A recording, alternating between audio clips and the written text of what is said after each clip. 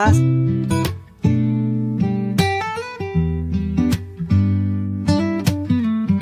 evening. Come and find you a seat. Grab yourself a cup of joe and put up your feet. Let's talk about the latest news and all about true crime. We can make a difference if we put in the time.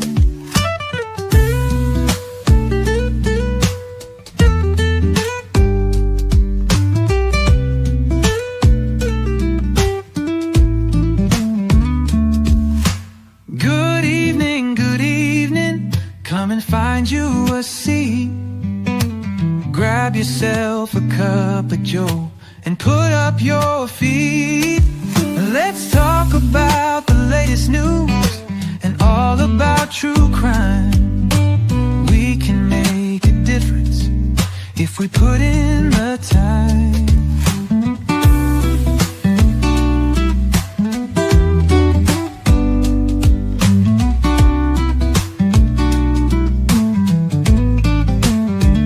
Oh, we can make a difference if we put in the time.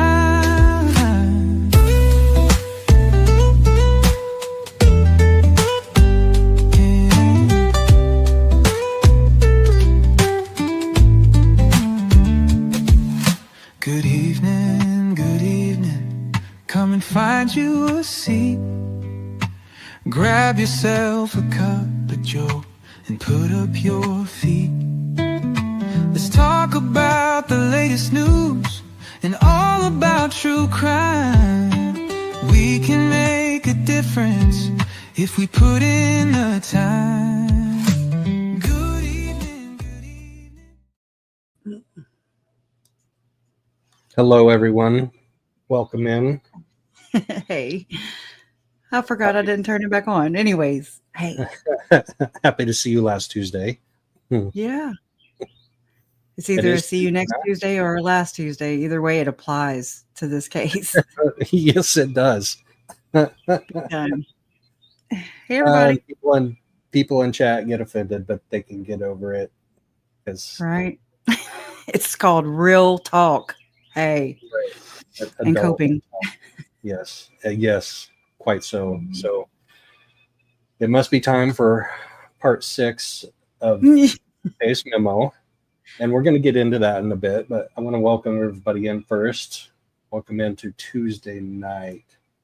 There's Lorianne was in first. There's Donna, Carolyn, Detective's daughter, Moonchild. Hey, Moonchild. Good to see you. Sheena Smith, Elizabeth Lacey, Akasha. Gosh, I don't think I can do 30 people. Oh, there are 30 people in chat. Hate to lose. Trev, right? Takes a hard minute. So I still am getting used to the chat in StreamYard, because in StreamYard I can see the chats on mine and on yours, and on both of your platforms. Because you're on. I think Facebook. you can click it. I think you can click if it's yours or mine. You know, I saw somewhere. It's not showing me now, but anyways. But anyway, so if you're not on both channels, you can have the other YouTube up on another device of some kind. You can be on her channel on one and my channel on the other, and we both get for that. Can double dip. Yeah, I was watching you on my TV earlier, and I was talking through my phone. I was participating in chat through my phone. I just push pause, and yeah. We all have multiple devices, don't we? Yeah, that we do. Anyway, how's your Tuesday going? Oh, well, it's rainy, so we have some really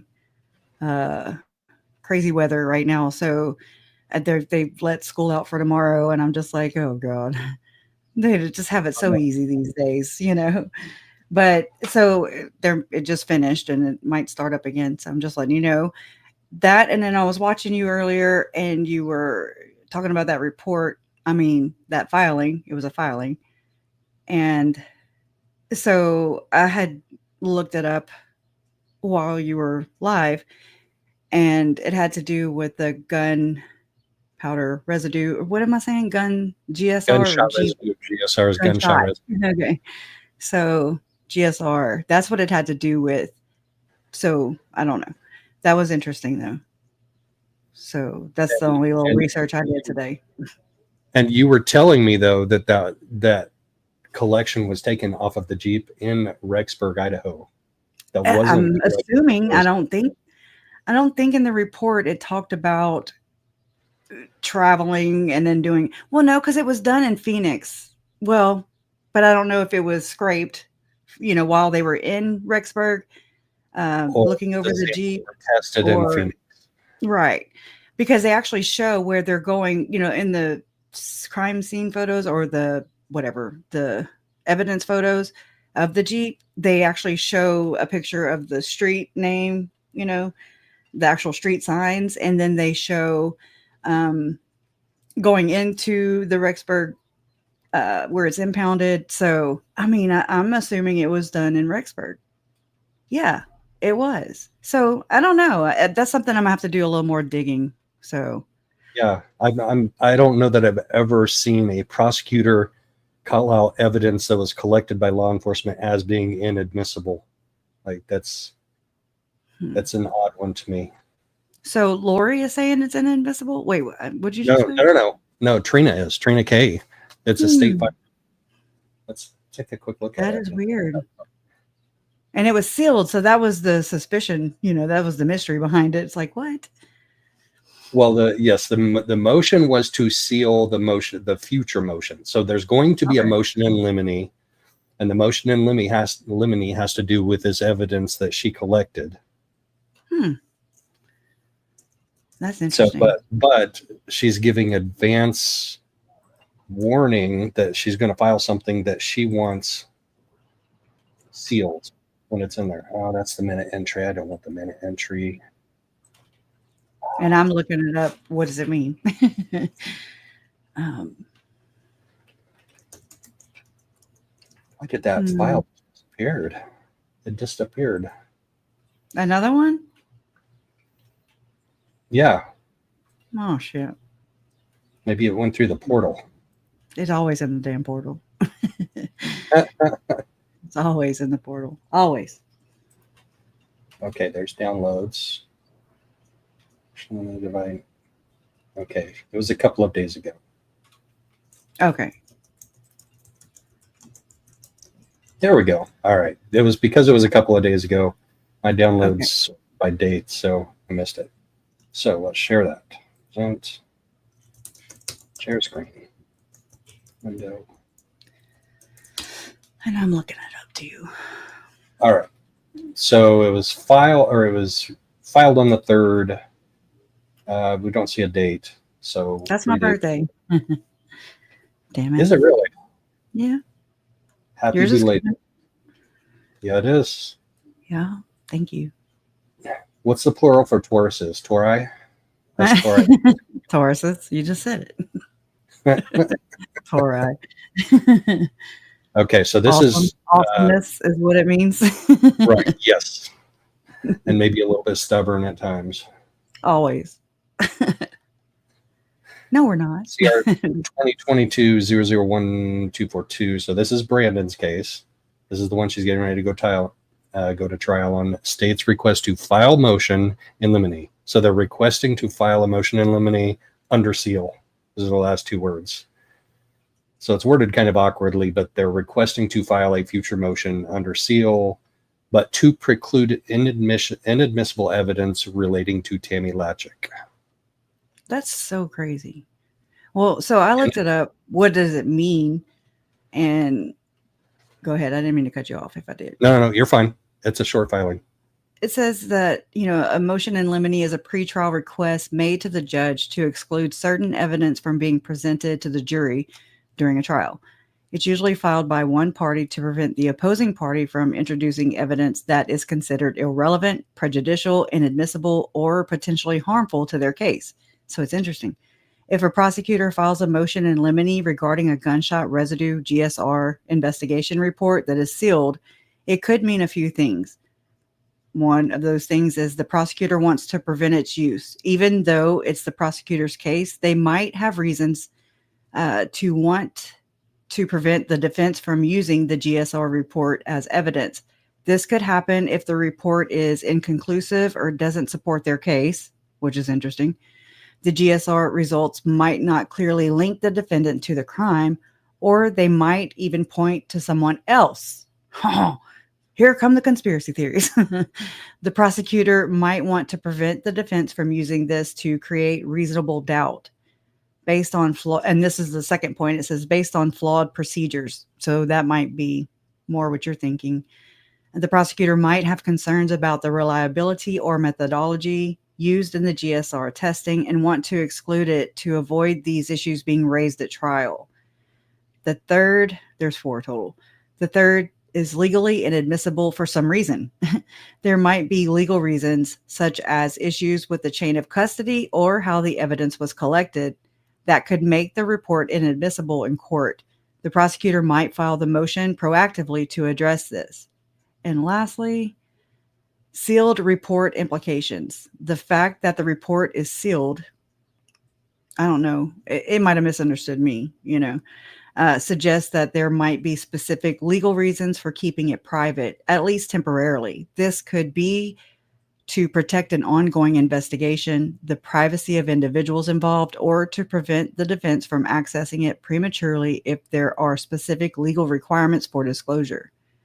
And then, in summary, a prosecutor filing a motion in limine to exclude a sealed gunshot residue report suggests they likely have strategic reasons to prevent this piece of evidence from being presented at trial, even though it would typically be part of their own investigation. The sealed status adds another layer indicating that access to the report is restricted for specific legal reasons. So that's interesting because they have to disclose it. They have to disclose it in discovery to her. Right. So is this going to point out something to her that she's like, oh, I should look into this more, like that juror 15? Right. And she's just saying, not she, but this Chat GPT is saying that that it could be, what was that one, that this prosecutor might want to prevent the defense from using this to create reasonable doubt or to exclude it. What was it? I forgot which one. I already forgot. I have the worst short-term memory. So the chain of, it has to do with something or another, Yeah. So the last motion in limine that I really understood well was in Delphi. Okay. And it was because the prosecution found out that the defense was going to use a third-party suspect defense, and it was going to involve Odinists and some very specific people that had been investigated as having ties to Odinism and possibly also being tried to the crime. So the motion the prosecution filed a motion in limine, and there was a hearing on it. There was a 3-day hearing. I don't think every day of the 3-day hearing was just on that motion in limine, but there was a lengthy motion or a lengthy hearing on that. And eventually the judge granted the motion in limine, which precluded the defense from using that third-party suspect defense in trial. Like the jury never got to hear any of that. Okay. So that's a pretty good example and one that I understood. I think I understood pretty clearly. There's probably some legal eagles out there that probably can explain it better. Yeah. Definitely share your voice now. For sure. It would help. And there's no way for us to know unless we actually were there, but these are just some possible reasons why. Right, and it could be under seal because it could involve some type of crime scene evidence that shouldn't be shared with the public. Mm-hmm. Right. Some sensitive crime scene evidence. Okay, thank you, Madeline in Love with Jesus. I saw that you had posted that in Joe's other live, and so I will look for it. Thank you. No, I didn't, Dr. Von Decay. Kresha, did you ask in regards to conspiracy to commit murder and law in Arizona where the attempted shooter was dead and the hearsay law and opening the door? Some of those verbals I can't spell. I don't know, but I will. Not right now because I have only one track mind, but I will do that when this is over. And I think it's interesting too that you shared that, Joe, you shared that video app re-upload. It's just a re-upload is all it is. I just did different graphics, but it was of Brandon and Claudia Ewell. And thank you, librarians, little brands, so much. And it had to do with Brandon and Claudia Ewell, who were friends of Brandon and Melanie Boudreaux. But just when I re-listened to it the other day, I was like, oh my God, this sounds like when they were describing Melanie's demeanor every time she would show up at their house unannounced with freaking, Red Rummer in the freaking car. He was driving her car. Her Telluride is what it was. And I mean, it was just alarming. And it sounded a lot like Lori was described mostly in this last trial as being nonchalant. It pissed her off, right? She did not like being described as nonchalant.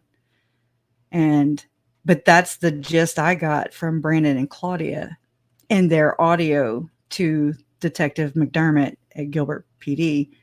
It just sounded like she was not in her right mind, in my opinion. It sounded scary, especially knowing that she sounds like a crazy woman. And yeah. Now it makes perfect sense why Brandon's dad was so over the top on that 911 You can call. feel the emotions in that call. Yes. He's like, it's not going to be good, if you know what I mean. And I'm like, oh, he's packing. He's ready to. Yeah. And I mean, I don't blame him. That's trespassing on his property. And the other weird, just the weird coincidence or the weird reappearance of the word frozen is just one of those other weird things that are just going to dangle out there in the universe forever. Just, I don't know. The cop told Melanie Pulowski that her kids were sitting on the couch inside of Brandon's parents' house watching Frozen. And I was like, oh, I mean, she was deranged in my opinion, like total. And knowing that from the other trials before in Idaho, knowing that two of Melanie and Brandon's children were rated dark is alarming. on all the levels, and I just think I don't know. There's so many things I want to come out of this last trial. It's our last push for information. It's our last push for the Boudreaux children to receive some kind of clarity as to what was happening between their mother and their father and their aunt and their uncle. I mean, I've got chill bumps right now because the fact that a judge put them back in her custody, I will never understand that reasoning. Like either way, it's like either their mom is using them as pawns or the government is using them as pawns. So either way, it's like, oh, here, we'll take a gamble, Mm-mm. Mm-mm.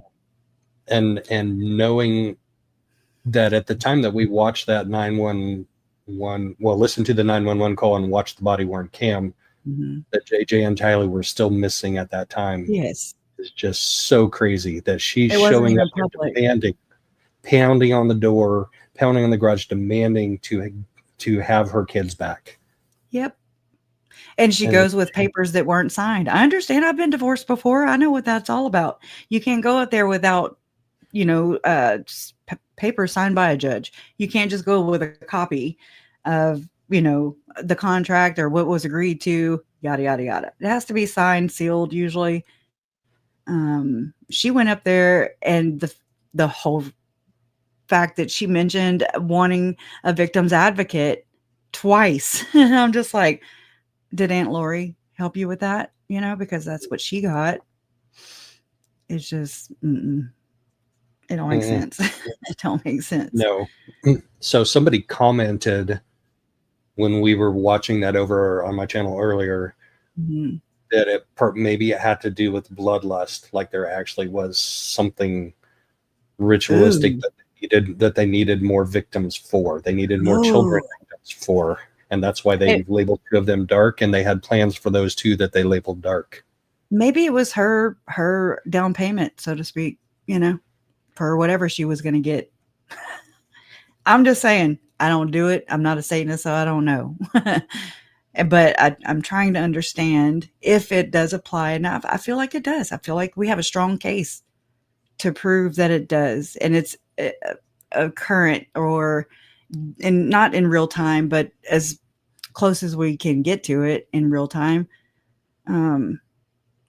Case to make the case about it. I really do. I mean, they don't try cases like this because or under that exact label, because there's a separation of supposed to be a separation of church and state.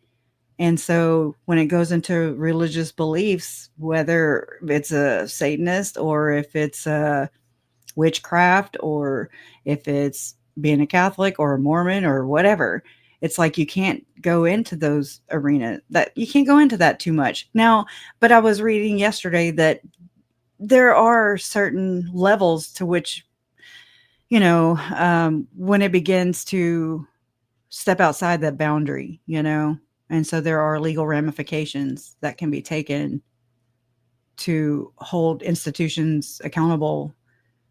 They are given that 501c3, or I'm sorry, the 990, the tax write-off, where they don't have to file taxes and they can just make money and even become a almost $1 trillion organization, which is the most powerful in the United States of America at this time. So it's really interesting. Yeah. And this memo is, let me do the math, 01, 11, 21, 34 years old. This memo is 34 years old, 34, 35 years old now. Yeah. It's very telling to me. I find it telling. I'm just like, whoa, are they talking about Lori and Chad? What's going on? This is wild, like. Right. So a little intro is the Pace memo. To the Pace memo is Bishop Glenn L. Pace was entrusted with a weighty assignment by his ecclesiastical leaders to delve into the alleged incidents of ritualistic child abuse that numerous individuals had reported to their bishops. And in accordance with this mandate, Pace authored a comprehensive report and submitted it to his superiors. This memorandum was never destined for public perusal. Its contents, however, were prematurely exposed to the public, revolutionizing the context it was originally meant to serve. Anyways, so, I mean, that's just,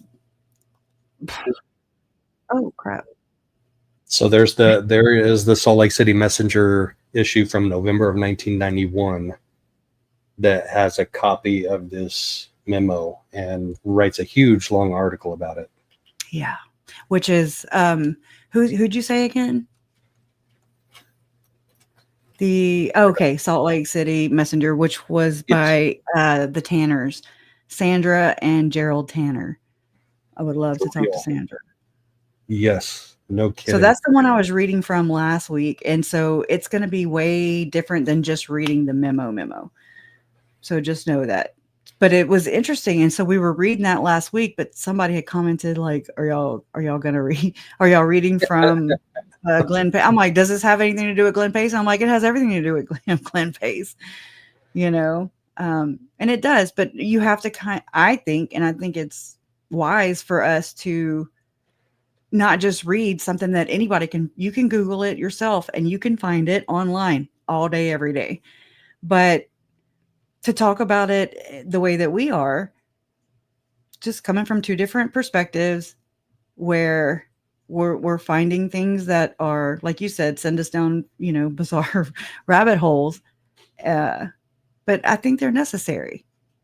And that way they're not just trapped in our minds when we're reading it alone, but we're actually getting them out there on record, so that it's just some further research. in my Right. opinion. And when you say things out loud and you read them at the same time, and then you stop and you process what you have read, and then you verbalize how you're processing what you've read, Right. it is so much more impactful and helps us to understand it a lot better, rather than just like laying in bed at night, tossing and turning, being like, wait, what? Yeah. Mm-hmm. Yeah. So it catches both me and Joe. He's a lot like me in the sense that, like you said, when I read something, it verbalizes, it materializes, it becomes right there in front of me, and I can't look away. I'm just like, whoa, it registers, and like gives me chills because it does apply to a lot of things in this case. I think that's just me and my own business, but Well, and it applies to a lot of things in life. yeah. Just because, religion has been used as an excuse to commit evil acts for centuries, for millennia, not just the Mormon church, Right. but when it's your church, or it's a church in your community, and when there are people in your community that are affected by the evil that is being perpetrated, you can't just turn a blind eye from it. And that's biblical. Like, if you turn a blind eye to somebody that's being assaulted on the street, you're at fault You're part of somewhat, it. obviously. Mhm. Yes. So we're it's not like, die. We are opening our eyes. right. And I mean, it's ugly, it's horrible, it's atrocious, it's gross, it's heinous, it shouldn't be happening. But here it is, like Joe said, it's been happening since the beginning of time. And it's just like they find new ways and methods to manipulate or exploit whatever, anything. Like right now, it looks like Lori has been exploiting the law system, the judicial system. Before, she was exploiting scriptures, she was exploiting her own church. Okay, like it to me, and like Puff Daddy, P Diddy, whatever, Sean Combs, allegedly, in my opinion, it looks like he uses hip hop allegedly to victimize people. And it looks like Tim Ballard, in my eyes, uses manipulation, and he uses people's good, like the goodness of people, to allegedly exploit. Let me use my allegedlys. The anti-trafficking industry, where he's saying that he is actually rescuing people and children, getting paid tens of millions of dollars to do so, being backed by one of the President M. Russell Ballard at the time. It just is gross. So it's like that's what Tim Ballard uses, and what Lori used and Chad used was, Mormon scriptures and just all that good stuff, and the Bible. Just like I believe, and this is just me, I don't believe in the Mormon church at all. Okay. I just don't. Not the way it was founded, not knowing what Joseph Smith allegedly did, and what he practiced, witchcraft. He practiced magic, black magic. He was a Mason. He was a Freemason. He exploited the Freemasons even, and used their ceremony to, it's their temple ceremony. So the rituals. Right. And it's just like, I can't take that guy seriously. I don't, because anyways. So it's like they use the spirit hasn't told you that it's true and that he's a prophet of God. The spirit has told me that it is not true. It is false. and it's gotten a great deal of people just confused and hurt. A lot of hurt people, they're being exploited. There goes the rain. They're being exploited by Joseph Smith and his founding institution. And it has gone on, I don't know how, for 200 years now. And so it's like, I just had a thought, but then I forgot it. The damn rain. Anyways, it'll come back, hopefully. Well, you talked about Chad and Lori using the Mormon scriptures and in court, she didn't just use Mormon scripture. She also used the Bible to talk about that's what Joseph Smith did. or translated beings. Yes. Well, Joseph, and like Joseph, the apple doesn't fall far from the tree when you look at it through the lens of the founding prophet, Joseph Smith, who exploited. He said that the Bible wasn't written correctly. So they actually used the King James version of the Bible, which is actually interestingly tied to Freemasonry, just that specific biblical, anyways, that time or that time period. I don't know what I'm saying really. I'm just saying it. No, I know what I read, and what I'm saying right here. I don't know how to tie that up. Well, it's been my philosophy that I've said many times is the slippery slope of when you are a longtime member of the LDS Church and you are starting to be taught these things that you have to suspend disbelief or your normal reality Christian beliefs to go down that path, that you're starting down a slippery slope. And that led all the way to Lori and Visions of Glory and those preparing a people conferences and the weird things that were going on at those. I agree with that. That's a really good explanation, if you ask me. Like, I've been told that she treated Visions of Glory like scripture, like she had it highlighted and dog-eared and bookmarked. She had multiple copies, Joe. I mean, there was a copy that was found at the crime scene where my uncle was killed. There was a copy that was whenever they were arrested, or she was arrested in Hawaii, that was in a backpack with 15 copies of Uncle Charles's death certificate and like $10,000 in cash, For real? Yeah. And then she ordered it when she was extradited from Idaho to Arizona to Estrella. So I'm just like, this hooker is really dead set on this damn book. Okay. And I think it's more than just the book. I think it's Tom Harrison, because, Chad and Julie were traveling to Salt Lake City. Can you see Chad, cheapskate Chad, going to, there you go. Thank you, Detective's daughter. So can you picture Chad Daybell driving all the way from Idaho to go spend time in Salt Lake City at his Salt Lake City office with Tom Harrison, the real author of Visions of Glory? Those are his alleged visions. Those are his alleged near-death experiences. He's Spencer, right? And so he spends it there, and he is teaching Chad and Julie how to, and we knew it as portaling. But if you do a little digging into what portaling means, it's astral projection. And Melanie Boudreaux Pulowski was obsessed with this too. So I'm thinking this is new. So all my people have not heard this yet. And I mean, this is just it just kind of caught me the other day when I was, what was I doing? Oh, about Lori's interview, the one she did post conviction. It was, she started to bring that crap up again about, oh yeah, well, I guess that I've had a near-death experience, and so I'm just like, oh my God, what if, and I can't prove it because I was not there. Amen. Okay.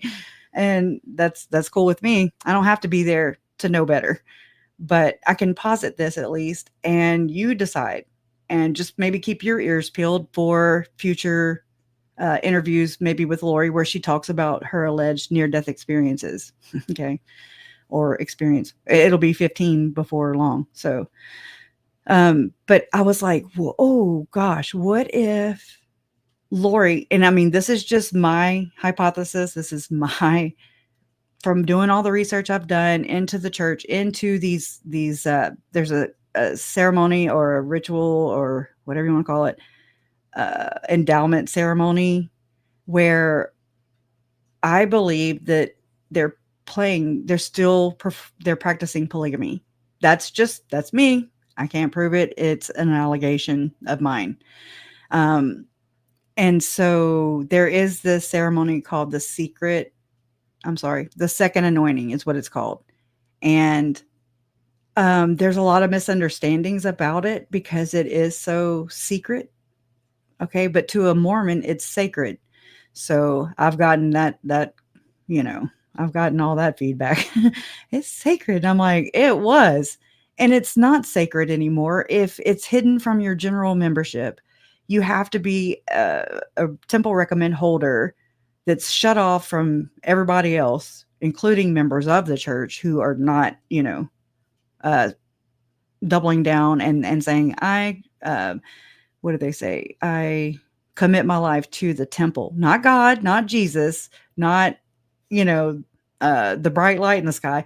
They say to the temple. So that is where I believe their allegiance goes to. It's to the damn temple. And what happens in the temple stays in the damn temple. And great, good. I don't want to know. But I only want to know because so many people have been hurt and harmed. And that to me is like the very definition of a secret society right there. Is you and I can't go in there. I don't want to, but you know, if you wanted to, or anybody here wanted to, you'd have to become a member of the church. You'd have to go and, you know, have be questioned by your bishop and your stake president to see if you're temple worthy. You know, that's a whole nother word.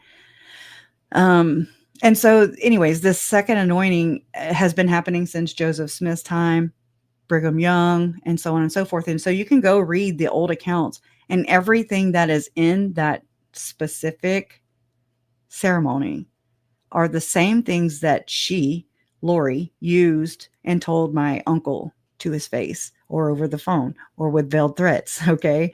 So whenever a member is sealed in the temple to another person, I'm like, well, I mean, Chad's married, Chad's sealed to Tammy, and Lori's sealed to Charles. I understand the rules, the rules that we do know about, you know, but when you're doing stuff like that, that's secretive and hidden and selective, you know, it has to be hand selected by the living prophet of the church at that time. So it would have had to have been President Nelson, you know, you're already doing some pretty sketchy stuff. And so I'm thinking that there's no integrity here.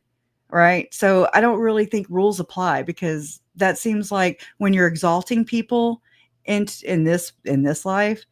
So it's just, and he starting. Oh my God, I'm laughing. Anyways, I'm sorry. Oh my God. Yeah. And they say forgive and forget. And I'm so sorry for your experience, Laura. Shouldn't happen, but that's just one drop in the bucket compared to, I'm sure there are many other women with your same story, unfortunately. And so many other kids like Ruby Frankie's children and Lori Vallow's children, and, you know, that are out there that we don't know. Because just think, if my family would have been Mormon, how out do you think this would have gotten? I don't think it would have gotten out because they like to take care of things in house. And I'm grateful for that. And when people who are in the church leave the church, they become apostate, and so then they're automatically ignored and discounted. Mm-hmm. Character assassination 2.0. Yes.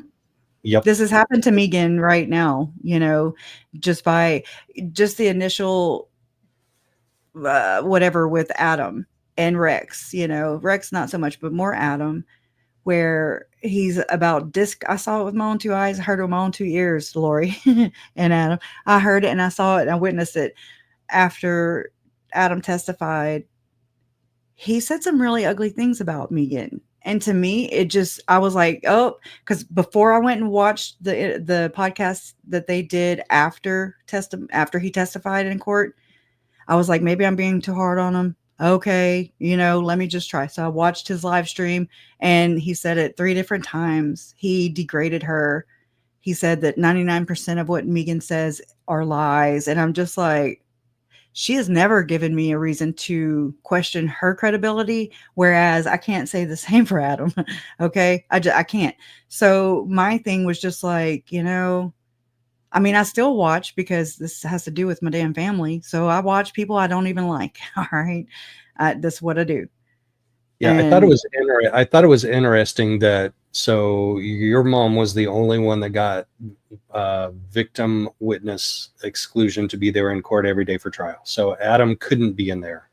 But even after he was done testing and he was released from his subpoena, he could have sat in there with the family and he could have supported the family. Yeah.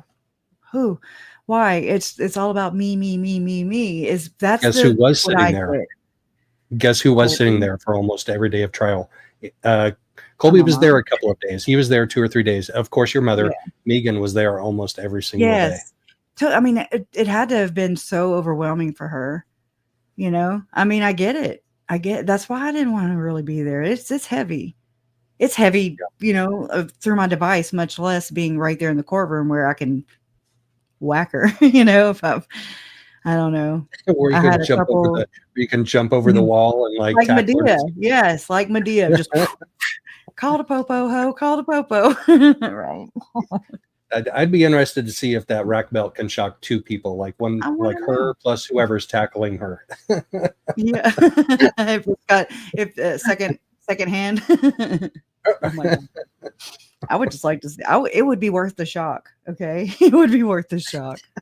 Just have a buddy system where somebody could kick you and kick you off and unlatch you. Right. Well, I'm sure one of the bailiffs will probably be willing to do that. They'll probably separate you pretty quick. But it'll be interesting because we don't know yet if Brandon's trial will be in this courtroom, which is a big, huge courtroom, plenty of seating, 45 seats for the public, or Judge Boreski's small courtroom, which has like 30. So if you give 15 to the press and 15 to the family, and the jurors that are coming from the last one, I'm like, no. I mean, I get it, but because I plan on going when my mom goes. You know, towards if she doesn't have to testify, which as of right now, I don't think so, or, you know, she said that. So anyways, I mean, Larry will be there too. And I'm pretty sure he better, maybe my brother might be able to go too. So that will be, I will be there with bells on, you know. Nice. Hey, DJ, I'm so glad to see you here. DJ has, he's been able to look, and I have not been able to quite understand what he is saying. Like, he's been in the chats since this case broke the public airwaves. Okay. And sometimes DJ would say stuff that, you know, to just somebody, a passerby, you know, who's not really digging into the meat of the case. You're kind of like, whoa, you know, what are you talking about, dude? It's very heavy. And so I always looked at him like, oh my God, he's got a story from hell to tell, you know, like he knows some stuff. I just don't understand it. That doesn't mean anything about, you know, what he's saying or all that. Anyway, so I'm just glad to see him here because, we have missed him, and I hope everything's going okay and good for you. It's just like he said up here. He said that Glenn Pace, hold on.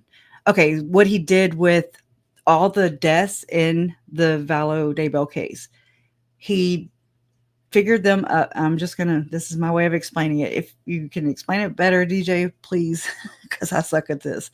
But every date that related to the victims in this case, I mean, forward, backward, side to side, no matter what, it landed on a ritualistic date, you know. And so that's what got me kind of going in this direction anyways, was just, you know, he's got it down to a damn science, and he shared it with Homeland Security and investigations and things like that. But I mean, it's so he can do it like that, you know, his brain, that's the way his brain works. Mine does not. I don't math. No, the older mine gets, the slower it gets, for sure. Yeah, it sucks. I'm like, wait, Alexa, remind me what I have to do tomorrow at 2:30 p.m. Mm-hmm. I get it. Like, look, he said David Bednar was born 6/15. Pace died. It's reverse on 5/16, which is a date of Jerusalem temple dedication. So he's got a plethora of the authorities of the church throughout time. And I'm just like, whoa. And yeah, he's actually witnessed some ritualistic stuff happening in the temple. So no bueno. Maybe you got to come on sometime, DJ. Like, don't be shy. This is a Yeah. welcoming community. This is welcoming. I did a what do you call it? A recording or whatever with him, me, one of my mods, and KJ and the Ray. And KJ was just like, pfft. And so she was like, now what? So I mean, it's nothing I don't feel like I can salvage it to share it out, but it would be nice to have you on, just That's down like, the road, like here we are now down the road. right. And just to kind of maybe help us understand the ritualistic aspect of it, because it's a lot for people to grasp. It's a lot, but I think it happens so often. And because these things aren't highlighted, because of the sensationalism of it or whatever it is, it's like, that's why there's not many instances of it or people talking about it. So yeah, I hope Donna says, I hope you have a good birthday, Kresha. Are you talking about a good birthday date? Because DJ, I remember he did my mom's birthday and he was like, oh, I'd be watching out for her. So I was like, oh, snap. Anyways. Lori should be watching out for her. Well, yeah. When's damn Lori going to go down? Okay. Roll the dice on her. But yeah, like Stacy Cox Cope, which was a sister that died at 31. That's Melanie Pulowski's mom. Just things like that. Like I'm just like, whoa! It blew my mind. I just wish I could explain it better, but anyways. All right, should we try and get through the memo?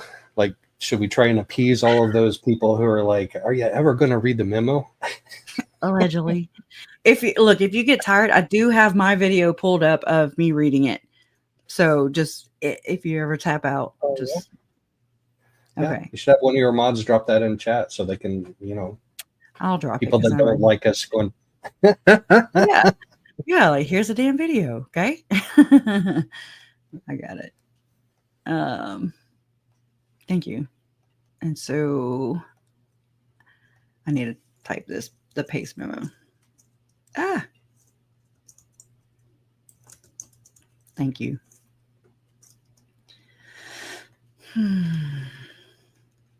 Oh, you want me to pull the real one up? I've got the real one. Yep, I've got it. Hold on. It's okay. This article from the Salt Lake City Messenger actually has the actual memo down embedded in it. This is how it got out, Like and it explains up further where you were, how it got out, when it got, why it got out. They're telling the story. They were reporting on this, so to speak. And I mean, they reported on the salamander letter and all that stuff. So they're very fair with the church. They just try to hold the church accountable, which there's nothing damn wrong with that. So where should we start? Because I think we were like 6 pages in or so. So should we try and pick up there? Just go. Take it from the top, Joe. We took 6 videos to do this. We did. And I have no idea where we left off. I do have it pulled up in my Speechify app. Like I said, if you get tired, I have several outs. Okay. All right. Do you have it converted yet? Like, has it been audified yet? Yeah. Okay. Yeah. Let's do that. Sure I think that. Okay. Let me go share my screen. Be ready to pause. Be ready to pause and comment. Oh gosh, I should give you the damn button. So, and I've got it reading in a guy's voice. So I think, let me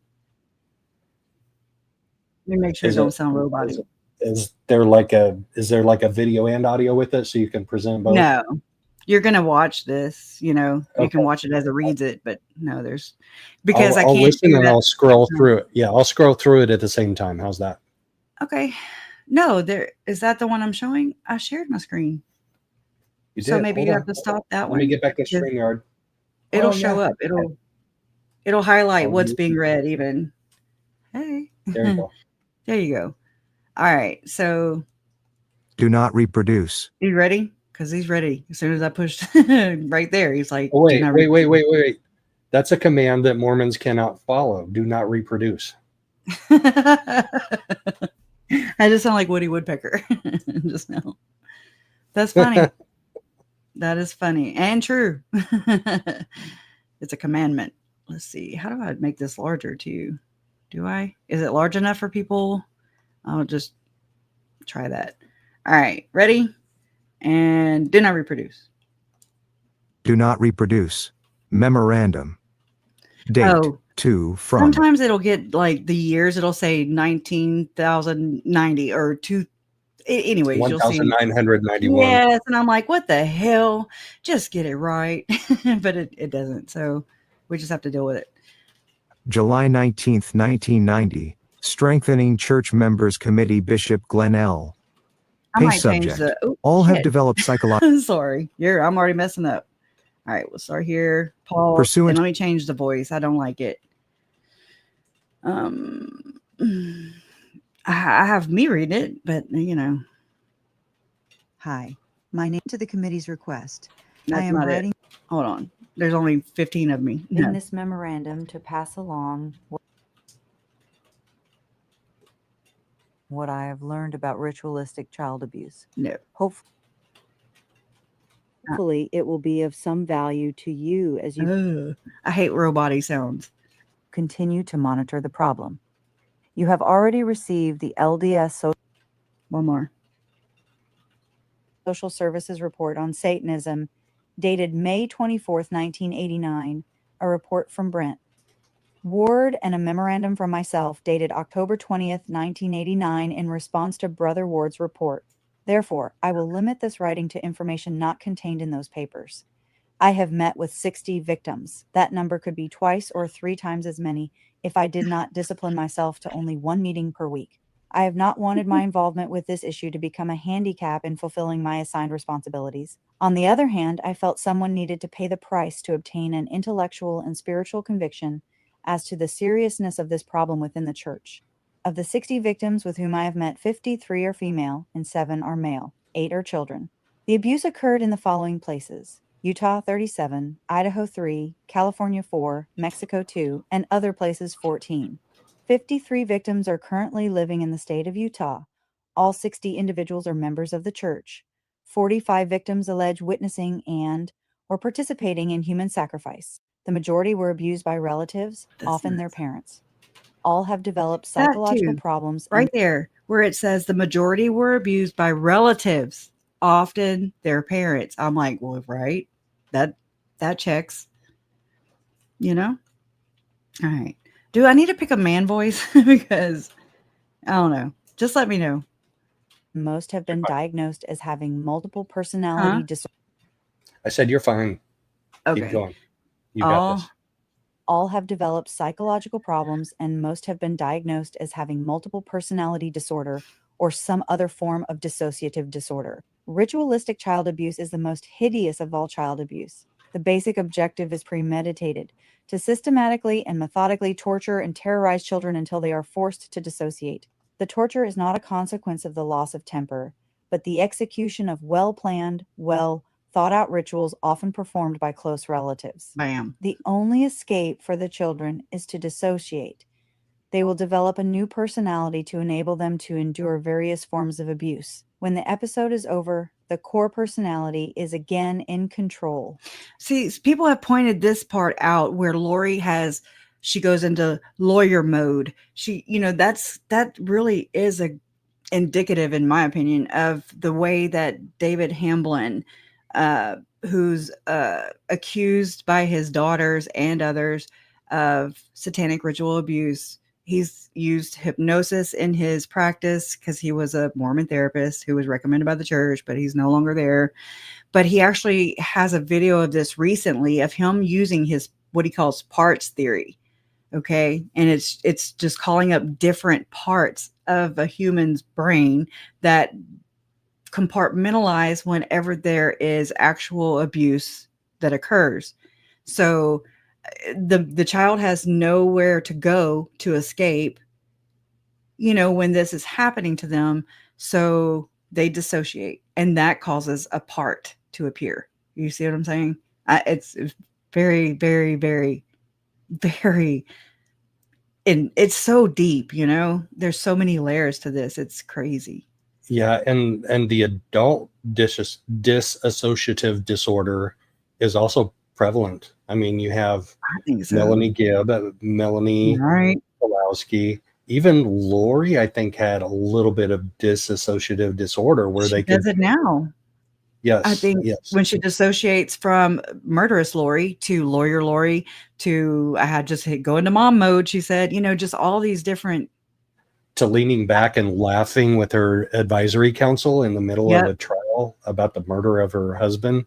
Even when she Okay. came home an hour after Alex shot him and shows up on body cam going, "Hey neighbor." Hi neighbor, sorry. Yeah, it's really disgusting. Yeah. It's in my opinion, I feel like this happened to Lori in her childhood, and thus we have Lori today. And same thing with Jodi Hildebrandt. And I mean, I have her book, You're Not Enough, right? And I mean, she does talk about how she was, abused sexually as a child. And it's just, to me, it's indicative of hurt people hurt people. And it's like, I don't know what pushes them over the edge or if they're raised up in this cult of, in my opinion, Satanists, people practicing not so Christian, believe. I don't know. It's weird because, I'm just saying, and I mean, I'm guilty of this too. So don't ever think that I'm coming at anybody like I'm better than you, because that's not it. I'm just saying things that I notice. And one of the things that I noticed is people getting really, or people in the Mormon church getting really excited about Halloween.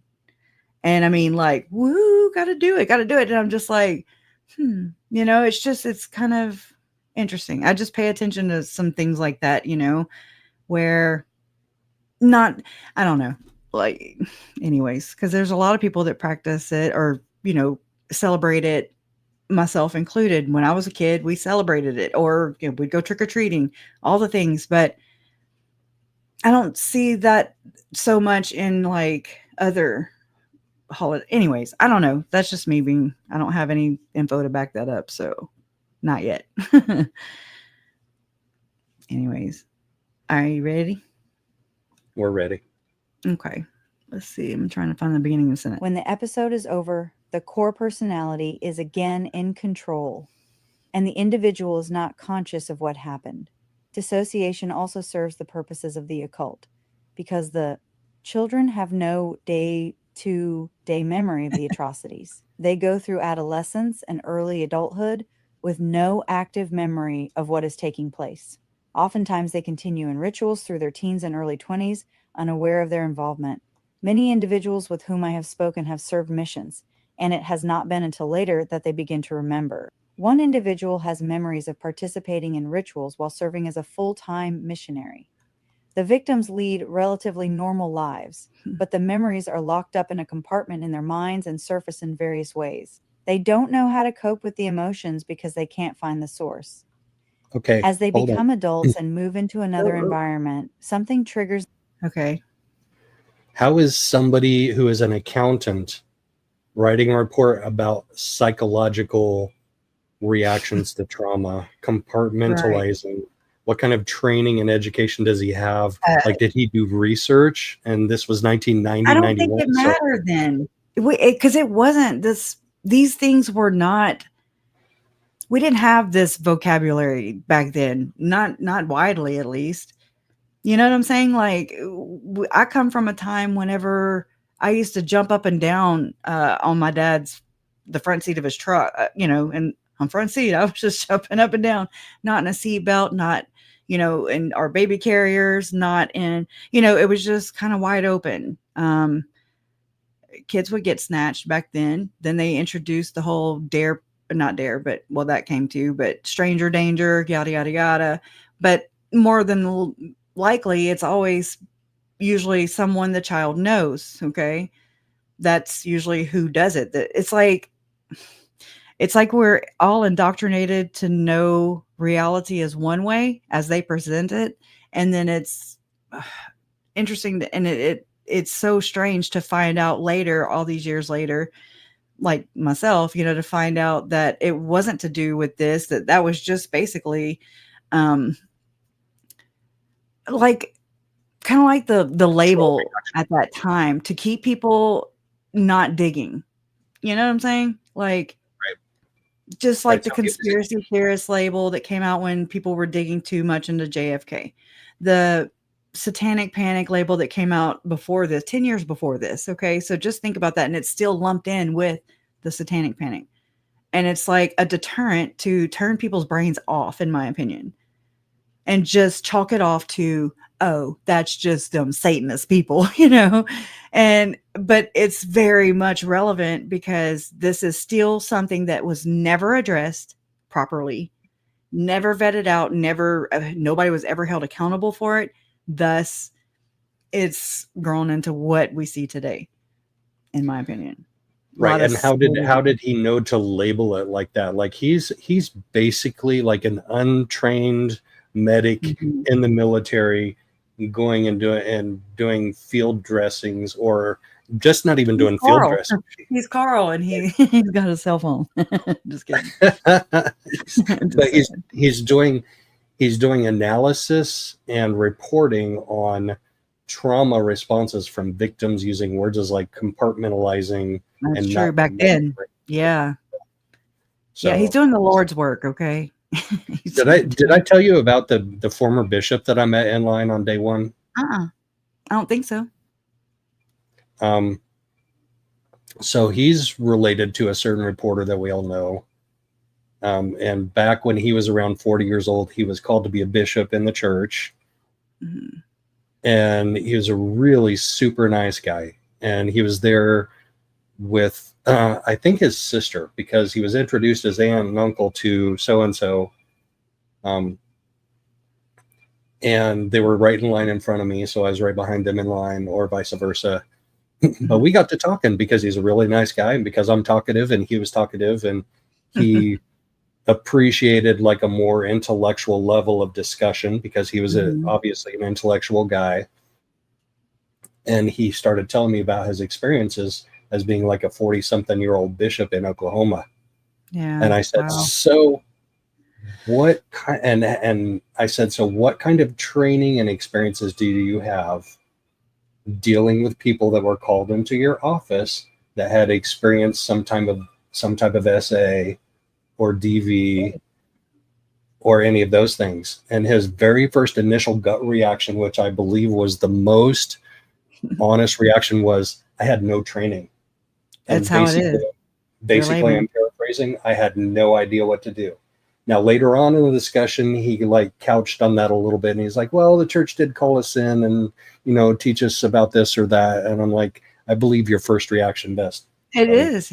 That's widely known that they're laymen. They don't get paid for it. So they're just thrown into all these situations where people in their ward, that go to their church, go to them with all the problems. Right. And so it's just another layer to this, though, too, is that when people do report, and Joe, I mean, we haven't talked about this. I haven't talked about this aspect with you at all yet. So whenever, being a non-Mormon, like I am, I'm a no-mo. Anyways, I learned a lot of this through my difficult research, right? And so as I'm, going on with all this, and it's playing out, Lori and Chad's case is playing out, and so there was this headline or this news story that came out, and it was on AP News, and I read the article, and it was about 7 years of abuse, and nothing, no one said anything. And it was about this young girl and her sibling, but mainly the young girl who goes by MK, I think. And interesting if so. I just put that together. But she's adopted by people who are really helping her, make sense. But anyway, so her father who worked for Homeland Security, Paul Adams was his name. He has since self-deleted himself. But reports have gone in. Like there were reports of SA, of her and her siblings, and it went to the whole clergy penitent issue, where if it's a matter of, I just think of severity, they're like, oh no, that's sacred. We can't reveal that. We don't have to be mandatory reporters if it suits us, or makes us really look bad.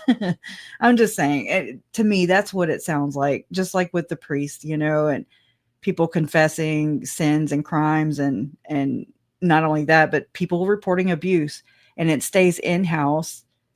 And I used to think that the Mormon church, they had a helpline.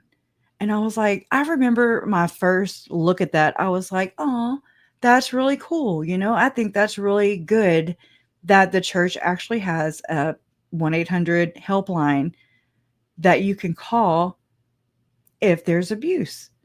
But then come to find out, that's not at all. It's just for appearance, because I have documents of whenever there has been reports of abuse. You can go look up a Vice news story. You can watch a video on it. Don't play it because they took my damn whole video down while I was live, because I was like, oh crap, I didn't know. Well, anyways, but they talk about, this attorney that handles all these cases, and even brought the Boy Scouts of America case. He brought them down. And I mean, I'm here for it. He was a Houston attorney. His name was Tim Kosnoff. And he's been on Mormon Stories podcast a few times. He's learned about Mormonism, period. And as an attorney outside of the religion, I think that it would behoove that person to school themselves on the law. And I mean, that's a good example of it. I always was like, oh my God, I need to talk to that attorney, because he knows what the hell he knows what we're dealing with here. But anyways, but it's interesting, because did you know that the 1-800 LDS hotline was actually, I'm just going to explain it like this because it's the best way I can. It's actually like the church's way of intercepting these claims and taking care of them in-house. And makes perfect sense. Yeah. Get ahead of it. It's so gross. From a corporate, yeah, but from someone who's teaching Jesus, and these are your little innocent lambs, and yada, yada, yada, and then scraping 10% off every person who, no, ma'am, I don't think so. You say from a corporate standpoint, you say yeah, and I say no, because eventually as a corporation that will catch up with you. It will. Why has it not? Has it not? Thank you. Yes. Is that the question of the day? Somebody write that up. That's the question of the day. Why has it not? Yeah. And I say from a corporate stance, yes, if it's not dealing with children and lives, yeah. But no, it's bullshit. And it just is teaching this double standard. Okay. Which, I mean, you can't do the double speak thing. You can't practice one thing and do another. You can't say one thing and preach one thing and do the opposite. That's what we're seeing here, where they say the right things, but their actions are like, what? That to me is the telltale with all this. Yeah. So, all right. Now y'all know how I feel. But ready? Never. We never know how you feel. And move into another. What? We never know how you feel. Like, you shouldn't hold it in so much. I know, damn it. Well, I just like to be open.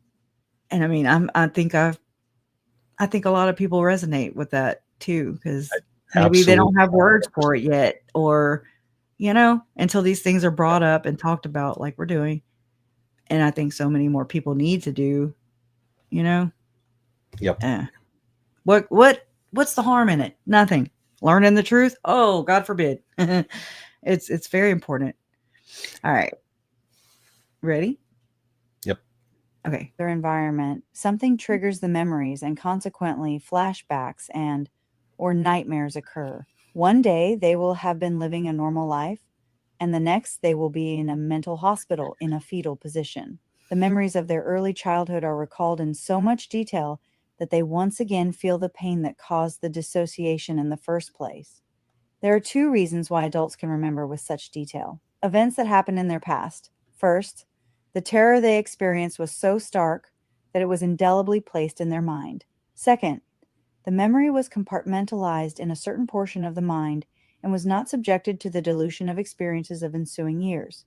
When it is tapped, it is as fresh as if it happened yesterday. The memories seem to come in layers. For example, the first memory might be of incest, then they remember robes and candles.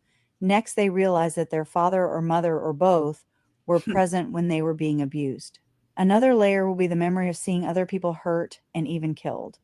Then they remember having seen babies killed. Another layer is realizing that they participated in the sacrifices. One of the most painful memories may be that they even sacrificed their own baby. With each layer of memory comes another set of problems with which they must deal. Some have said that the witnesses to this type of treatment cannot be trusted because of the victim's unstable condition and because practically all of them have some kind of dissociative disorder. In fact, the stories are so bizarre as to raise serious credibility questions. Mm-hmm. The irony is that one of the objectives of the occult is to create multiple personalities within the children in order to keep the secrets. They live in society, without society having any idea that something is wrong, since the children and teenagers don't even realize there is another life, occurring in darkness and in secret. However, when 60 witnesses testify to the same type of torture and murder, it becomes impossible for me. Not just torture, but torture and murder. Okay. And how many people did he actually interview? So these are 60 people. This and he could have interviewed so many more had he not. He said he didn't have time to interview more. Right. So, but by the time the Salt Lake Messenger, Gerald and Sandra Tanner, they said that he interviewed up to 100 by the point that they had, taken over that stuff by the time the memo was leaked. And that was just one report. And so when you read the Salt Lake Messenger post about all this, it tells you all that in detail. It recounts that. So, we're just going to get through this damn thing, and then we can maybe focus more on that, plus the PDF that I had found of satanic ritual abuse in the Mormon Church, and it's written by the Tanners. And we haven't even gotten to the Underground Railroad yet. Oh no, that's so woven into this crap. It ain't funny. Makes your head spin. It really does. So yeah, and then nobody believes them, and that's half the damn battle. I think is people just thinking that it's so hideous that it couldn't be true, and then thinking and going to their bishop, going to their church, going and being in the same ward as these people who are accused of it, and then they're like, they couldn't do that. I know them. I've had so many people vouch for people, and I'm like, were you there? Okay. Were you damn there? Were you there? And I mean, it's a simple answer to test yourself. They would never do anything like that. There's no way. I mean, that's them exploiting the goodness of humanity and just assuming that people are good. Okay. And it's also cognitive dissonance. I remember when I was a little kid, and I was being indoctrinated into Mormonism. And one of the things when you're a Mormon is you try and recruit, you try and bring other people into the church. Like you're always inviting them to volleyball, to basketball, to whatever it is. You just try and get them in the church, and then you assume that they can do it. But my sister was talking and almost talked her into a close family friend into coming to church. And she had one issue with the church, and she said, I've heard all of these stories about bishops essaying girls in their private interviews. And my sister was like, oh my gosh, no, that doesn't happen. That doesn't go on in the Mormon church. Those are just like vicious rumors. Those are lies. Those are anti-Mormons.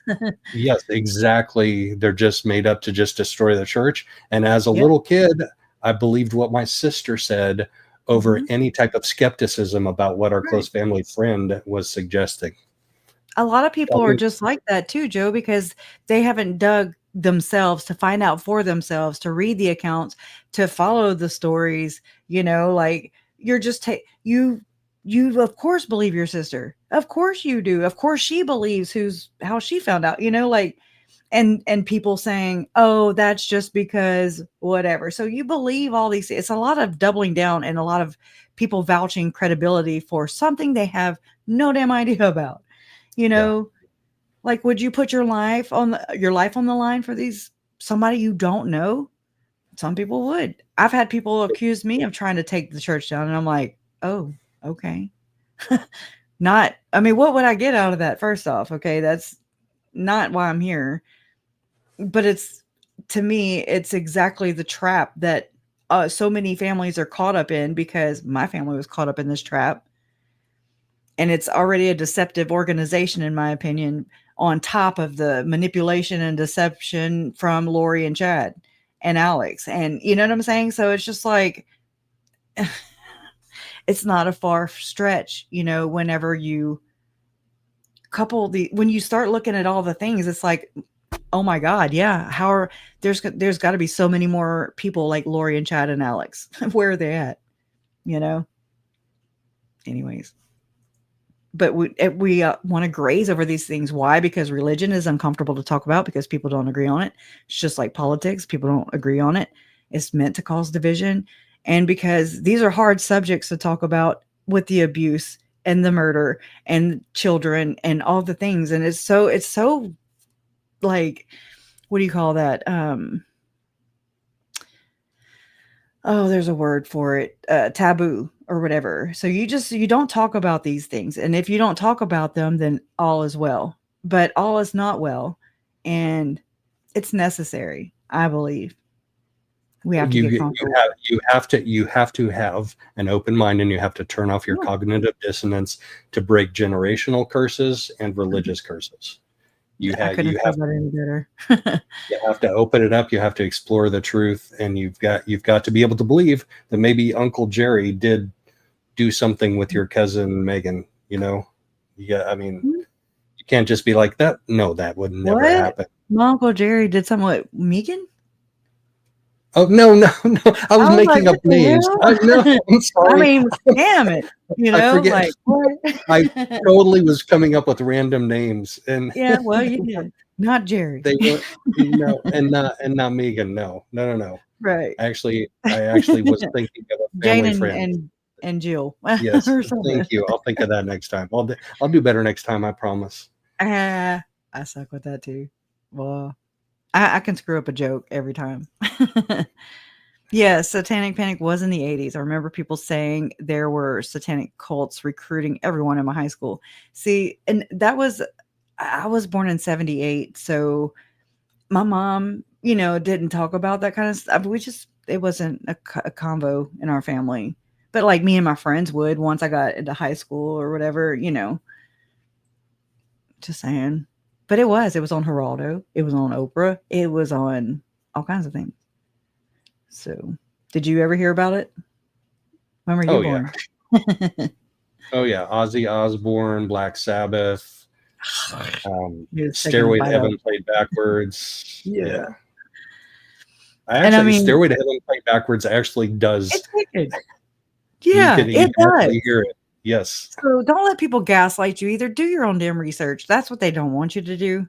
And that's what they don't want us telling you to do, is to do your own research. And just that way you don't have to get it secondhand, from somebody, for yourself. Like I know for myself, when there were so many people in the beginning of this, when the kids were missing, saying, vouching for their church, because and I get it.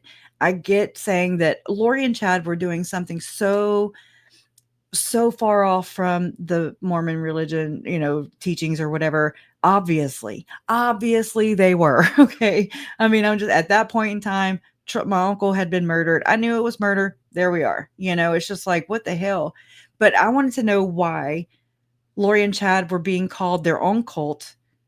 And I'm just like, the only thing I found are was the fact that, using a pop culture term that was popular at the time, which was zombie. And I mean, you think about, I will pull that one up too, if I have time. Jason Mao, he was a safety coordinator for this movie that was about teenagers being possessed and becoming zombies. Yeah. For real? I have That's a crazy. trailer. Yeah, there's a trailer out there that I'll pull it up. And Walking Dead was like one of the most popular shows ever. You know how many things? Oh, yes. go ahead. Zombieland. Oh, I mean, you know how many things I pulled up when I was looking up, just zombies in Arizona area. There were so many things. I was like, holy crap, it's everywhere, And I mean, not to mention that my Aunt Susan, Vallow, whenever they would go, like my mom would go to visit Lori and Charles and spend time with JJ. And sometimes my Aunt Susan would travel with her, she's extra hands to help with JJ. And my Aunt Susan would watch The Walking Dead with Colby, while they were there. That was just a show they watched together. And I mean, it's just not that far of a fetch. It's just a concept. That's all. It's a name. It's a label of something that's the same damn thing as an evil spirit. It doesn't take far, to get there. So I think their version of zombies was completely different than the Hollywood version, though, because they were like, okay, Charles's spirit has left his body and his body has become inhabited by a completely other. So he's not walking around like, yes. Nah, bull crap. Now that didn't get brought out very much. And I'm surprised that didn't come out in Charles's trial, because she actually told people that Charles was actually shorter than she even texted Zalima and said she couldn't believe that she slept with a zombie or a demon or whatever the hell she called him. Wow. Yeah. And I'm like, twice you did. dirty animal. Just saying it. Anyways, she's nasty. And I'm like, does she believe in zombies, or is Lori and Chad a zombie maker? And I think the latter is more accurate. They're zombie makers, in my opinion. I don't think they actually believe in this. I think that, I don't know. I go back and forth. It depends on what we're talking about. Yeah. I think they're probably closer to being inhabited by evil spirits than Charles and the kids were, and Tammy. Yeah. Oh God, yeah. They were like attracting them and then projecting them onto their victims for sure. That's a common theme, and all these people are they're projectors. We all are. When somebody says something in the chat, we can take it out of context and think it means something about us, something we did or said, and they're just hypothetically saying it, and so, I mean, it depends on it. There's a lot of things, Absolutely. Like if you're in chat and somebody says something to you and you take umbrage with it, and you're like, why did you say this about me? Like, what did they say? That says more about you than it. And if you're constantly taking umbrage with what other people are telling you, and you're constantly saying, like, what are you telling me that for? Then maybe it's time for some internal introspection. Yeah, maybe especially on social media, though, because it can get magnified on social media. Like it can. That's where I noticed it too, Joe, was going through this case. There were Facebook groups that opened. There were, because the kids were missing. And anyways, so there were a lot of people in these different Facebook groups. And then it eventually spilled out onto YouTube and Twitter, X, whatever, other platforms. And a lot of people do take offense. And I watched that. So I'm like, there's a lot of people that take things out of context. And it just like the caps. If somebody uses all caps, I don't freaking get bent out of shape about it. I'm just, like, okay, there's other things to be a total bitch about, I mean, there's so many other things that are relevant. I think. Right. I'm like some people. And I want to reinforce a point you just made, though, because you knew instinctively, but then you did your research that your Uncle Charles was murdered, right? Automatically, immediately. And when I met you as a person 2x, 3x, 4x removed from the situation, I grew to know you, and I grew to trust you and what you said and your research. I was still at trial every single day because I wanted to see all of that evidence presented. And I know you could have presented it to me just like Trina K did present it to us, Not to my the job. public. Yeah. Exactly. Mhm. Yes. There are too many So, chiefs, not enough Indians. But I mean, I'm just here to tell you things that you might not know. Like when Megan goes live, and I'm like, I always feel so bad because I bring it. If I know it, then I'm gonna share it. And if it goes with the conversation, then I'm just throwing in, well, here's this part, here's that part, here's the rest of that story. Things like that help kind of for people who don't know. And then still do your own research. Don't take it on me. Cause I mean, I'm just a human, and I'm trying the best I can too, to put all the pieces together. But, I feel like Megan will just get onto a one track mind where she's just sharing my comments and she's like, so much, and I'm just like, I'm just trying to fill the chat, like you don't have to bring them up, girl. Like it's not a race anyway, it's not a race either. And when that happens too, though, like when every other comment that you have is being posted for everybody to see, more people will have a tendency to take that out of context also. Yeah, that too, because I don't know. There's so many parts to this case, so many moving parts at that, and it's overwhelming. So now we're just down to Brandon's case left. This is the grand finale, and this is the last push for justice. The last bit of information we'll get. I mean, unless people are actually come out and feel guilty for their part in this. Besides my upcoming prospected lawsuit that I'm working on. So there's that part. So we're waiting for that. Okay. Bombshell, mic drop. You heard it here first, or maybe not. Yeah. It's like I want to say it. I want to shout it from the damn rooftops, but also, you you'll get your chance. The opposite person. Yes.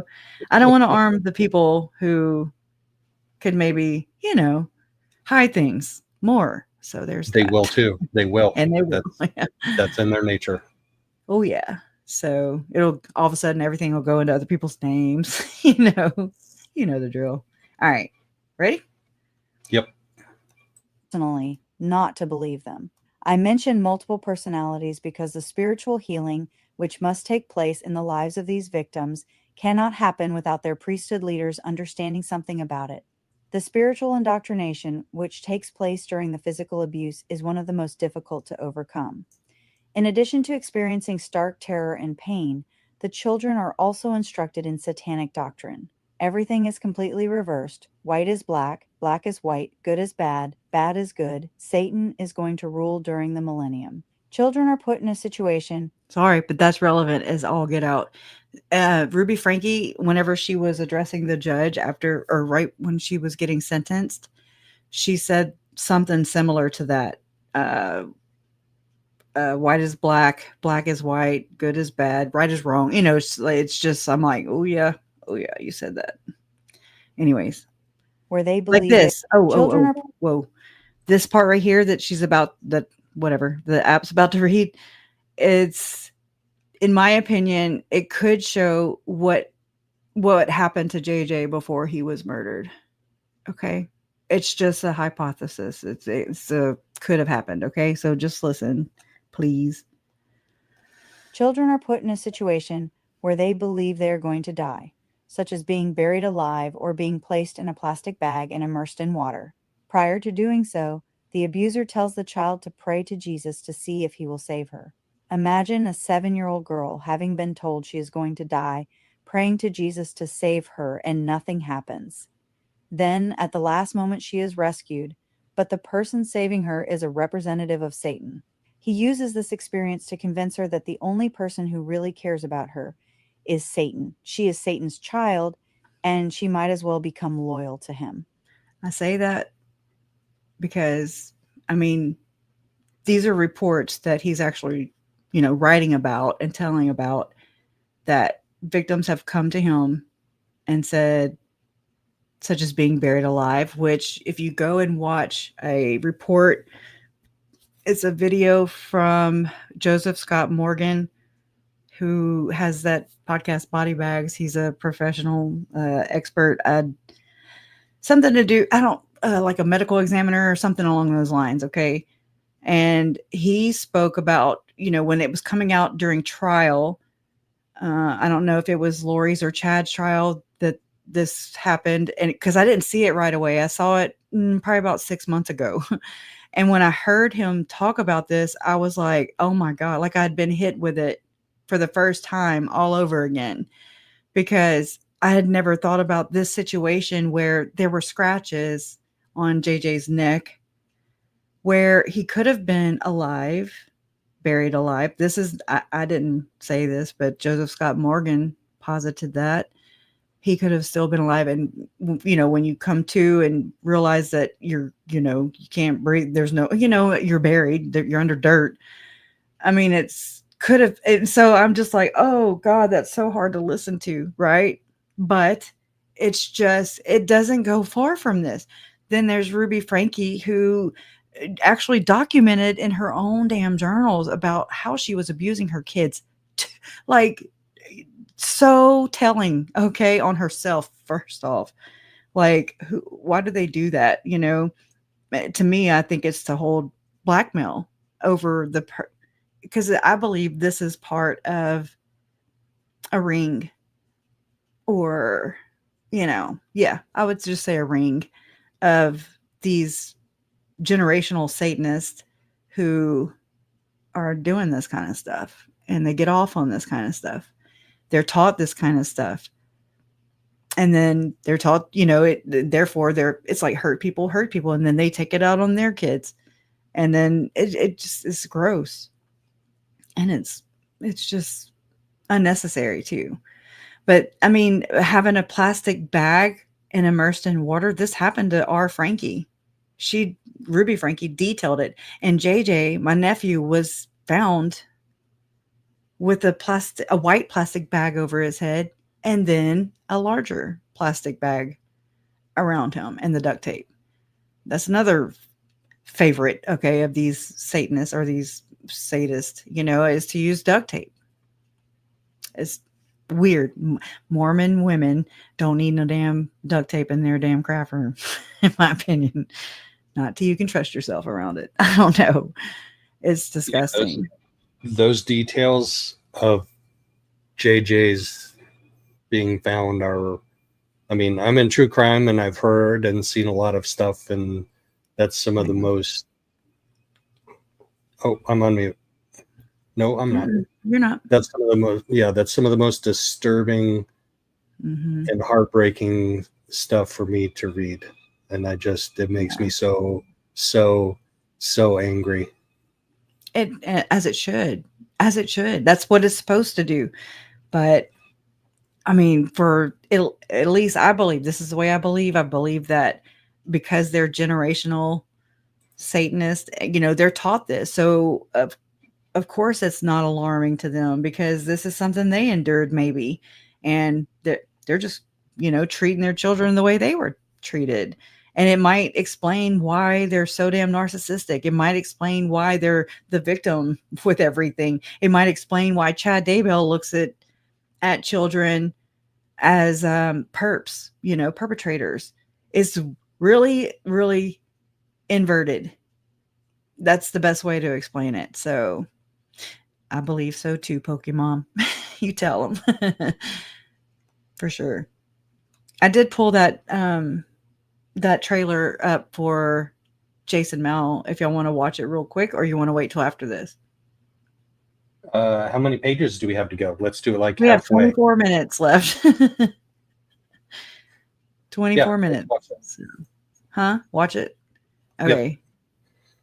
Yep. All right. So this is the trailer.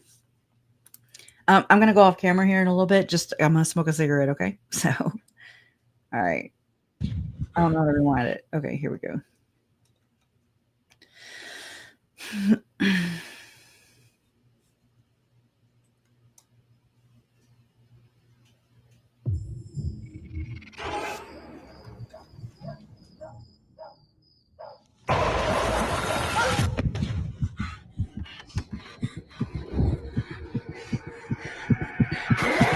a small western town, Joey!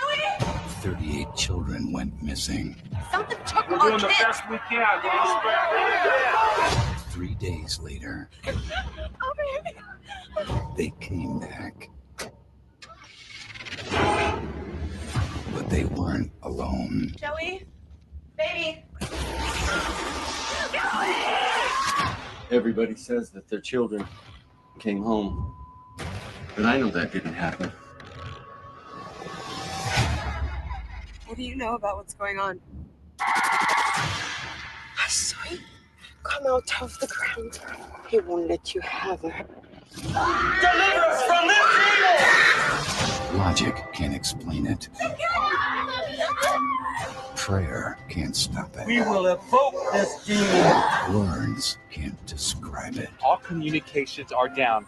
We will burn their bodies! What the hell is going on? Gotta get out of here! You cannot help her! He will take the demon into you. Get there! God, take me! Speak no evil. Baby? Sorry, it wouldn't go off. Okay, Yeah, so so- explain to us again what that was. That I wasn't watching it, but it's basically in a western town. He said. No, but That- who wrote it? Who wrote it? What did Jason Mal write that? No, hold on. Speak No Evil was written or 2013. This is the cover for it, and it says when all the children in a small town become possessed, one mother refuses to believe that her daughter is lost to the devil and will do whatever it takes to keep her alive.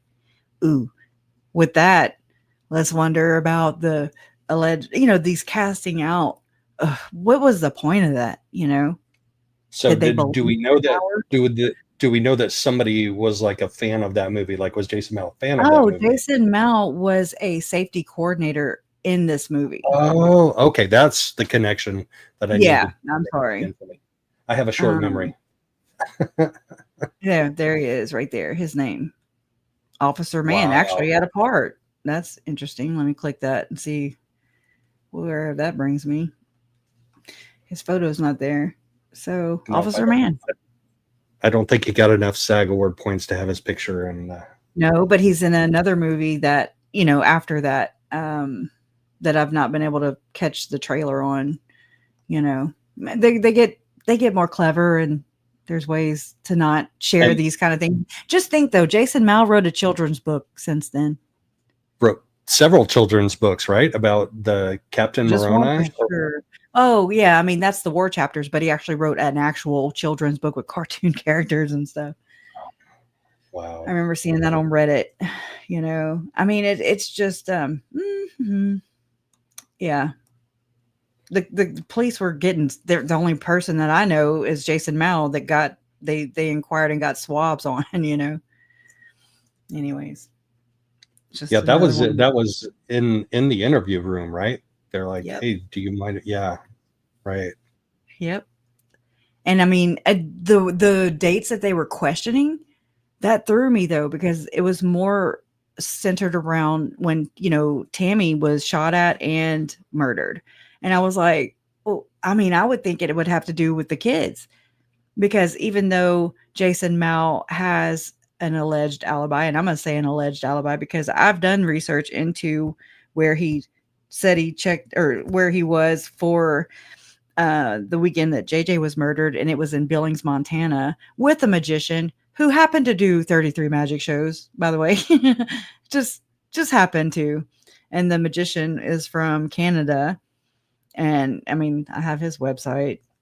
It's odd, but the flyers that Preparing a People and Time to Warrior Up and, all those that were going on that they would put out, with Chad, with all the people on there and all the things that they were involved in, and that they were promoting.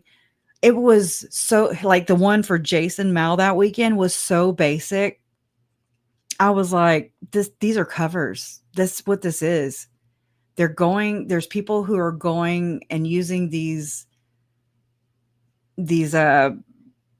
conferences or what have you. Even Tim Ballard, who has spoke at the conferences as, same conferences as Jason Mao. I mean, I have a picture of Tim Ballard shaking Jason Mao's hand, taking a picture. Tim Ballard, like Chad with one of the Osmonds. Remember that? Yeah, That was like that too. That I'm just like, oh, this just goes so deep into this dark world, that it's like their public persona and how they want people to perceive them. And then there's this whole underworld that's happening, and where I believe true victims and real victims in abundance exist, and it's a way for them to be and practice the way they really are and what they really believe and who they really believe in. And then there's their public persona. Yeah. So It's dark. That's kind of triggering for me a little bit, because when you're raised in the Mormon church, you are taught to believe and you're indoctrinated to believe that you can achieve perfection on this earth. And if you go through all of the steps and all of the things you're supposed to do as a good Mormon, paying your tithing, going to the temple, going on a mission, marrying somebody else that's LDS, going to the temple and getting sealed to her and to your kids. Mm-hmm.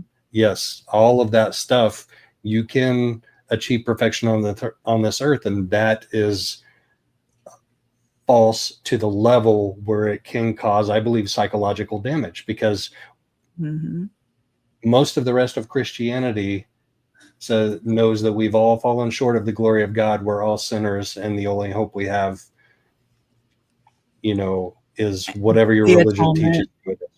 Yes. And the atonement of Jesus Christ covers all your sins, not just some. And so that enters blood atonement into this Mormon arena.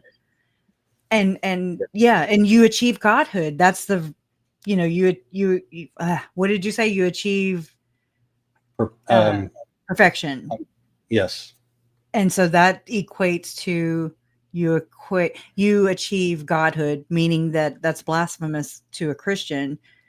But that relates to Lori's trial too. Exaltation. Yes. Because if you achieve perfection on this earth, like the 3 Nephites did, you can become exalted beings. Once you're perfected on this earth, you can get translated and exalted straight to heaven. Like you don't need to die. You don't need to go through any of that. Boom, you're there. You know what what active Mormons have combated that with? They say, oh, well, that's not in this lifetime. And I'm like, are you sure you read it the right way? Because the way I read it, it's in this life.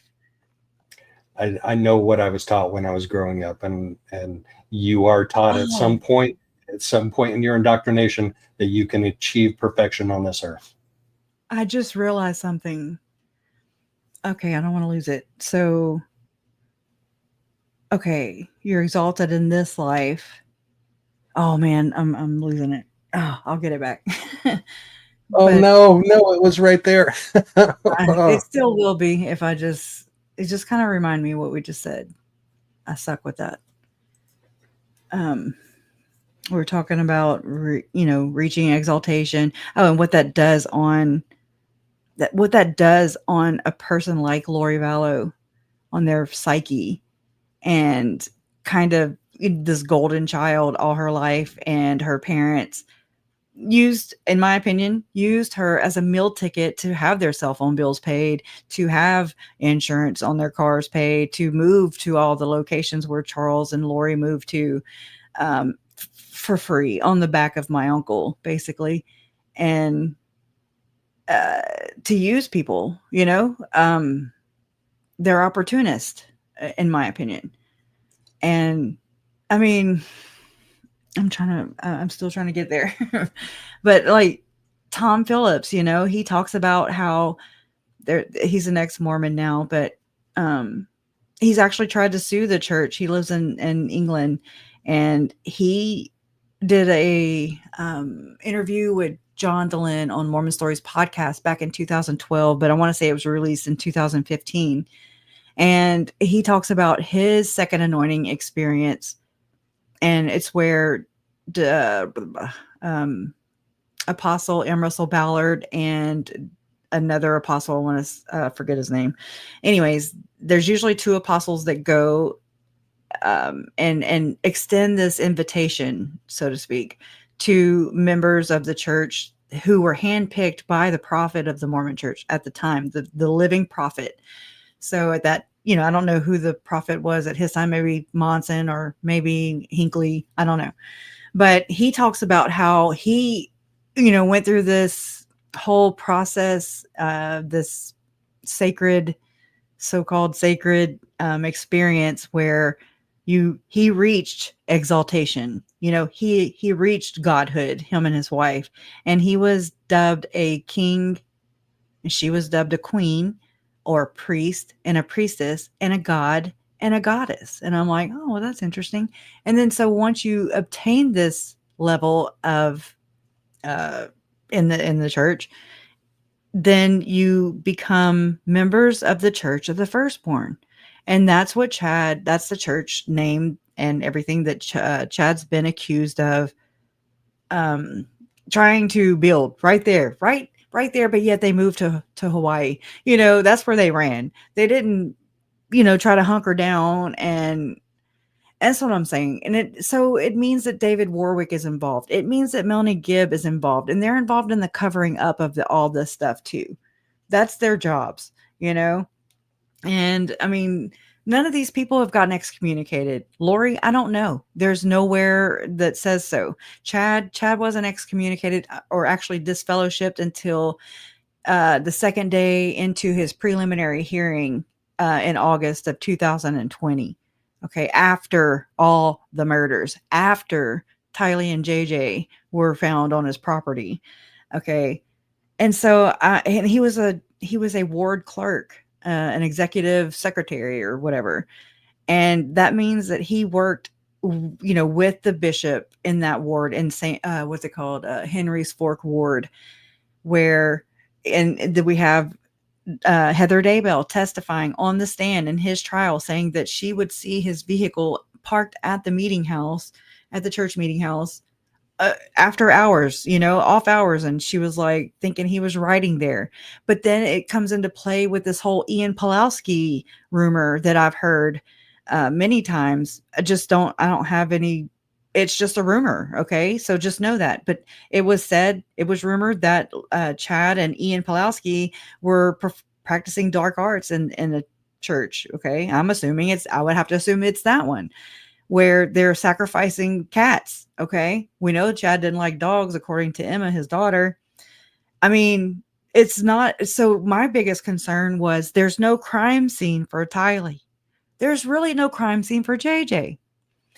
They say that it happened in Lori's apartment or, somewhere in the apartment complex, but where's the damn blood? Where is the rest of the story? Where's this crime scene to match up with the horribleness of how these children were found? Mainly Tylee.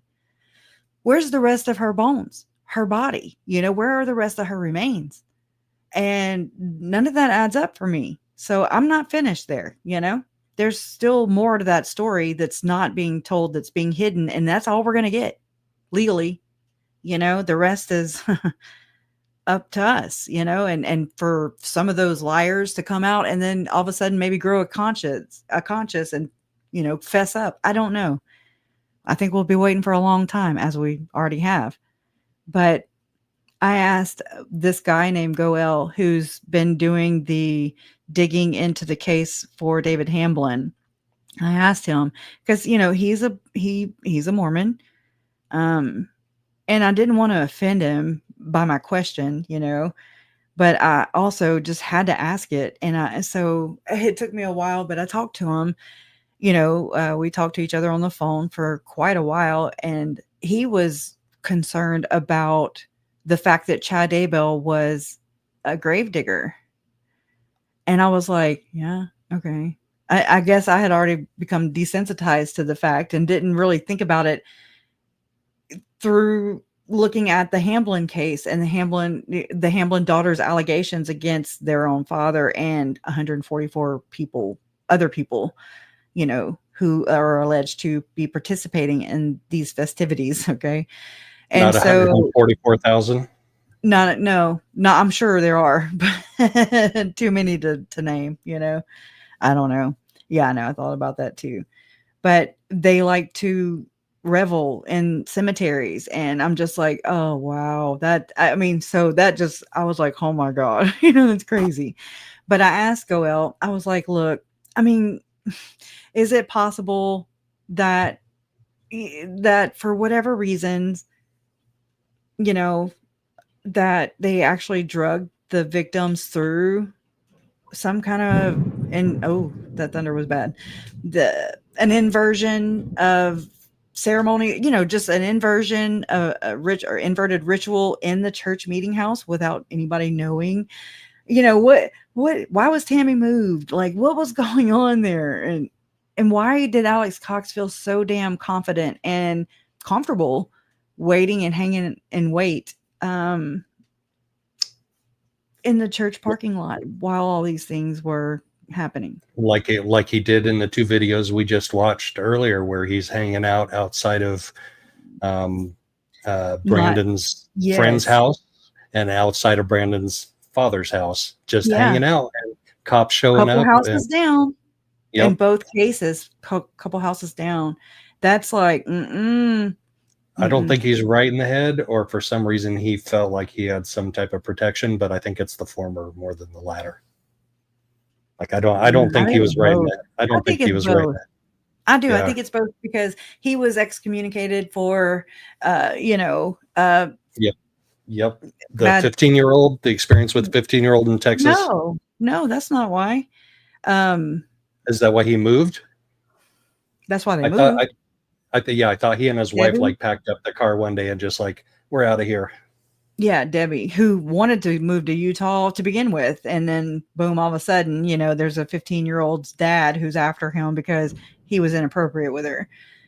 And not to mention, you know, and that's another person that has been discredited by Adam and Rex. And I'm just like, okay, so people who father of a 15-year-old just made it up.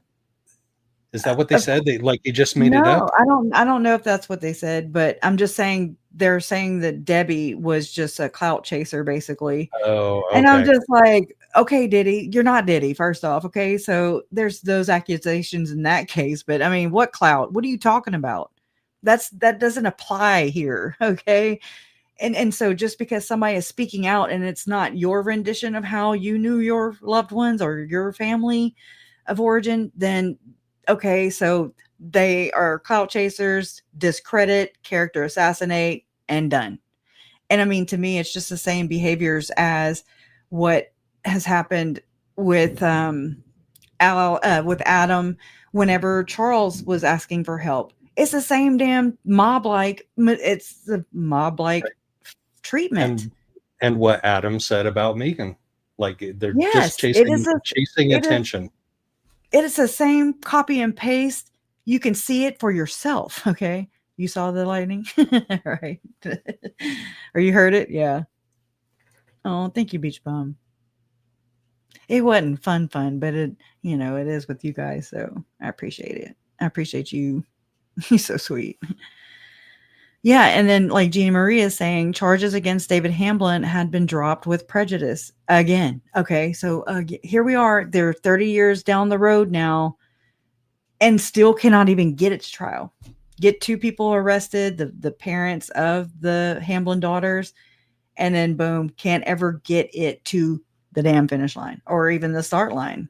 And to me, it's corruption on all levels.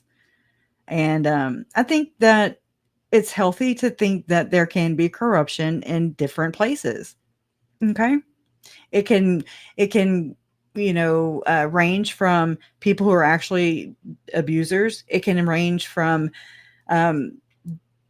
the abusers actually using blackmail and extortion to get other people to do their bidding and to do what they need done, or they can ice them out and totally, you know, ruin somebody's career. I mean, this happens. Okay. I mean, so that to me is not off the table. I don't ever knock anything off the table. It's raining really bad. But anyways, so you want to play some more of this? Or you want to Yeah. talk on that? No, I want to talk about thunderstorms. I love me a good thunderstorm. Like living in Lafayette, Indiana, I was on the Wabash River Valley, and when a thunderstorm would come through, the thunder would just roll down the hills of the valley. Like a good lightning thunder strike would last like 20 seconds, just rumbling down the valley. Yeah. So peaceful. I love those. I don't like the ones that make you jump out of your damn skin. Okay, having PTSD, I'm like, oh my god, and it takes me a while to get my heart rate back under control. Right. No, we had one that struck in the backyard and struck our tree and traveled along the chain link fence to the house, and yeah, that was shocking. Yeah, I had to go clean my pants. Okay, I would have had to. Yeah. Let's carry on. All right, carry on. Just before or shortly after their baptism into the church, children are baptized by blood JJ into the wouldn't. satanic order, which is meant to Almost. cancel out their baptism into the church. They will be asked if they understand or have ever felt the Holy Ghost. When they reply that they have, they will be reminded of the horrible things they have participated in, and will be told that they have become a son or daughter of perdition, and therefore have no chance of being saved or loved by our Father in heaven or Jesus. All of this indoctrination takes place with whichever personality has emerged to endure the physical, mental, and spiritual pain. Consequently, there develops within each of these individuals the makings of what I call a civil war. As the memories begin to surface, there are personalities who feel they have given themselves to Satan, and there is no hope for forgiveness. Core person is an active member of the church, often with a temple recommend. As integration takes place, the civil war begins. Sometimes in an interview, personalities of the dark side have come out. They are petrified or perhaps full of hate for me and what I represent. Eventually, those personalities need to be dealt with spiritually and psychologically. What Most victims are personalities? suicidal. They have been brainwashed with drugs. Personalities need to be Petrified dealt or with by. perhaps full of hate for me. I think is at the bottom Eventually, of that. those personalities need to be dealt with spiritually and psychologically. That. By who? Who is qualified to deal with those?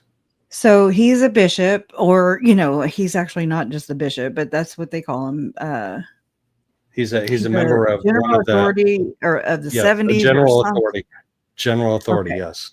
And so he's tasked with this. And again, he's an accountant. He's like a CPA or something, right? And so like you say, for him to be tasked with this specific responsibility that is not in his pay grade whatsoever. He's not just a regular quote unquote bishop that is a layman. So, I mean, he's up there in the hierarchy, yet he's tasked with this. And then when he actually comes back from writing these reports, they send him away on a mission in a foreign country conveniently. Let me guess, him and his wife, because when they're I that don't age, know, I'm sure, but I'm just saying I've heard that more than one time. I've heard this happening more than one time. But eventually these personalities need to be dealt with spiritually, which is his department, and psychologically, which is the therapy department, because that's what he's going to question these kind of things further down in the document. Where, how do we deal with this? When somebody says they participated in these things, then what, the church needs to come out with something about that. And then you're also going to hear something really soon that's going to really echo what Julie Rowe and Chad Daybell were doing. Okay. I think so. I'm like, oh yeah. Okay. You wait for their heads to pop out, You ready? Yep. Okay. Most victims are suicidal. They have been brainwashed with drugs, hypnosis, and other means to become suicidal as soon as they start to tell the secrets. They have been threatened all of their lives that if they don't do what they are told, their brother or sister will die, their parents will die, their house will be burned, or they themselves will be killed. They have every reason to believe it since they have seen people killed. They believe they might as well kill themselves instead of wait for the occult to do it. Some personalities feel it is the right thing to do. The purpose of this detail is to stress the complexity of psychological and spiritual therapy for these individuals. Our priesthood leaders, when faced with such cases, are understandably at a loss of how to respond. Orthodox Whoa, counsel is complete. that's what I've been saying all along. Mm-hmm. So first of all, they need psychological and spiritual therapy, and our priesthood leaders are at a loss how to deal with it. That Call may the be damn what- cops first off. Okay. right. And the Yeah, victims so- of these types of crimes need to not go to their bishop, not trust their church to handle these matters. So that's where we can come in, and that's where we can, advise people to just go to the police and then go to your bishop. Okay. Just maybe go to the police first, so it doesn't end up being in-house and covered up and silence. Just saying. Right. Be like Brandon Boudreaux's dad. Call 911 Be like and be Charles. Be a whistleblower. Yes. Yep. Just call 911 and be like, get the hell out of here, lady, crazy lady. Then watch the church handle it as they will, but at least Right. you have that on your side outside of Right. the church. Now there are, people who are cops or detectives, investigators who are committed to the church or the temple, whatever. So there's that level or that possibility of corruption as well. So to me, it just increases your odds of getting the perpetrator held accountable versus just letting people who deal with spirituality, handle it. That's we got to teach people that to go the right chain of command, like Well, the church has their chain of command. indoctrination about this too. They indoctrinate the bishops, the stake leaders, yeah. We as a society should have our own other level of hierarchy and how we deal with this. And like you said, go to the cops first. Yeah. It increases your chances of it being outed or held accountable. I think so. Then it takes it out of the church's hands. You're not relying on them for your spirituality, your financial losses, your sexual abuse, all the things, so it's like, okay, take that out of their hands. They're not there to do that anyways. That's not what their job is. Yeah. But let alone okay, so that leaves them just scrambling to do their reputation, media reconnaissance or whatever. Yes, Yeah. right. So they're cover-ups. They're working on cover-ups at that point. Not actual victim intermission. Yeah, I actually have documents. I just don't have them on hand. But, if we ever want to look further into this, where Curtin McConkie is the go-to for the church, the law firm is Curtin McConkie. And they would allegedly use Curtin McConkie to get ahead of these things. And they would get these victims to allegedly get, I don't trust these people. So allege the hell out of all this. They would allegedly get the victims to sign off on, okay, we'll give you this much money here, but you have to sign an NDA, which is a non-disclosure agreement. And so then the victim who's been paid off or compensated for the abuse has actually now been silenced permanently by this NDA. So that's gross.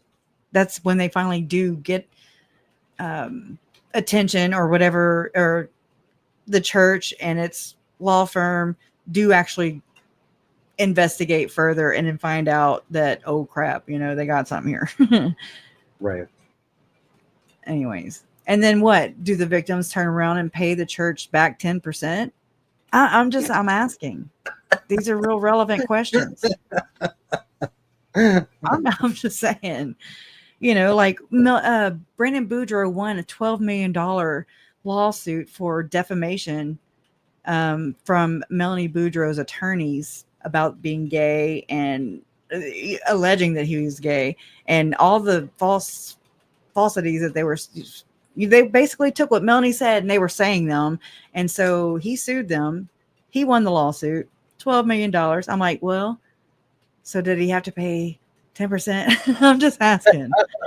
Did Chad Daybell pay 10% of $430,000 that he collected on Tammy's, insurance? It boggles my mind. I'm very curious because it seems like the church is in a good position, is all I'm saying. Right. Win or lose, you're still winning, maybe. Yeah. Yeah, allegedly. Allegedly. Anyways, not in my All right. world, but oh, I remember what I was going to say earlier. You know how the church, I've seen this in so many different forums where Mormons go to talk about afterlife, to go and talk about the 3 degrees of glory, which are, just different levels of afterlife.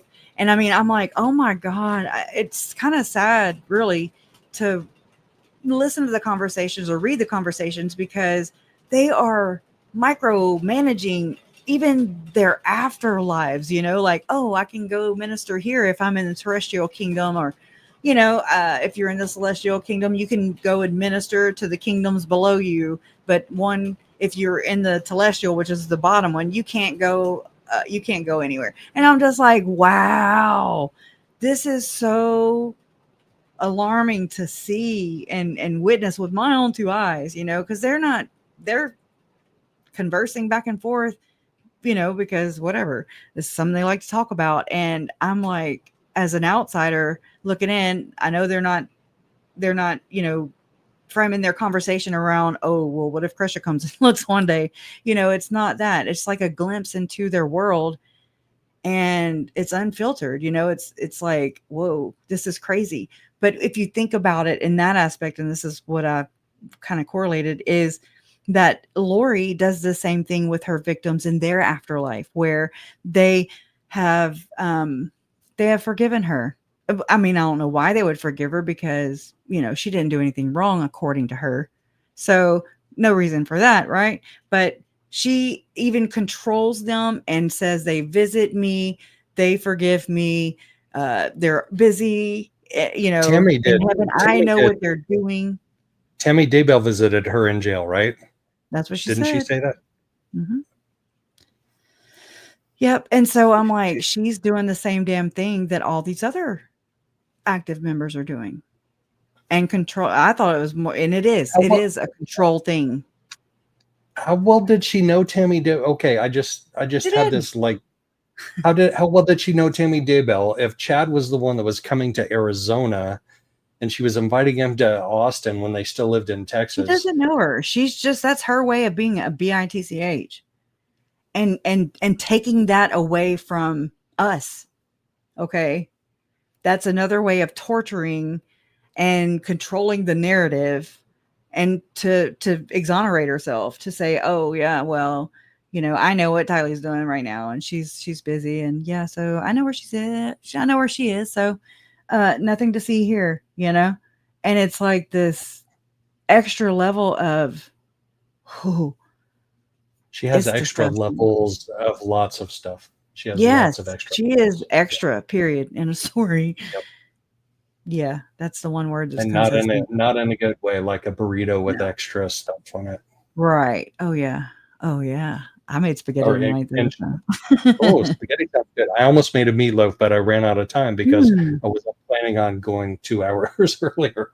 All right. Well, no, I'm still glad that, yes, I'm always going to be down for these Tuesdays. I think they're interesting.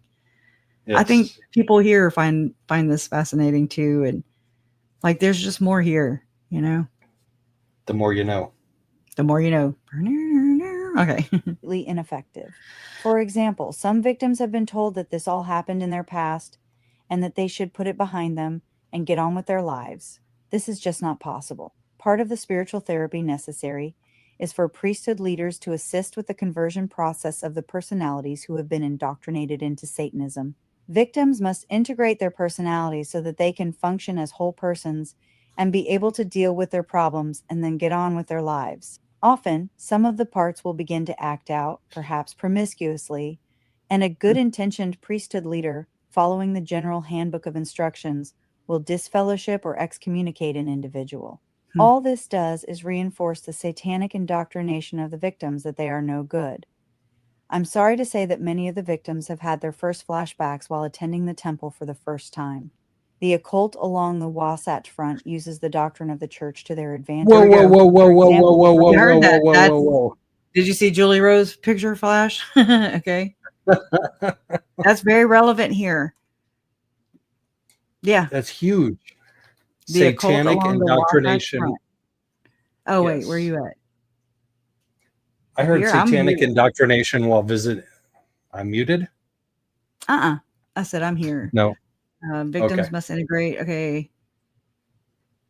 Oh, I was it's down on interesting the too because David Hamblin talks about parts theory, and here we go. Often some of the parts will begin to act out, perhaps promiscuously, and a good intentioned priesthood leader following the general handbook of instructions will disfellowship or excommunicate an individual. And so all this does is reinforce the satanic indoctrination of the victims that they are no good. And then Right. I I got caught up in the next sentence. I'm sorry to say that many of the victims have had their first flashbacks while attending the temple for the first time. How are you having satanic indoctrination flashbacks in the LDS temple? because they're happening in the temples. There you go, huh? Right? That's my first response. Or there were very similar ceremonies that went on at the indoctrinations that also go on in the temple, perhaps. That's the accusations here are that, these satanic people are taking let's be honest here. Are these satanic worship or whatever, these people like Chad Daybell and, in my opinion, the Hamlins and, all these people, are they taking and exploiting the temple ritual, or could it be much more sinister than that? And I'm of the latter. Okay. I'm there because I know the leaders of the church they're not that great. Okay. They're less than mediocre. Are you raising your right hand in affirmation? I saw you raise your right hand. No, I'm raising my arm to the square. Okay. Okay. Yes. That's what they do in the church. Yes. So to me, I'm just like, you already have inverted pentagrams on the outside of your church, but yet you have Tim Ballard and Hannah Stoddard go on the History Channel and swear up and down that it's just people, it's really a good sign that Jesus really used and da-da-da-da. So hush the naysayers, who are calling this shit out. Okay. And then just keep on going to the Satanic Church. Okay. All right. Well, for people whose mind is being blown right now about this memo, I'm just going to remind you again, if you haven't been here from the start of us reading this, this was written by a higher up in the Mormon Church who performed an investigation into these practices. And these are the results of somebody who is a higher up in the Mormon Church, like high up. Yep. I mean, there's so many things that people have to discount, okay, in order to just keep believing all the things. And to me, it is that cognitive dissonance that is a hell of a thing to break with all this. I think once you get past that, or maybe this happens to happen to, or this happens, maybe it has to happen to somebody that you do love. And then you're like, oh, and then you start kind of seeing how it works, and then, I just don't want it to come to that if I can help it at all. Wait, Kresha, you got to read that. Is that true? Okay, according to Chandler Pace, I'm sorry. According to Chad, Elder Pace. What? Elder Pace gave him his blessing when he was 14. Shut the front door, girl. Point me in the direction where you found this. Please. Holy shit. I mean, I remember some parts in, there's this one that I have a recording of. It's because Chad Daybell's reading his actual book himself, and it's disgusting. But he talks about how he went to one of these conferences and he loved it because it was like the front row. And I don't know if it has to do with that, but it just sounds really creepy. Well, Pammy, we appreciate you being here. It's okay. Yes, yeah, it's okay. We'll catch you up. We're getting caught up now. You can still get into our heaven. Okay. We're not trolls. Okay. Oh, We won't tell I you. pulled, We won't tell you about which level until you like get into the afterlife. Then we'll I assign pulled you a this level. up. I don't know because the inverted pentagrams on the LDS Mormon temple, and this is of Tim Ballard and Hannah Stoddard. It's up to you. I can go. They talk about it. That's Hannah Stoddard. She's with the Joseph Smith Foundation. Her dad and Chad were friends and would speak Yeah. on the same circuit. Let's talk about it. All right. So I'm gonna. There's Timmy. Oh, Timmy. All right. So, and just know this going into this that Tim Ballard was knighted as a Knights Templar. Okay, in 2015. So just sit on that for a second. All right. I might speed it up so that it's a History Channel. So they have a lot of the no, things that Masons do are things that are very familiar to Latter-day Saints who participate in temple worship. And the question we have to ask is, why did this group, first of all, why did they possess them? And that's a mystery. There's a lot of theory behind it. A lot of people believe that these symbols and signs of Masonry were preserved through the days of the ancient Israelites and Solomon's temple. And that Jesus Christ himself taught these principles in mortality, and that they were things that were given to the apostles. And that somehow this group of what we call the Masons, perhaps through a Templar connection, perhaps through another way, through the apostasy, they preserved these signs and symbols. When we speak of Masonry, often the Masonry of today is confused with the Masonry of the late 18th and early 19th centuries. No, ma'am. On the one hand, we have a contemporary fraternal organization. And on the other, we have ancient symbols and rites that were handed down through time to the founding fathers. Further investigation reveals another occult symbol traced directly into the streets of Washington, D.C. A pentagram. Oh, no. And its southernmost tip points directly to the White House. Latter-day Saints are accused of being Satan worshipers because some of our early buildings, the Logan Temple, the Salt Lake Temple, the Nauvoo Temple, all three of them have inverted 5-part stars on them. There are 40 on the Salt Lake Temple. Every window on the Nauvoo Temple is an inverted pentagram in a circle surrounded by 3 stones at each of the 4 cardinal directions. 12 stones. Here we have an inverted pentagram surrounding the Nauvoo Temple. The temple designed by Joseph Smith, the prophet of the Revelation. Why would he put a pentagram on one of the most important early temples? The pentagram is perhaps the oldest graphic symbol on the planet, discovered in ancient Babylon. For centuries, for millennia, it was tied to light, to creation. So is this a church apologist? Is he like saying there's a decent reason for this? Well, Janelle just said Val Brinkerhoff, and I'm like, no, because he looks familiar, right? Val Brinkerhoff is where I've gotten a lot of material from about the vibrations and all the things, and the 144,000 dark, and there's 144,000 of light, and just all the belief system that backs up all what Lori and Chad were doing. Okay.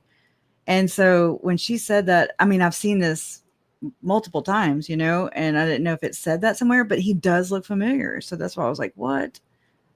And so is that Val Brinkerhoff who was excommunicated, Okay. That would explain it. Why would they use him in this documentary then? That's what I'm saying. Okay. And he has done photography at the temples, for the temples, Oh, she said yes. Oh, shit. Okay. So is he? So is this documentary more apologist towards the church and like explaining why it's okay for them to use inverted pentagrams? Mm-hmm. For real? Oh, yes.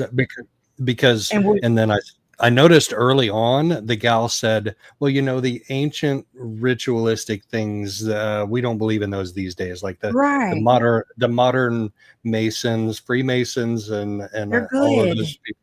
Yeah, they don't use symbols and secret combinations and all that anymore. None of that. No, they're okay. None of this, okay. They're perfectly fine. I see it more and more now that I know to look for it or know that it can be used. They say in plain sight, and I'm just like, I've never seen anything. Show me the damn things. And then I'm like, I open my mind a little bit because I'm like, maybe I don't know. But you do see it. You start to see it. I mean, there's Julie Rose standing in front of a pizzeria, okay, the day that the kids were found. And I'm like, oh, I never noticed that till I went back and I was like, oh, snap, like, oh my God. I never noticed when Chad was in Hawaii, when Lori was going to her first hearing, and he's sitting outside somewhere, I guess the courthouse, and he's in a white, button-up shirt, long sleeve with a blue tie and blue pants on. And there's a woman who, you can tell she's Hawaiian or whatever descent. She's sitting there with him, and he's doing his hand like this, I'm like, whoa, and I'm just like, you just start to noticing. I noticed Judge Boreski did a couple weird or questionable things. And I mean, I just take note of these things. I'm not here to be like, oh my God, but I'm here to like, okay, maybe I need to expand my view of how I view the world that I live in, that I was indoctrinated to believe is one way. And then I'm finding out little by little, and sometimes lots by lots, holy crap, they lied, like they lied. And so it's like, what version are we getting? And what version is your fellow person, aware of, to where, we're all on different levels. It's so crazy. And I mean, this woke me up, and it has been waking me up. And I'm just little by little, gradually just kind of taking note of these things. And then I they can play into my bigger picture and into my analyzation of how I see things, and especially this church. And well, we live in such a society that is dominated by conspiracy theorists that offer us wacko offerings on a regular basis. The Twin Towers. I mean, and when I say wacko, I mean like to the everyday man's way of thinking that clashes with our cognitive dissonance. Like, we don't think that the Twin Towers was really a conspiracy. Like, you can show me 40 videos. You go and research it. I'm just saying. No, I have too much on my plate already. But I mean, like, but if you go down the rabbit hole as far as you've gone down, and you see this video and you see the other, yeah, it makes you do a double take and be like, you know what? Maybe question everything. Maybe I have to consider the grassy knoll theory. I have to consider it. I've never, and I wrote a essay back in high school on JFK, and I mean, that's one that I've never gone and researched all that, because it probably just pissed me off anyways. But I mean, my thing is, you also know that the CIA was responsible for coining the term conspiracy theory, so just know that. And so sometimes when things are a little too close to home and people are talking a little too much, you sometimes need to put a harmful label on it, and it keeps people from researching, because then people start to right. It keeps us from accepting fact, because we automatically will interpret fact as fiction, because it's a conspiracy theory. They're just throwing stuff at me that I have no way of verifying. But that goes to the cognitive dissonance of this case right here. Like, we have to do our own research, like you've been doing for years, and figure out fact from fiction, right? Yeah, right. But I mean, okay, also know that Lori was somewhat right and correct when she said that the state has a story that they make up and that they have to stick to, kind of.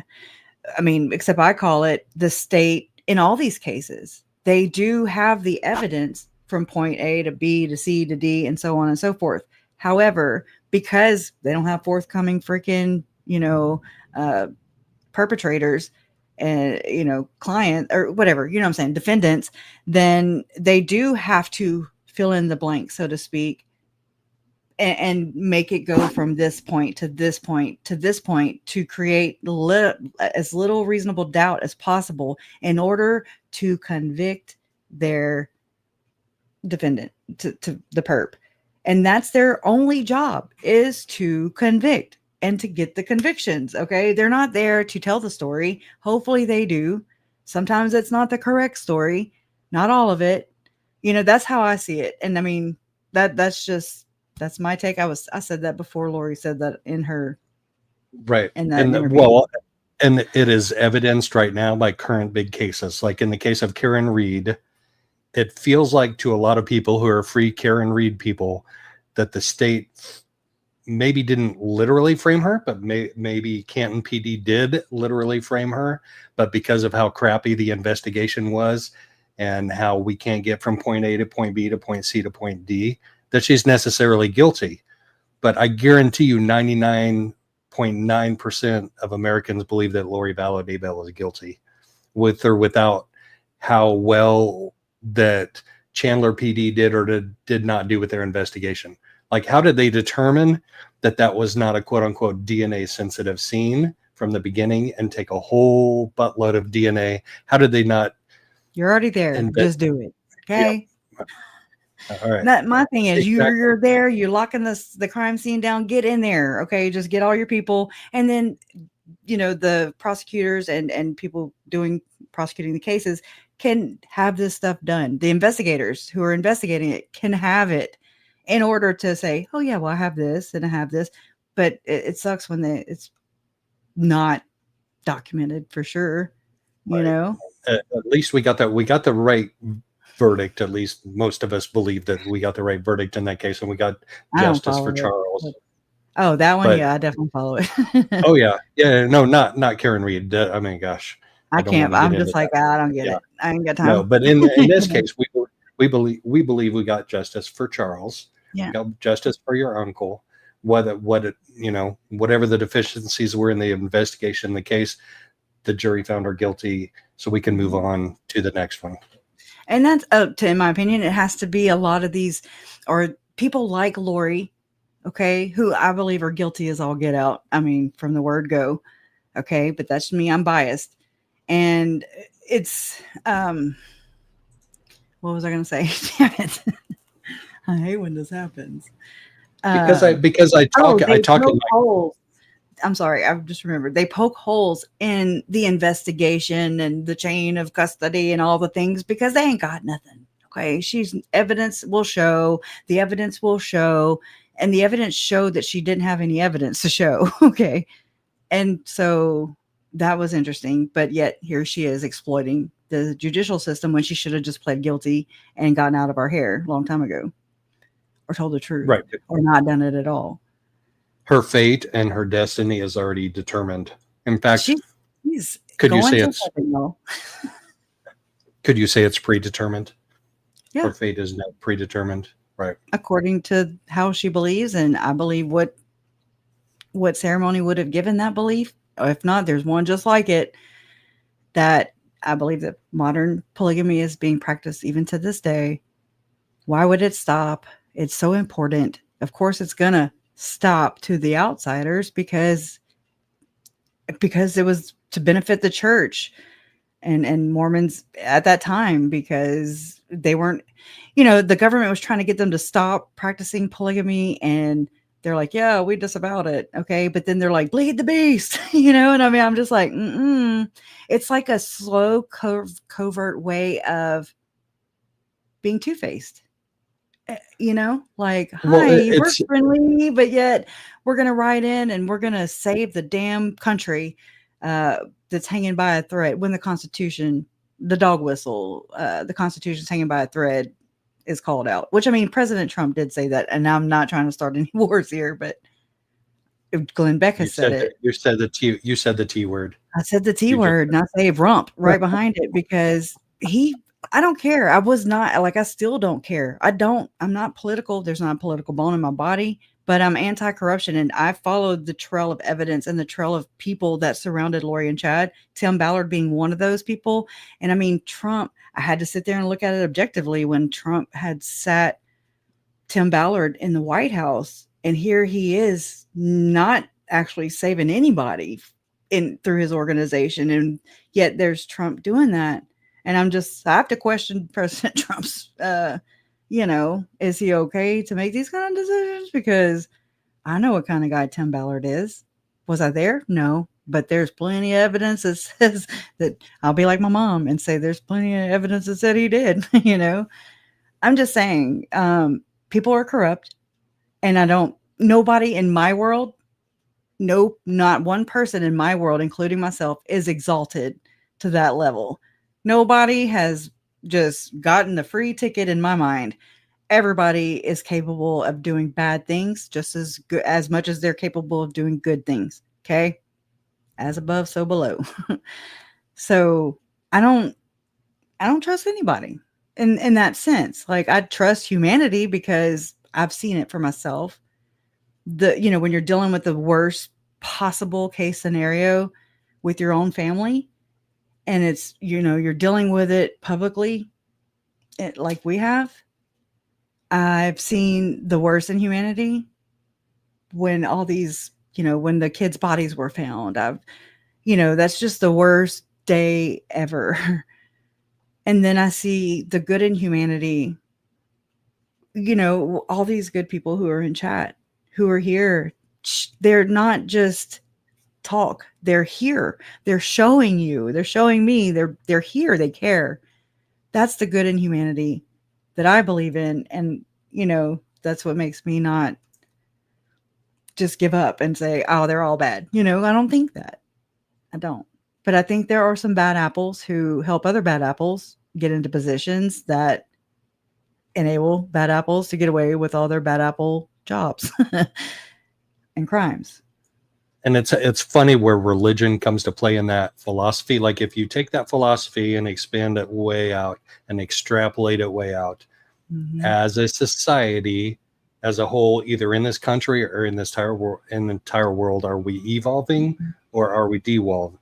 Right. And if you have, yes, it does. It really does. Not just who you listen to, but who you believe and who you spend most of your mental energy on. Who you endorse, who you give power to. Yes. I'm sorry. Yes. But yeah. So there's a lot of people that give. If everybody today were to say, I'm out, I can handle my own spirituality and my own God, Jesus conundrum I can do it myself. I don't need a middleman.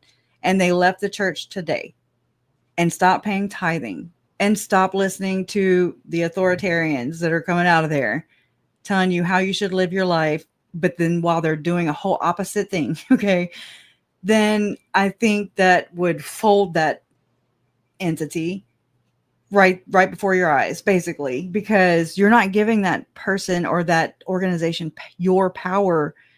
You're not taking up for it. How many people have said that I must be crazy or I'm trying to take down the church because of just me trying to just talk about it, just trying to have a conversation. It's very intimidating to be in this position and to talk about these things, because these aren't things that people want to talk about, and especially when they're involved in it. Yeah, no, that's a lynching for Kresha, I'm just saying. But this is how you and I can empower people, though, by talking about the truth and exposing the truth.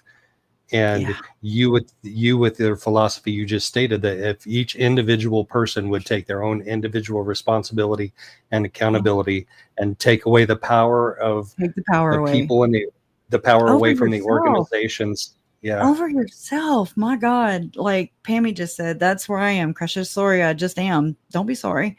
The Lord hears me in my living room or on my porch or off at the grocery store or in your damn bathroom. Okay. Because even the Pope he sits when he uses the bathroom. He puts his pants on one leg at a time, just like me, just like you. He is not above all.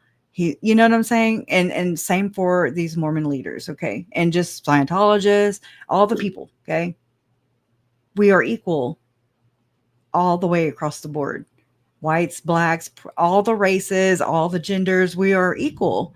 And where they come in, these big, powerful organizations, and they throw their weight, but we give them power. We buy from them. We give them business. We bitch about them, but then we still go and shop with them, or We give them our money. We give them our power. We give them our like, our subscribe, basically. It's just over in that world, it's through money and shopping there or, obeying their rules or whatever. Belonging we give to them our mental energy because they want to establish a hierarchy in our society, that one political party is better than another, one race is better than another, one and they own all of socioeconomic it. class is They better than own another. all of it. Right. I've actually read the Jesuit Oath. And thank you, Dr. Vonda Kay. She gifted you 5 Schmoe memberships. Oh, thank you. Awesome. And Janelle says, Dr. Vonda, hold on. Dr. Vonda, find a way for me and Travis Williamson to get together, because I do know who he is. He and I have had actually conversations in chat before, but we've never talked. So find a way to hook us up, because he's a really intelligent legal mind that I wouldn't mind picking from time to time. We know. Janelle says 100% Kresha. It's called being part of the medicine wheel. The wheel consists of black, red, white, and yellow, the cultures of the earth, but we are all one. Yeah. I read the Jesuit Oath. I need to publish it. I've had it ready, but it's the Jesuit Oath. And then you think about there's all kinds of other oaths that people belong to, these organizations, like Tim Ballard belongs to the Knights Templar. Jim Caviezel is a Jesuit, okay, and was he knighted? It was Paul Hutchinson, Tim Ballard, Eduardo Verrestegui, and Paul Hutchinson. Did I say Paul Hutchinson? Anyways, Sean Reyes, the former Utah AG. Okay, yeah, they were all knighted in 2015, but just saying, there's different oaths for different organizations. So you have the one in the temple, of the church. Then you have the Jesuit oath. Then I'm sure there is a Knights Templar oath. You just got to find the right one. But none of them talk nicely about us. And then by us, I mean everybody beneath them. And that's exactly how they look at us. They look at us as less than insects, because that's what we are, is what they say. They don't want us to say this. And so I probably need to shut up, because that's when you end up one of them blue labels underneath your on the Freemasons. And I'm like, oh snap. Right. And so you have to wonder where all these platforms, the church owns stock in Google, the church owns stock in this iPhone with that bite taken out of the apple. Okay. I mean, just the church owns stock in beneficial life insurance. Just they bailed them out even of financial trouble not long ago. And Barry Cox used to work for beneficial life insurance. My uncle worked selling and helping people with their financial whatever. I lost the word. Futures. Okay, we'll just say that. And with life insurance. Okay, so Brandon Boudreaux dabbled in life insurance, and I'm just like, so do they pay 10%? Okay, and so they're doing business with beneficial life insurance, and then they go ahead and make them money, because it's an MLM. All right, in my opinion. And then the church just double dips because people were paying 10%, and then they keep them connected because they're in the know. They're in the good graces of the church, and it's very harmful. It's very elaborate and powerful because of so many tentacles it has. Right. And it keeps separating their hierarchy, making the rich richer and the poor poorer, and the middle class supporting, also getting poor, actually. Yeah. Yeah. Oh yeah. I'm way poor. I'm in the poorhouse literally right now. Okay. But no, I mean, I don't define my life. It's not based off of how much money, thank God, because I would not have a good outlook, but it's what we carry in our hearts and how we contribute to society. Okay. That's how I believe you're rich or poor. There's people who are bankrupt. There's no soul. Okay. We've met a couple of them through these cases. They're morally bankrupt. And that's scary because there's a lot of victims usually around them.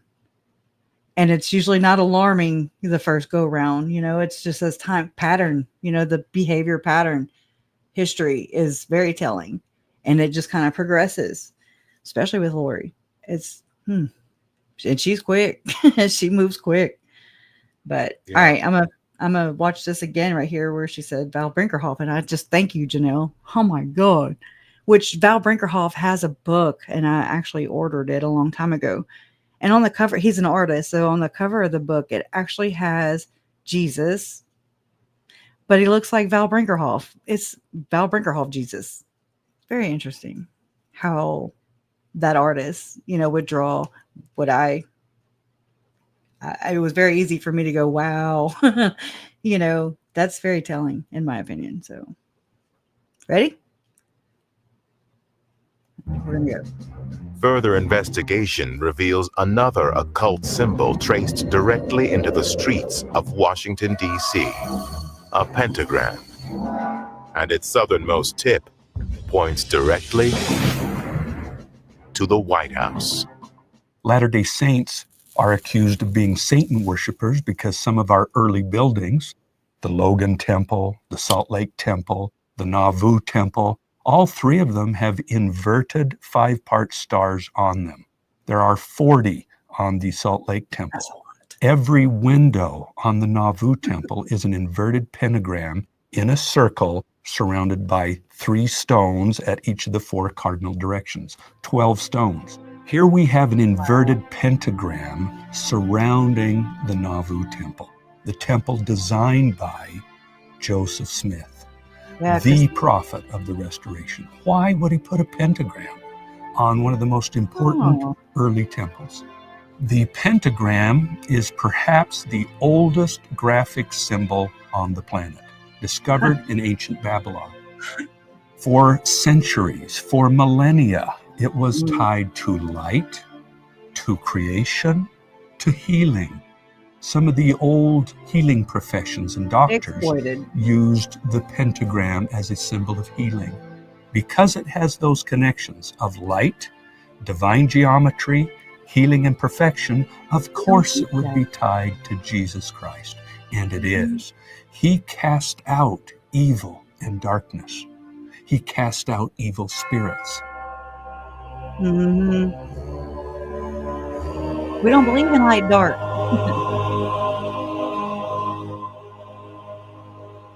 It started in 1855 with a French Catholic deacon who was also a Mason. He was kicked out of the Catholic Church. He was kicked out of Masonry. His name was Alphonse Louis Constant. He was into magic and into some unusual things. He took the upright 5-pointed star, a symbol of light, and he inverted it and put it on his first book of magic, making it a symbol of the occult and darkness. Alphonse Constant changed his name to be Hebrew, and he became known as Eliphaz Levi.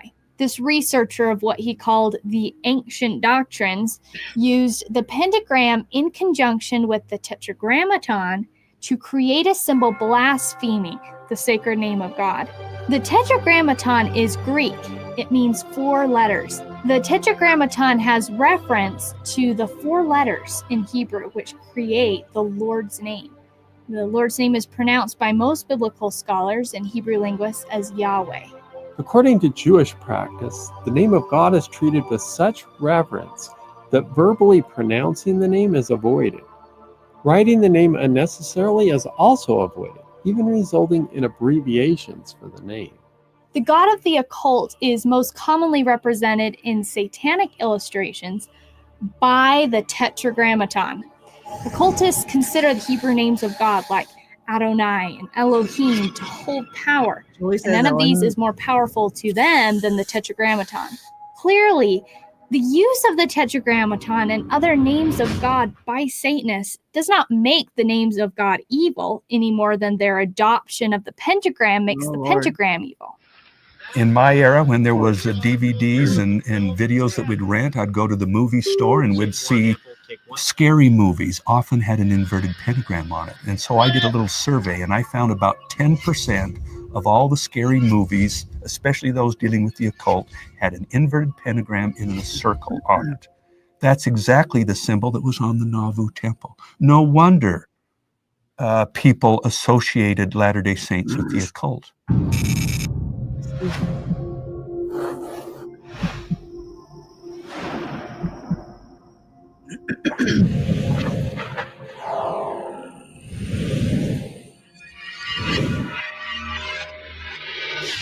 What they don't understand is the history of that symbol. Well, Hmm. yeah, to learn their version of the inverted pentagram. Yeah. Don't go He mentioned something in there. First of all, he said two things that struck my attention. The inverted or the pentagram was first discovered in ancient Babylonia. I'm like, it was discovered? How do you discover a pentagram? You're just like walking in the woods one day and you look down and, holy crap, that's a pentagram. Yeah. Why? How did that happen? Yeah. I'm gonna have to start drawing this in my books. Yeah. On my papyrus. No, and then he said the inverted pentagram became a symbol of perfection. There you go. He said a symbol of like 4 or 5 things, but that's a big Mormon thing is perfection. Like we're trying to perfect ourselves through this mortal life. Good catch. Yeah. And Janelle says this is Hannah's father. He is dead now. And if you go look on, there was a video that was exposed by the Facebook group called, True Crime Underground. Okay. And they have a YouTube channel as well where they share the Melanie Gibb recording that was captured by Sherry Dowdle. And they also have Hannah Stoddard talking to her mother like a damn dog. Okay. So that little girl that was just talking like that, all innocent and pure and delightsome. Talking to her mom like a damn dog. So go check that out. You know, and just saying at people and their actions and what they say do not align in any of these. Right. Not Belle Brinkerhoff, but the other man who was dark haired. I don't know. I'll have to go look at the comments afterwards to tie those together because I don't know what she's referring to before that. But all right. So this right here is an example, in my opinion, of Julie Rowe, Chad Daybell, Tim Ballard, Tom Harrison, Jody and Ruby. Okay. David Hamblin.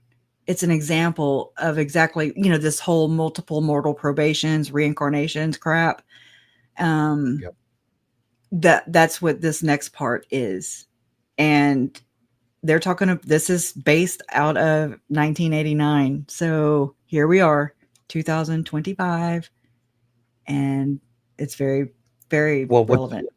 What's really odd was that Trina didn't call any actual Mormon experts to testify about what is mainstream LDS doctrine. Like John Dehlin. Yeah.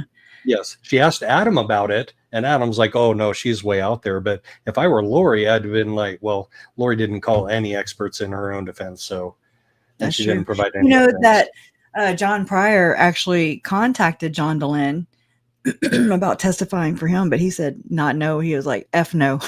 He said, fuck no. Straight up. Yeah. I probably would have too.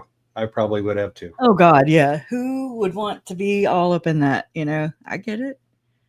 But you're right. Was so creepy. Like that dude was only 75% as creepy as Chad, but he was 75% as creepy as Chad. Who? Pryor. Oh, yeah. It's like they got to be related somewhere down the tree. Yes. Swear. Yeah. Yeah. All right. He doesn't gross me out. Lori grosses me out more, though. I'll tell you that. She gets on my nerves way more. I know. But again, I have bias, though. All right. So right here. For example, the verbiage and gestures are used in a ritualistic ceremony in a very debased and often bloody manner. When the victim goes to the temple and hears the exact words, horrible memory, the occult along the Wasatch Front uses the doctrine of the church to their advantage. For example, the verbiage and gestures are used in a ritualistic ceremony in a very debased and often bloody manner. When the victim goes to the temple and hears the exact words, horrible memories are triggered. We have recently been disturbed with members of the church who have talked about the temple ceremony. Compared to what is happening in the occult along the Wasatch Front, these are very minor infractions. The perpetrators are also living a dual life. Many are temple recommend holders. This leads to another reason why the church needs to consider the seriousness of these problems. In affect, the church is being used.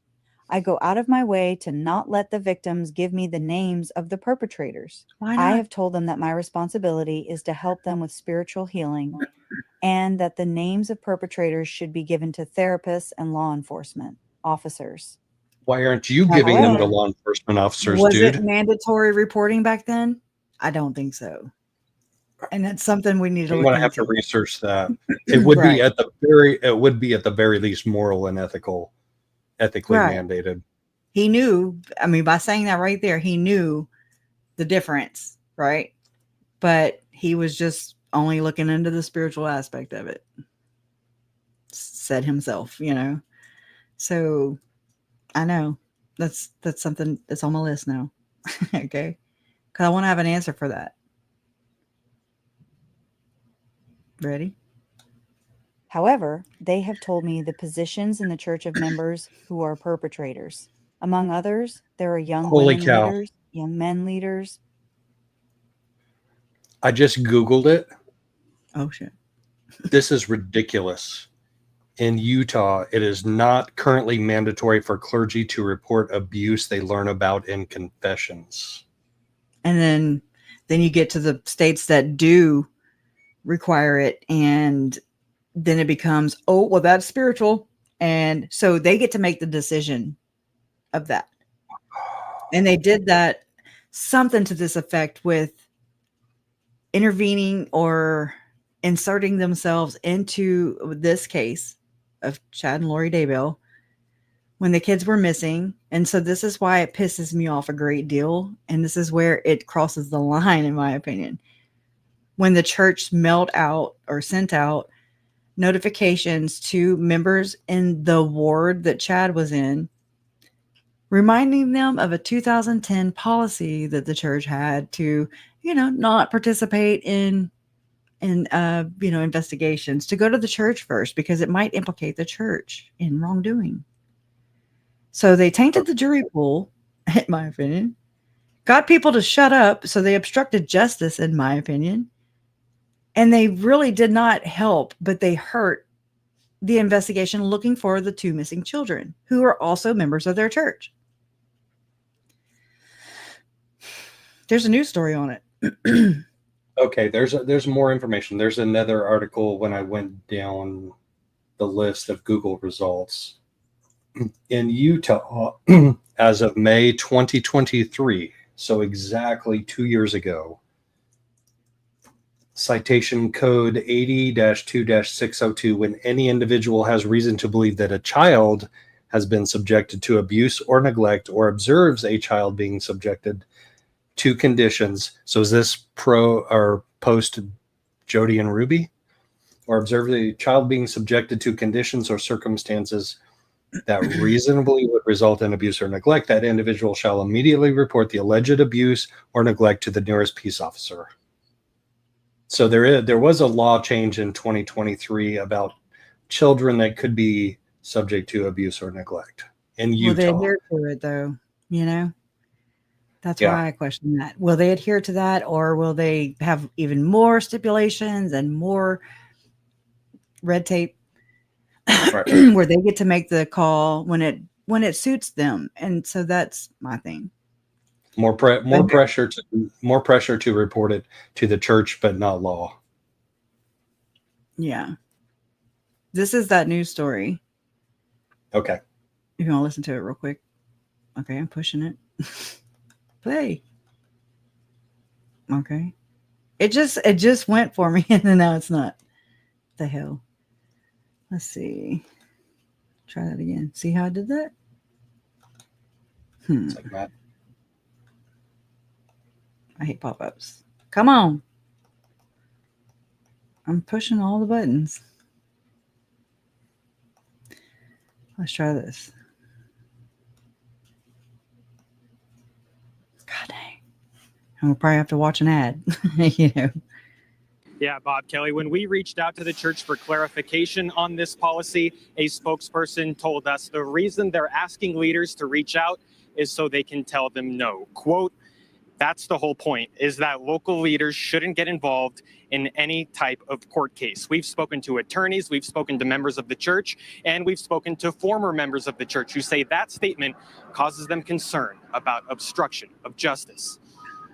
To have the church put out a statement like this, I'm really concerned about it. Joanna Smith is a member of the Church of Jesus Christ of Latter-day Saints who says she is not afraid to speak up, even if that means disagreeing with the prophet. I have been called less of a Mormon multiple times over my life. Mormonism's in my blood. It's who I am. In this case, she's concerned about a letter, a reminder outlining a policy that would prevent leaders from getting involved in any court case without permission from the church. Quote, however well-intentioned, church leaders sharing information in legal proceedings can sometimes be misinterpreted and even damaging.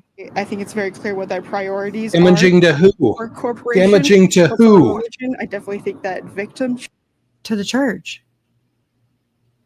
100%. Like something that could be helpful to a victim might be damaging or misleading about the church. And that was Correct. signed by Russell M. Nelson. That was Why signed why did they do this? To me, it hindered people from coming forward who are already not really likely to come forward. You know what I'm saying? But this sealed the deal, so to speak.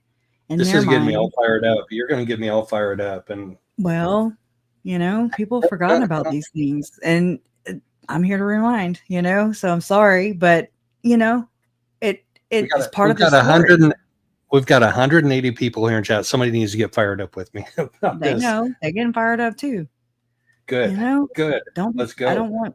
Yeah, it's very clear what their priorities are. Maybe not for a corporation, but for a religion, I definitely think that victims should come first. The letter was sent out on August 4th, the same day an Idaho judge ruled that the case against Chad Daybell will continue to trial. Daybell is an LDS author accused of having extreme religious beliefs. In June, police found the bodies of his wife's 2 missing children buried in his backyard.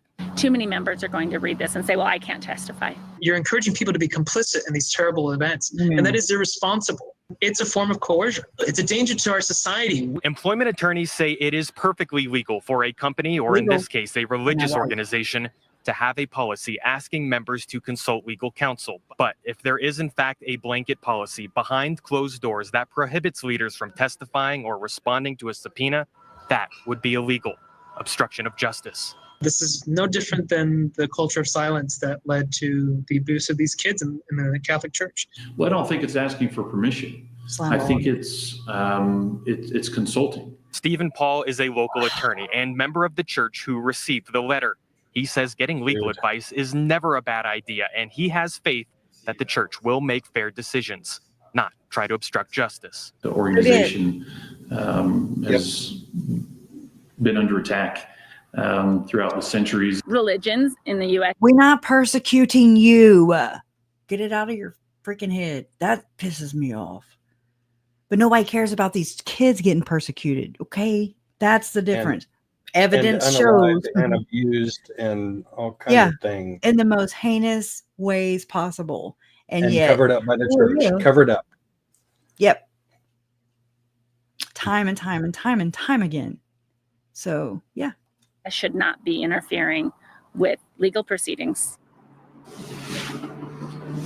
The church told us this is not a new policy. This is not sent out in response to any particular case, and they have sent it out before. As a reminder, so this policy, so to speak, was created in 2010. So it made me wonder what case was out and about at that time for said policy to be created, you know?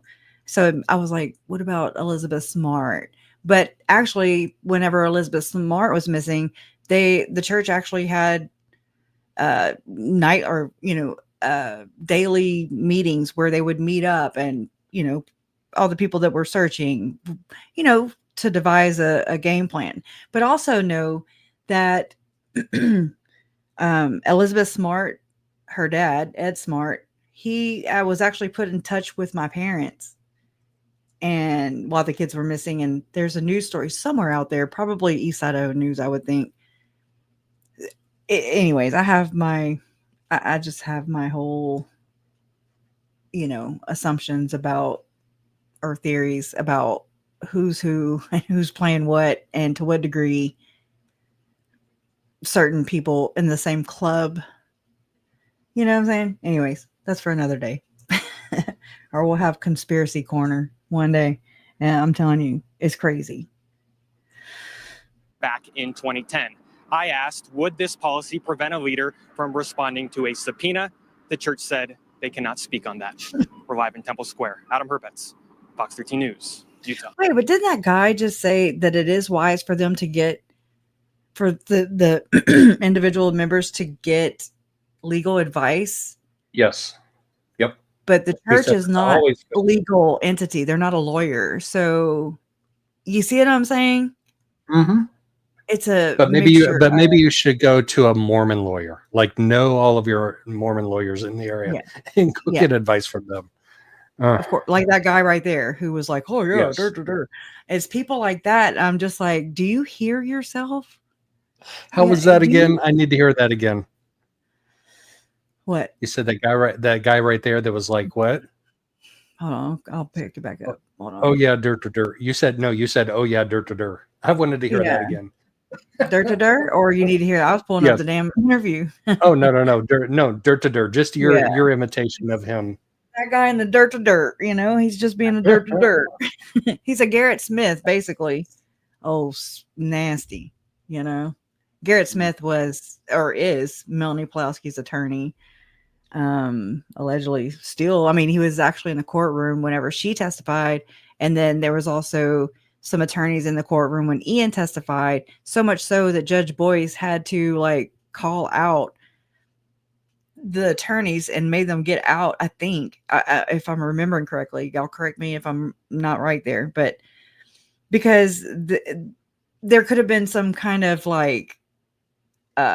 symbolism, talking through signals, because one Ian testified and Melanie Pulaski testified. They're both a couple.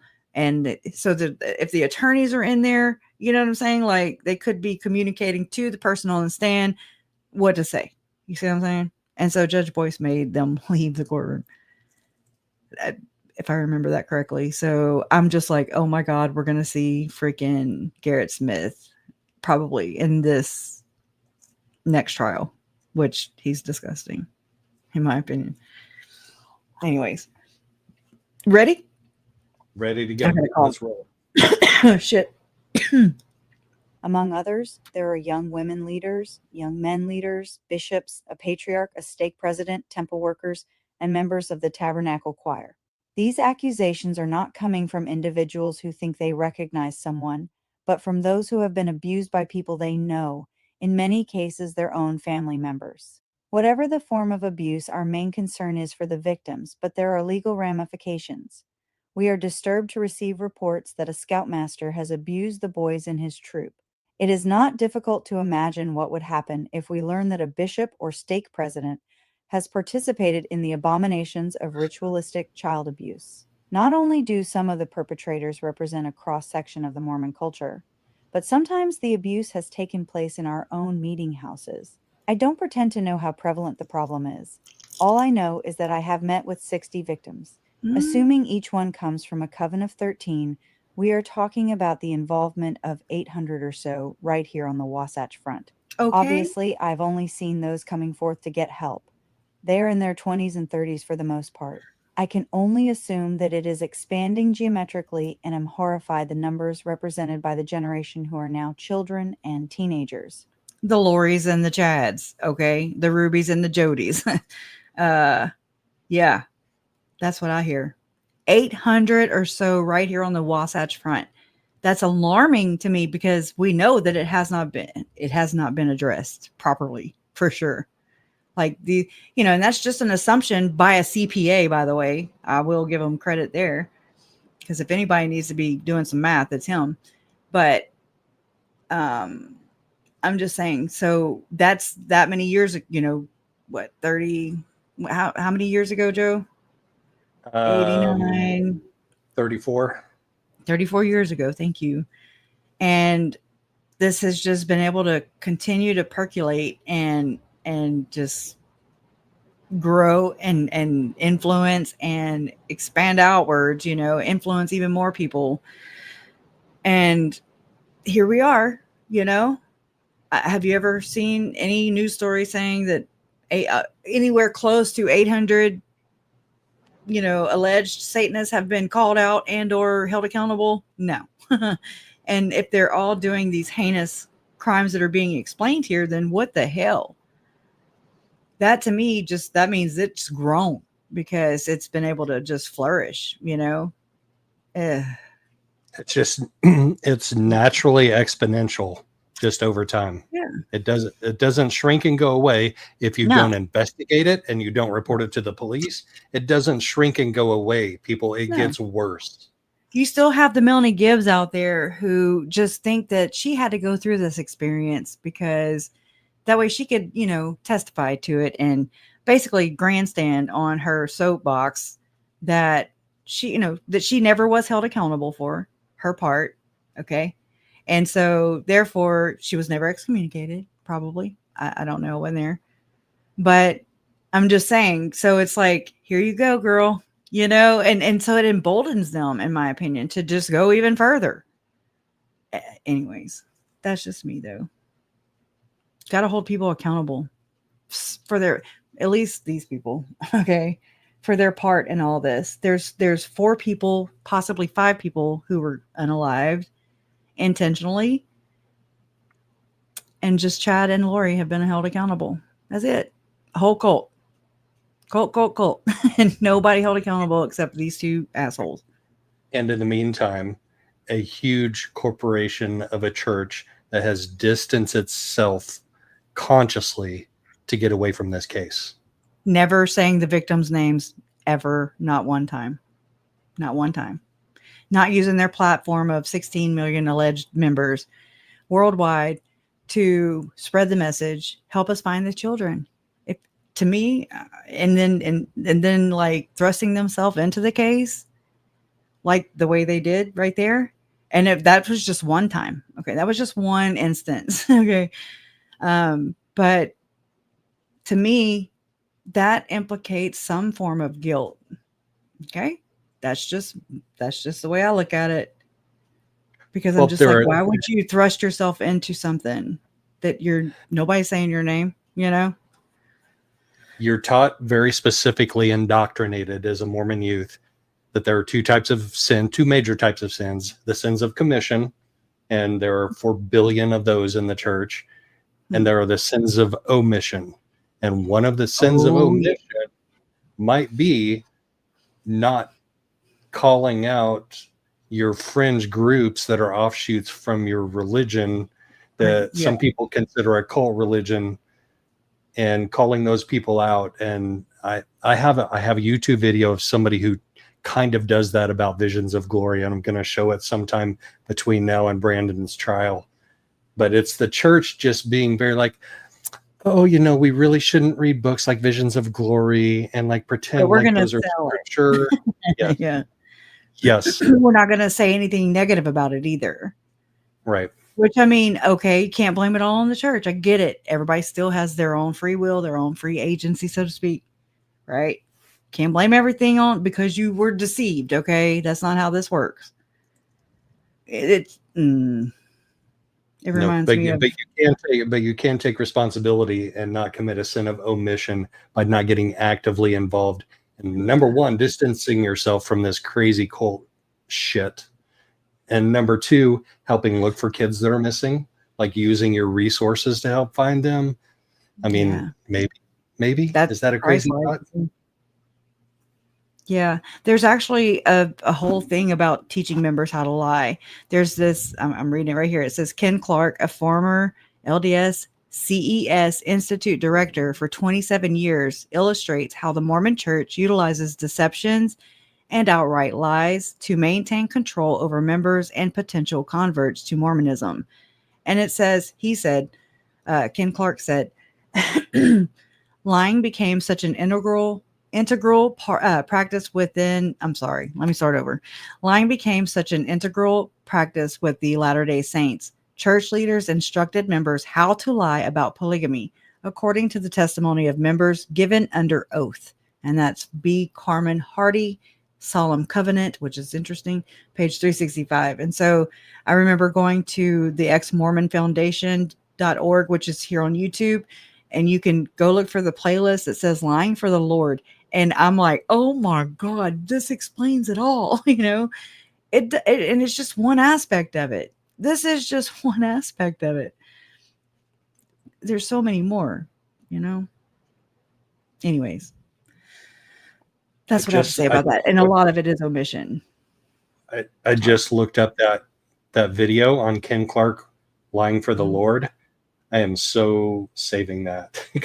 Dude, watch it. There's like 10 videos on that playlist. And if you just listen to it, it talks about how Joseph Smith treated people who crossed him, so to speak, and would speak out against him. And then he would do what? He would character assassinate and retaliate. He was brutal in that sense. Like, yeah. And he was doing wrong. You know, you're just like, holy snaps, you know, like. Lori never did that. She never called people that went against her dark. She never did that. She retaliated and she took revenge. And I think she killed my nephew just to spite my mom. I really do. I mean, if not, that was her big driving factor. And then he was probably already going to die anyways. I mean, I think that's why she moved to Idaho. I think it was all part of the plan. I really do. Well, she went to Idaho with him for a little bit, right? Like right after your mom said. Tylee was there. It was like September 1st when they moved there. And Tylee was dead by September 7th, 8th, 9th. Okay, well, 9th, 8th or 9th. So a week into that. And I mean, that'd have been 2 weeks before her birthday, or 3 weeks. Anyways, Tylee's birthday was September 24th. Okay, so she wouldn't make it to her 17th birthday. So some reports you'll see that 7-year-old JJ was missing and his 17-year-old sister, because we're counting them as being alive, right? And so they're missing during this time that she would have turned 17, but she never made it. And then JJ was killed September 22nd or 23rd. We don't know. And that was, 23 days into them, 22 days. I think it was part of the plan from jump. So anyways. So all you people who jump in chat and say, are you guys going to read the memo or not? There's a lot. Just by the fact that we talked about JJ and Tylee, which didn't exist in 1990-91 when this memo was written, makes it all worthwhile that we stop and we talk about it, and we talk how it relates to the case against Charles and the current case too. Like they're relatable. And if you can't see it, then that's okay. And I'll just keep driving it in, like, come back, I'll be here, That's what this is supposed to be about, I mean, if their deaths, I never wanted their deaths to be in vain, right? This is part of that process of not making their deaths in vain, making them a learning, unfortunately, learning about, or learning from what the tragedies, okay, that the tragedy pimp caused, and her tragedy pimp husband, like everybody was expendable to them. Still is. They're not dead. They're still alive, still, still not learning from it even, like Lori has not one time had remorse, nothing. Dead inside, in my opinion. And so something gets them there, right? I don't think people are just born evil. I think that they're made, especially in this area, Anyways, I'm not a professional, but I'm not a dumbass either. All right. Another reason for concern is that there are several doctrinal issues that need to be resolved. The church and society in general are very skeptical as to whether the occult and its activities do Multiple exist. probations. There is no first presidency statement relative to some of the doctrinal issues. What does a priesthood leader tell individuals who come forward and say that they have participated in these rituals, which may include human sacrifice? Should they have a temple recommend? Will they ever be forgiven? There are questions regarding free agency and accountability. Is a person who has been raised in an occult from infancy accountable for things that take place in a dissociated state, even though those acts were committed after the age of 8? I have formed my own opinions to these questions and have done the best I can. However, I don't have the mantle to make these doctrinal and policy decisions. If I keep stopping I you have like every relied on the 5 mantle of a seconds, bishop regarding we're discernment. gonna and need being a another common 6 judge. episodes. I know. Look, we're 24 minutes is how long we've been in half. So I'm proud of us actually. Okay, I really am. I know we can't go the whole time unless we shut up. So two thoughts there. Number one, what sins are too bad to be forgiven of? And number two, if we make a conscious decision after the age of 8. So what does that have to do? That has to do with the age of baptism in the Mormon Church. So up until the time you turn 8 years old, and it's exactly 8 years old for every person, whether it's JJ or Tylee or Charles or Lori He wasn't or Melanie. baptized yet, but they said earlier in the document that it happened right before and usually after a child's baptism. So it was before. So that's when you are morally, spiritually able to make your own decisions about what is right and what is wrong. It doesn't matter what. Yes, and no, according to church doctrine, 100% church doctrine, it doesn't matter if you have mental deficiencies or not, or if you have disabilities, or if you are challenged, or if you're not, or if you're super smart and maybe you were able to make that decision at 6, like logically some people probably can when they're 5 or 6. The church says 8 o'clock last Tuesday. When you're 8 years old, you can make that decision right or wrong. And when you're baptized, after all the sins you may have committed unknowingly before you were 8, they're all washed off of you. And everything you make after that, every decision you make, every action you do, is eternally responsible to your soul when you go to the afterlife. So you can go through the church doctrine and you can do your repentance and do your mission trip and do your marriages and your sealings and all of that stuff, and you can counteract those. But when you're 8 years old, magically when you're 8 years old, you know right from wrong. So that's why that was so big right there. Yeah. I'm doing what Desert Rain said to do, and I thought about that earlier before even coming on. And so she says, and this is so true.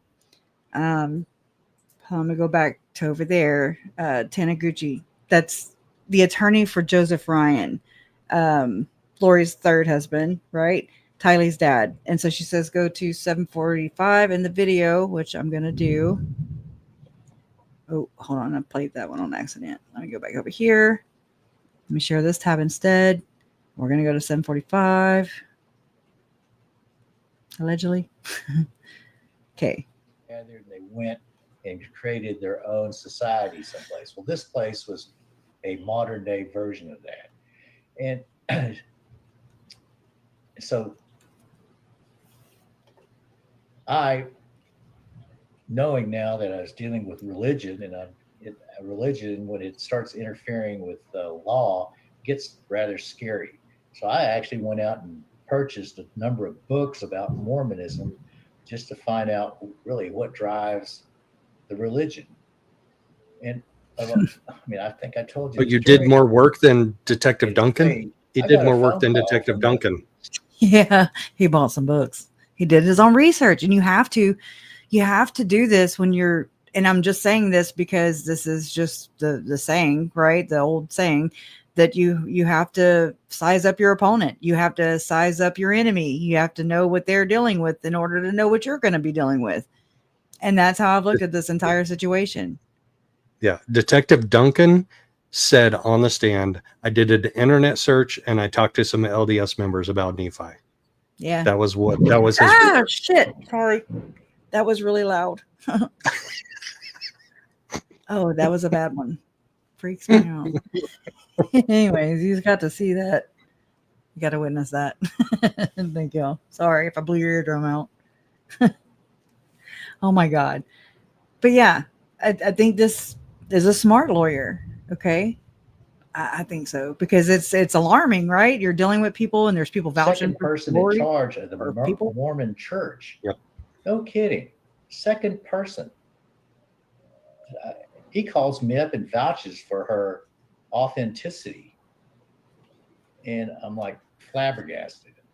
How do you get, it'd be like getting the Pope to call me, or the bishop under the Pope or whatever to call me about some disciple.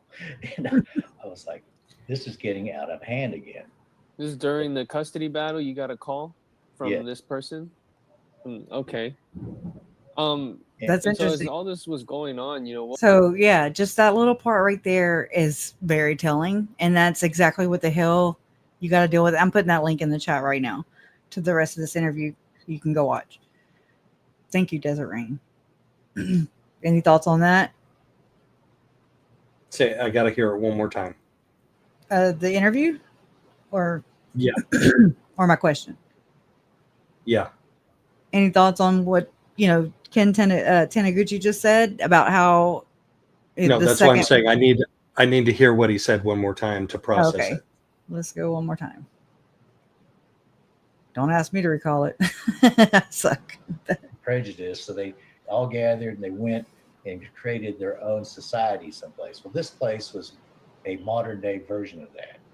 And so knowing now that I was dealing with religion, and religion, when it starts interfering with law, gets rather scary. So I actually went out and purchased a number of books about Mormonism just to find out really what drives the religion. And I think I told you this, during this investigative stage, I got a phone call from the second person in charge of the Mormon church. No kidding. Second person. He calls me up and vouches for her authenticity. Is that Jesus? I'm like, is he the second person in charge of the Mormon church? It'd be like getting the Pope. That's what he said. To call me, or the bishop under the Pope or whatever, to call me. Either way, about somebody vouch for her ass. Disciple. And I was like, this is getting out of hand again. This is during again. He said again. This is getting out of again after what? Getting out of hand again. I'm just saying, Well, he also said something that struck me earlier that's like the theme of this whole case. When religion gets involved with the law, that gets scary. That's bad, right? So this is a repeat of bad behavior. It's a pattern, and it shows you can go and document it throughout numerous cases, okay, where religion, not just the Church of Jesus Christ of Latter-day Saints, but also the Catholic Church, also Scientology Church, also the Jehovah's Witness Church, all the churches, okay? Anyways, I think when they have something to hide, whether they are actually involved or not, if it's just about your image, let it play out. Really, are we that focused on our image? And I will say, yes, that is what it appears to be. 100%. In my opinion. Yes, 100%. So, yeah. Anyways, but yeah. Thank you again, Desert Rain. Okay. The few priesthood leaders who have had to face these issues are crying out for help because they don't want to give their own opinions, and yet there is no place to go for an answer.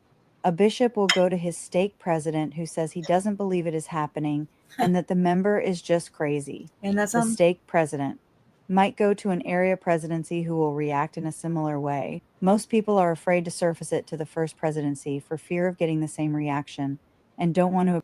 Yet, President Nelson, his own daughter and son-in-law were implicated. They were accused of participating in touch parties.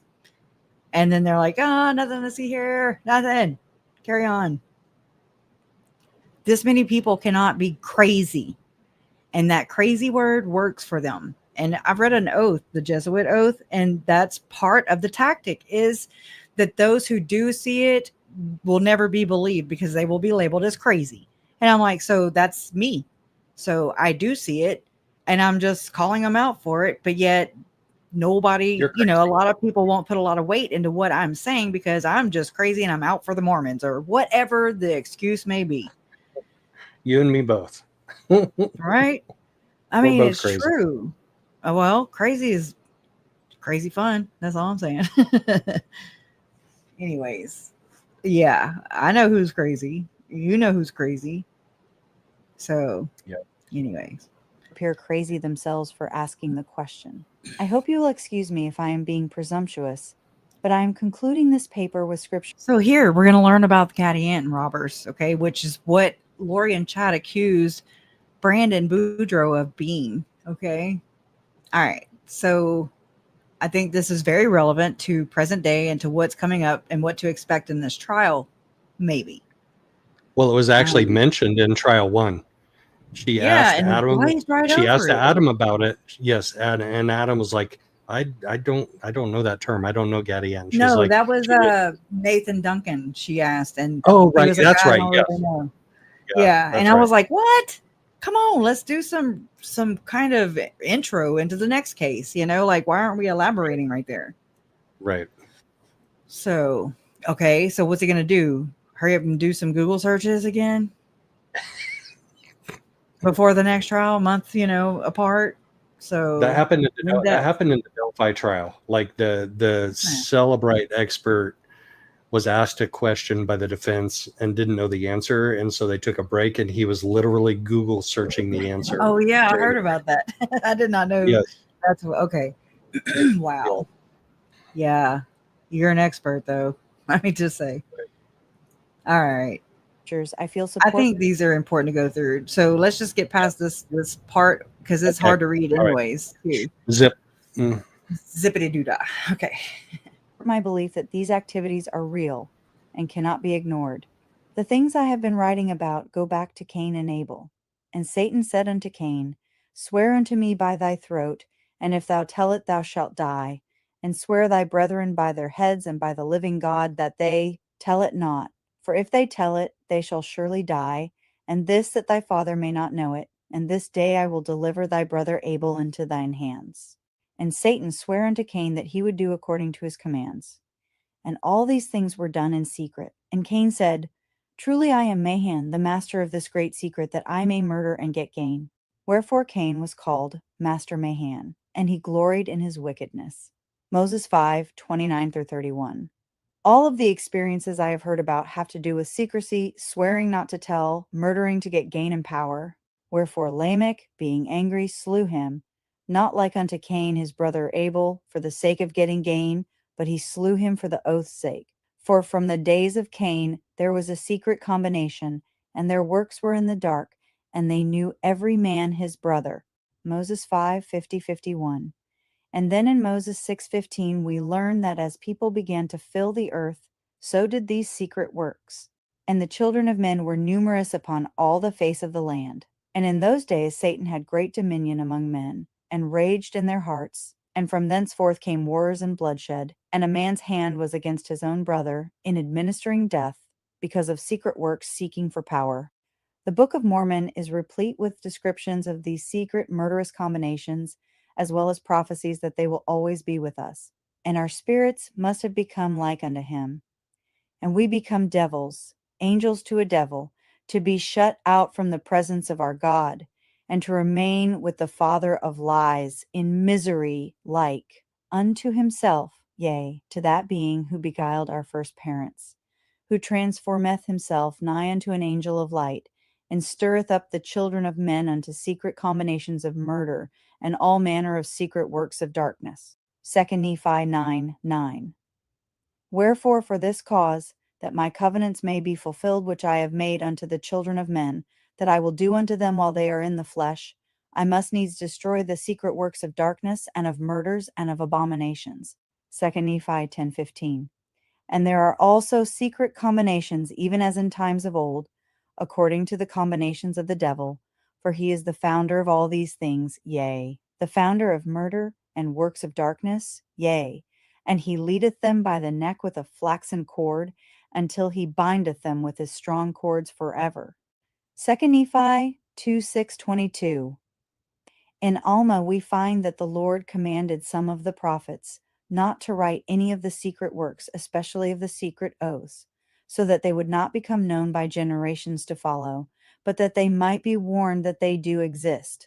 And now I will speak unto you concerning those 24 plates, that ye keep them, that the mysteries and the works of darkness and their secret works, or the secret works of those people who have been destroyed, may be made manifest unto this people, yea, all their murders and robbings and their plunderings and all their wickedness and abominations may be made manifest unto this people, yea, and that ye preserve these interpreters. I will bring forth out of darkness unto light all their secret works and their abominations, and except they repent, I will destroy them from off the face of the earth, and I will bring to light all their secrets and abominations unto every nation that shall hereafter possess the land. And now, my son, we see that they did not repent, therefore they have been destroyed. And thus far the word of God has been fulfilled, yea, their secret abominations have been brought out of darkness and made known unto us. And now, my son, I command you that ye retain all their oaths, and their covenants, and their agreements, and their secret abominations, yea, and all their signs and their wonders, ye shall keep from this people, that they know them not, lest peradventure they should fall into darkness also and be destroyed. For behold, there is a curse upon all this land, that destruction shall come upon all those workers of darkness, according to the power of God, when they are fully ripe. Therefore I desire that this people might be destroyed. Alma 37:21-25-28. In Helaman, the name of Gadianton is introduced and becomes descriptive throughout the Book of Mormon relative to the secret combinations. But behold, Kishkumen, who had murdered Pahoran, did lay wait to destroy Helaman also, and he was upheld by his band, who had entered into a covenant that no one should know his wickedness. For there was one Gadianton, who was exceedingly expert in many words, and also in his craft, to carry on the secret work of murder and of robbery. Therefore he became the leader of the band of Kishkumen. And when the servant of Helaman had known all the heart of Kishkumen, and how that it was his object to murder, and also that it was the object of all those who belonged to his band, to murder and to rob and to gain power, and this was their secret plan and their combination, the servant of Helaman said unto Kishkumen, Let us go forth unto the judgment seat. Helaman 2:3-4, 8. It was true then, as it is now, that these things were not known by the general populace or by the government. And it came to pass in the 49th year of the reign of the judges, there was continual peace established in the land. All save it were the secret combinations which Gadianton the robber had established in the more settled parts of the land, which at that time were not known unto those who were at the head of government. Therefore they were not destroyed out of the land. Helaman 3:23. In chapter 6, we learn that in spite of the Lord's command to the prophets not to write these things, Satan is capable, and always has been, of revealing his secrets to his followers, just as the Lord has revealed his will to the prophets. And now behold, those murderers and plunderers were a band who had been formed by... Last paragraph of page 8. Okay. So we've been talking a lot, or they've been talking a lot, and I've been trying to pay attention because I used to I spent, when I was in seminary as a high school student, we spent a whole year in the Book of Mormon, so I had to listen to this stuff at 8:30 in the morning, and it was not interesting to me. So some of it I heard and some of I didn't. Some of what I heard was secret combinations. We heard a lot about secret combinations, and my seminary teacher actually taught us that the Freemasons were like one of those organizations that engaged in those secret combinations that were so evil, knowing full well that Joseph Smith was a Freemason. Oh, yeah. We're going to dive into that too, in addition to this, because I have found some interesting research on this that other people have done. Well, they have his apron, his Freemason apron, in like one of their Mormon museums. Like, For real, guys? Okay, but the last paragraph on page 8, I may have to zoom in on mine. Shoot, I'm still all the way back on 7. Right here? Page 8. In chapter 6, we learn that in spite of the Lord's command to the prophets not to write these things, Satan is capable and always has been of revealing his secrets to his followers, just as the Lord has revealed his will to the prophets. So, like, how are we to determine the difference? Like, is Satan Lord. giving his stuff up, or is the Lord giving his stuff up? He's deceiving the people. Like, Lori tells about how Satan visited her right around Colby's wedding or at Colby's wedding or something to that effect. You can hear that when she does her interview with Colby on his channel. Go check that out. You can hear her say this to him. And I'm pulling these clips while we do this because Melanie Gibb talks about how this is a secret combination that she was a part of. And I just located in the transcript with detectives from Arizona who were interviewing Melanie Gibb. And this struck me because she's talking to the investigators. And she says, because she wasn't supposed to tell me anything. Oh, yeah, this was all just between her and him. But luckily she spilled it so I can share it in the future. Everybody right? But she was not listen to this, but she was not one that could keep the secret. I'm like, okay, not a secret, but keep the secret, I think. Wow. And anyway, so he was like, I don't know. And he was playing clueless. And anyway, so I get this random call and I'm like, who the heck's this? So she got another phone. So, okay. So that was just me looking for secret, her saying that in the interview. Right. Okay. So anyways, just the secret. It's just one of those things. And I'm just like, oh crap. See, 6 years later, I'm still finding stuff out, but that's how this goes, at least in my experience. But all right. And now behold, those murderers and plunderers were a band who had been formed by Kishkumen and Gadianton. And now it had come to pass that there were many, even among the Nephites, of Gadianton's band. But behold, they were more numerous among the more wicked part of the Lamanites. And they were called Gadianton's robbers and murderers. But behold, Satan did stir up the hearts of the more part of the Nephites, insomuch that they did unite with those bands of robbers, and did enter into their covenants and their oaths, that they would protect and preserve one another in whatsoever difficult circumstances they should be placed, that they should not suffer for their murders and their plunderings and their stealings. And it came to pass that they did have their signs, yea, their secret signs and their secret words, and this that they might distinguish a brother who had entered into the covenant, that whatsoever wickedness his brother should do, he should not be injured by his brother, nor by those who did belong to his band who had taken this covenant. And thus they might murder and plunder and steal and commit whoredoms and all manner of wickedness, contrary to the laws of their country and also the laws of their God.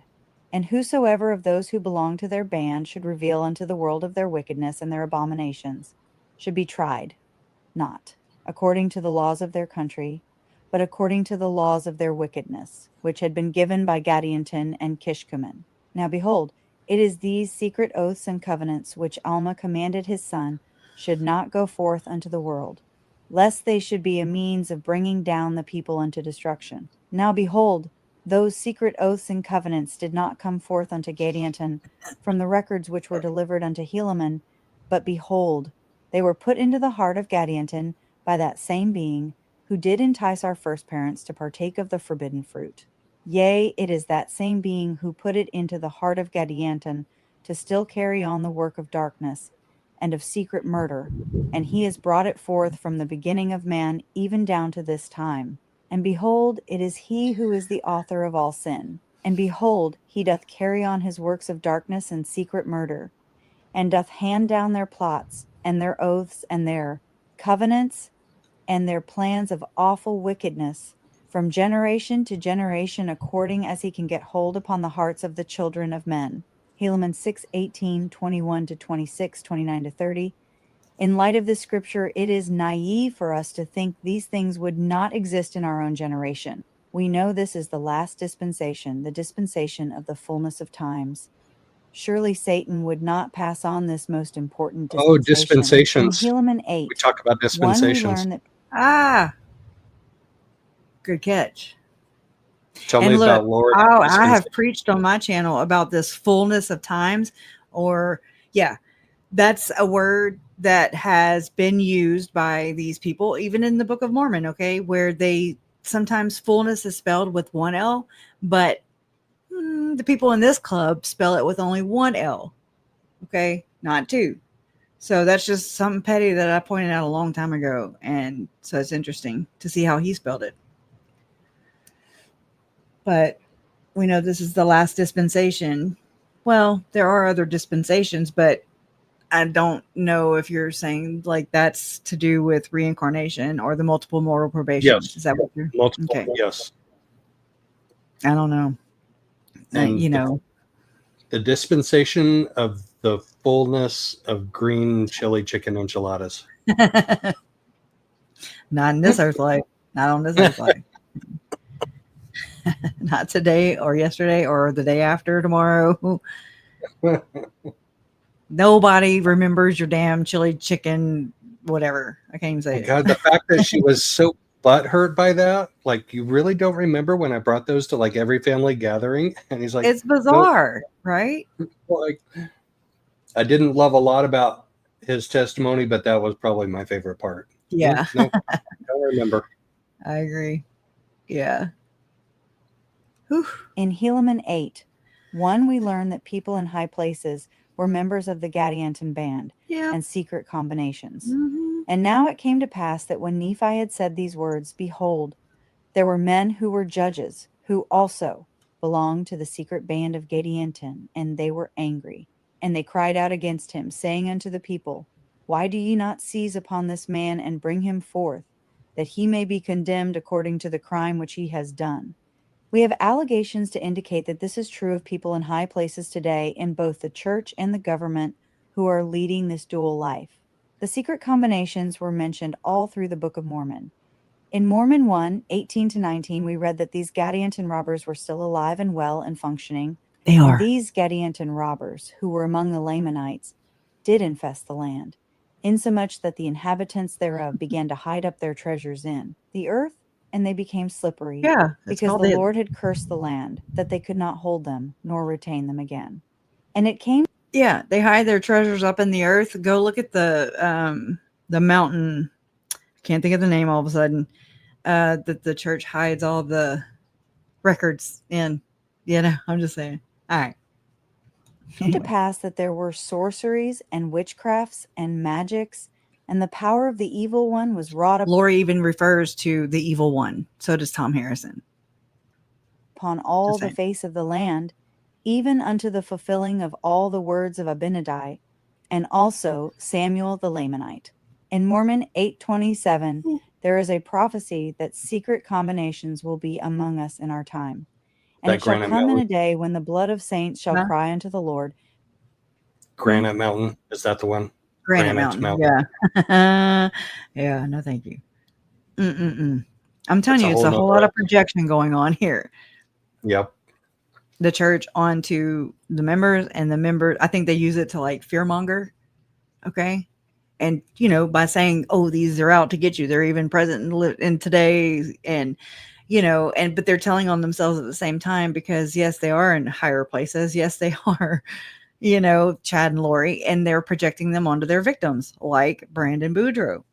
That's just my psychology behind it. Anyway. Because of secret combinations and the works of darkness. The extent of the evil that mankind will perpetrate on another is told in Moroni 9:10. That scripture right there, I know that Nancy and Mike James, their whole Latter-day Media, aka Preparing a People, they were always behind. They always shared this Moroni 9:10. Okay, always. So it's interesting.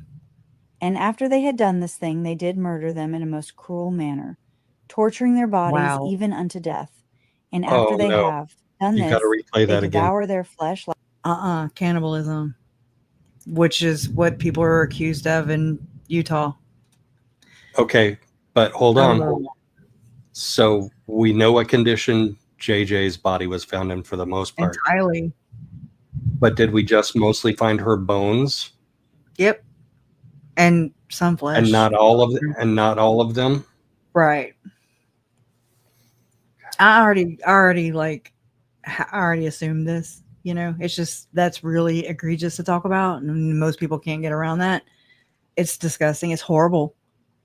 I feel like there were way more perpetrators than just Chad and Lori and Alex just going crazy one day or a couple days, in September, just wilding out all of a sudden, and they're not have been a gathering of sorts, hiding behind religious conferences framed around the Book of Mormon and the geography of it.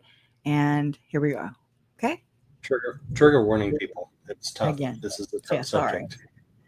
Very tough. And again, I found this being used, this particular scripture, and I just have not read it. Like we only got halfway through it, and I'm like, oh my God, you too. So this was used by Preparing a People and its owners, Mike and Nancy James. The extent of the evil that mankind will perpetrate on another is told in Moroni 9:10. And after they had done this thing, they did murder them in a most cruel manner, torturing their bodies even unto death. Even unto death. And after they have done this, they devour their flesh like unto wild beasts because of the hardness of their hearts, and they do it for a token of bravery. So did they get a token in the temple for that? I mean, just saying. Many of us have read this all of our lives and click our tongues at how awful it would be to live in such a time. Those victims with whom I have spoken testify to these things going on all around us today. Oh, in God. ether, we are told that they will exist amongst us, the Gentiles, and we are also warned that we should do something about it. And now I, Moroni, do not write the manner of their oaths and combinations, for it hath been made known unto me that they are had among all people, and they are had among the Lamanites. And they have caused the destruction of this people of whom I am now speaking, and also the destruction of the people of Nephi.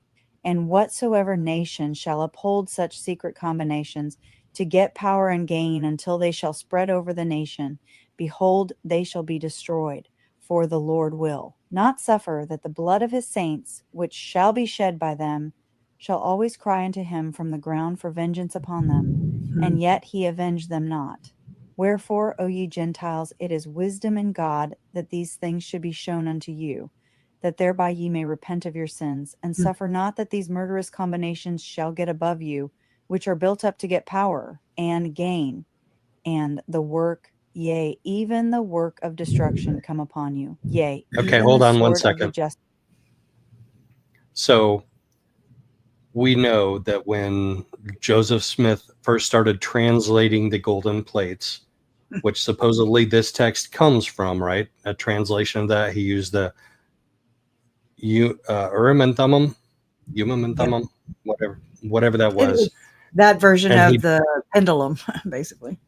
Right, and he did that with whatever the guy's name was. I can't even remember. I don't care. Orson Pratt or Something like Oliver that. Cowdery or I think it might have been the second one, but anyway, so he would stick the golden plates down inside of a hat, and then he would put his face in the hat, and the seer stone would help him interpret them, and whoever his transcriber buddy would write down what he was writing, or what he was reading, what he was translating, supposedly translating from the golden plates.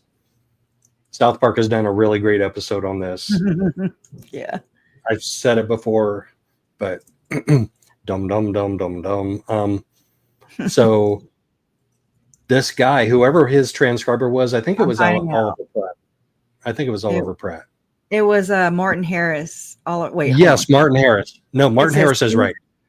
Key Yes, scribes no, it was included Martin Harris and Emma Hill Smith. Martin Harris was the first one. Martin Harris took like a few pages of this to his wife. He came to Joseph Smith and he's like, okay, my wife doesn't believe that what I'm doing is accurate, so I'm going to take this home to my wife and she's going to check it out. And he took it home, and his wife hid them or threw them away or did destroy them or something. So he couldn't take his original like few pages. Maybe it was the entire book of Nephi 1. And Martin Harris had to go back to Joseph Smith and be like, I gave them to my wife and they disappeared. So we got to start over again. And Joseph Smith said, prayed about it supposedly and said, the Lord is very unhappy that I gave them to you and that your wife destroyed them. So I'm going to retranscribe the golden plates for you, but may not be word for word. Like he's going to change it up a little bit for me as I transcribe it. Oh my like word. Yeah. You don't, oh my gosh. Yeah. It's so when we hear these weird phrases and terminology in this is Joseph Smith sticking his head in something and using some kind of a seer stone. Yes. A hat and with supposedly golden plates in there, which Martin Harris never saw. I think there were one or two witnesses that testified that they did see the golden plates. Their veracity may be in question, but anyway, if you're a member of the LDS Church and you still are, then your mind can't process that possible cognitive dissonance. So you're not listening to me, to what I'm saying right now. You're like, dude, he's anti-Mormon, he's anti-LDS. Like I can't listen to that possibility that maybe Joseph Smith's story was a load of crap. Right. But so the original translation may have changed a little bit for the first book or two of Nephi, but the wording of it is just awkward. Like as she's reading through this, I'm like, I got to zoom in on that part. We're on page 11. Let me zoom in on page 11. The part that struck me as particularly awkward. I'm particularly awkward. Wherefore, O ye Gentiles, it is wisdom in God that these things should be shown unto you, that thereby ye may repent of your sins and suffer not, that these murderous combinations shall get to you. What does that mean?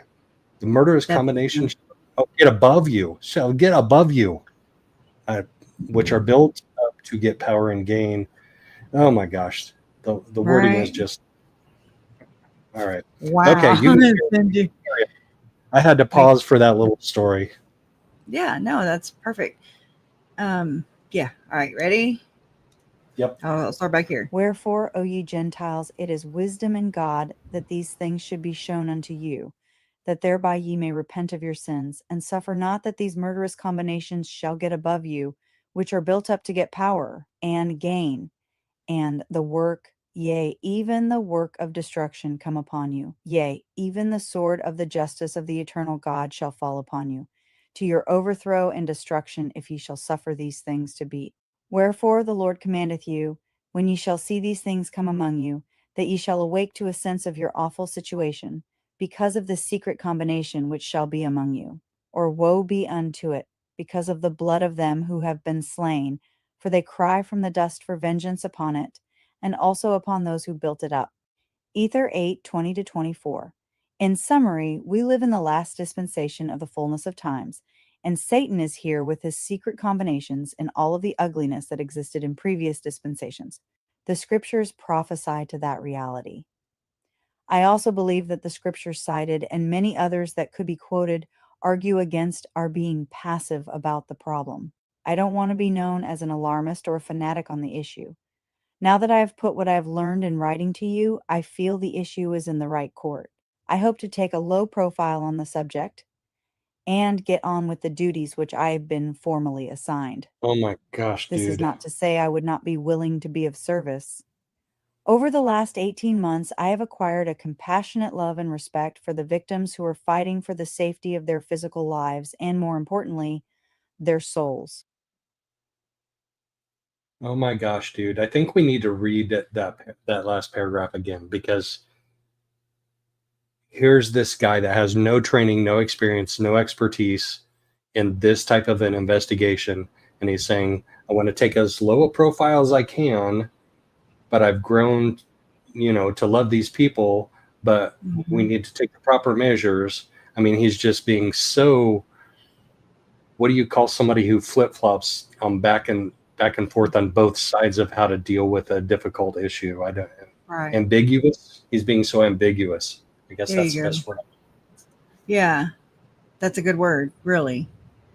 So I can't believe we made it to the damn end, Joe. Holy cow, we did it! I'm Woohoo! like, now We did everybody's like a just going to golden- stop watching, right? So that was our We got hook. more- I'm just we got more kidding. good stuff, though. I know you Yeah, got we more did. good stuff. There are, whenever that part of Moroni 9:10, holy shit, okay? Because that is textbook. That is Tylee's murder, Tylee's sacrifice, whatever you want to say it or call it or whatever.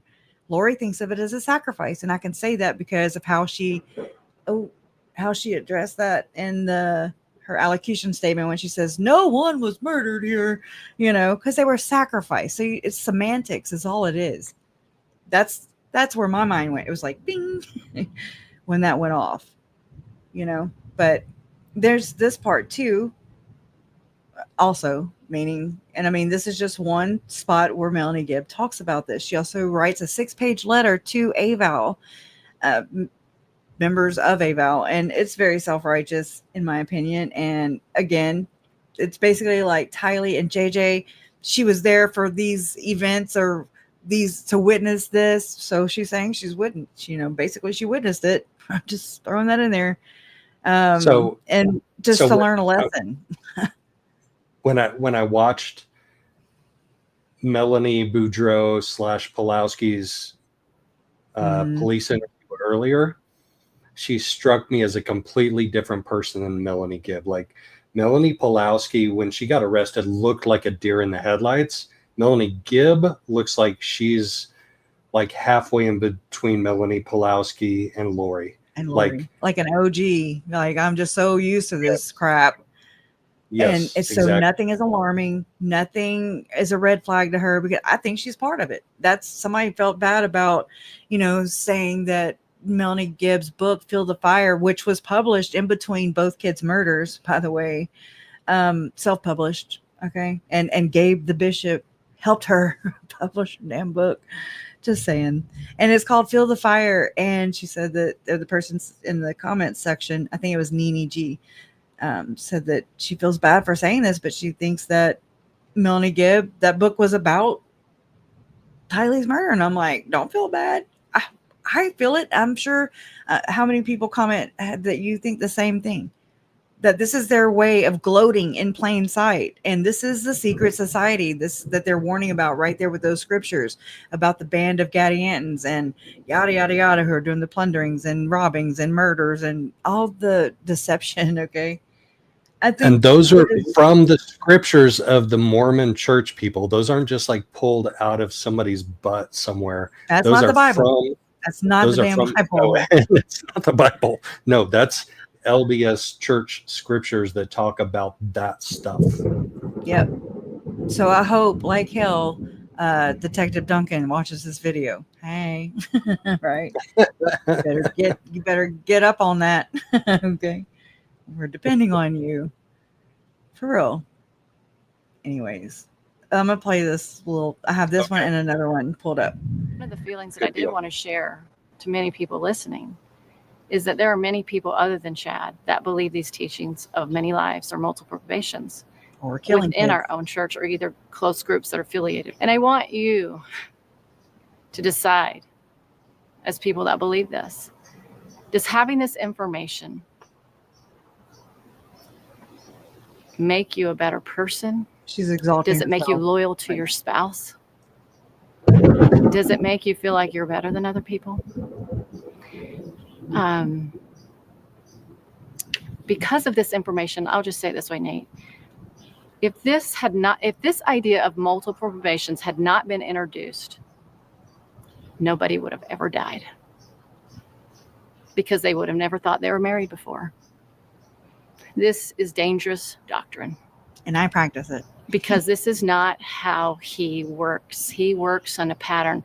I am the same yesterday, today, and forever.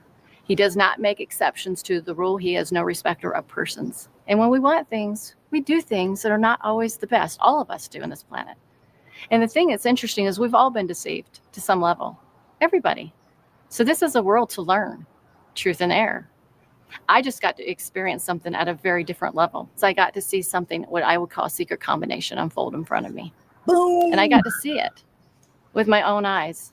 Now, I didn't see people die or anything like that, but I got to see the workings of it. But you got to say, did you see him sacrifice? Did you see him? You know what I'm saying? You got to do the Do semantics. you really believe that? But do you really believe that for her to say like come out of nowhere, not be asked that question, but to answer it specifically? I didn't see anybody die.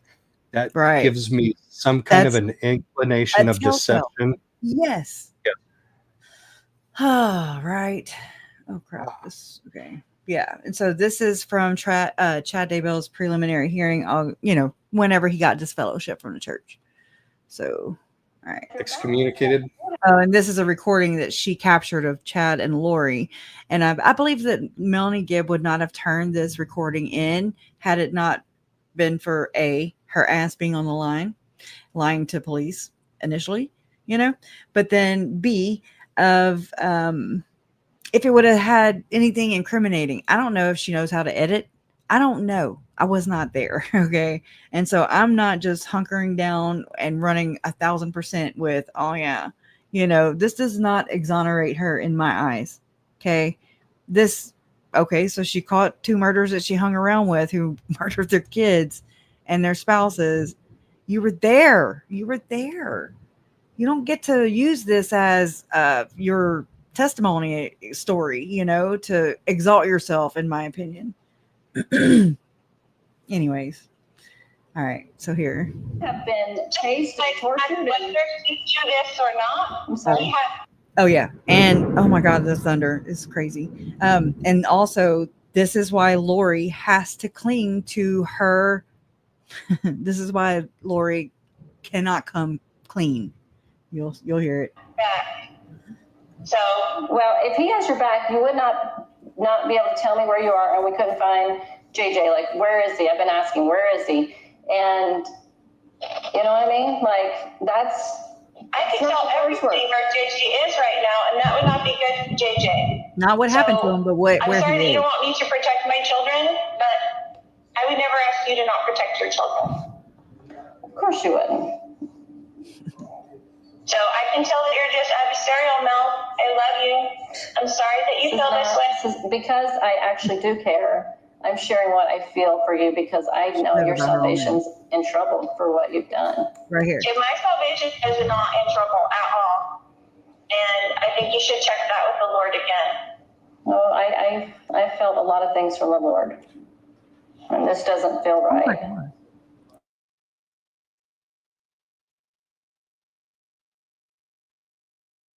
Interesting. Are you there? Oh no, did Kresha get lightning struck? Kresha. She may have gotten her internet cut by a lightning strike. Hold on. I'm getting okay. I wasn't seeing your screen at all. I just saw three things. Well, I've had internet issues too, so it might be me or storming dogs outside right now. So, like the lights just not went down. cats and dogs, just dogs, like dachshunds, corgis. Okay, yeah, but yeah, so it never did stop for y'all, or it did? It kind of stopped mid conversation, but I was having a hard time following it. So okay, so sorry, y'all. Let me go back. Hold on. We're gonna get through this. We're at the end. This is the last thing. So let's go. All those who are against me, Joseph Smith's friends turned against me. I'm not a friend. I'm not friends with people that are against you. Apparently you are. I am not. I don't know Kay. I don't know who you're talking about. Your sister. I don't even know what her name or who she is. I don't know any of those people. Why would they contact me anyway? How would I even know about that? Well, you're friends with Dave, and he's Well, David is a very righteous man, and I've always known that grounding about him. And he has a lot of beautiful experiences with the Lord, and these are not the same. You know, when you get the priesthood, that's Peter, James, and John shows up, and then he confirms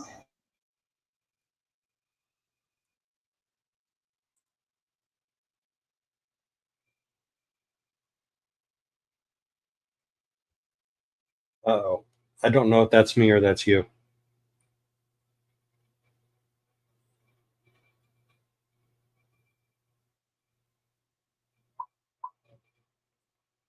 I think Lori is trying to zap our live into the portal. Does anybody else feel that portal circle going on? Like Kresha kind of has 2 feet in the portal, but she's not been sucked in yet.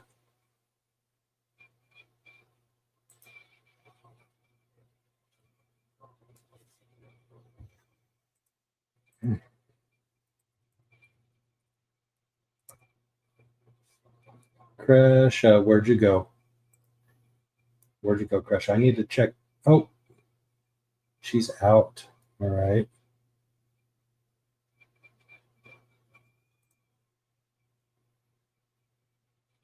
Come back in, Kresha. She gone. Let me look at comments. Kresha looked frozen. That's a very appropriate comment. Thank you, Spencer. I get it. I get it. Last time I got halfway in the portal, it like spun around 360 and I bumped my head a couple times, but I got spit back out right where I was. So come on, Kresha. We gotcha.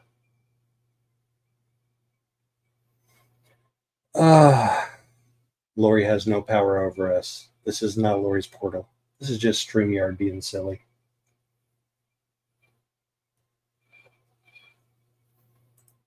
Come on, Kresha. Click the link. That is a big storm.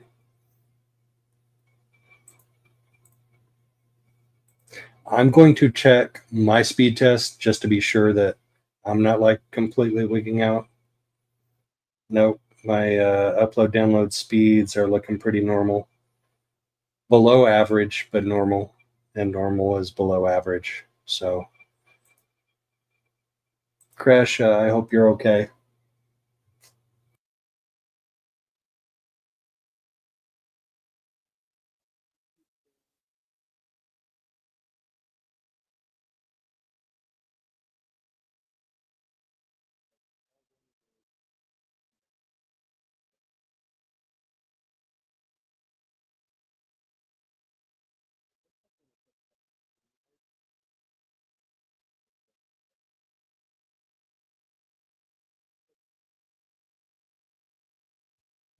Am I muted?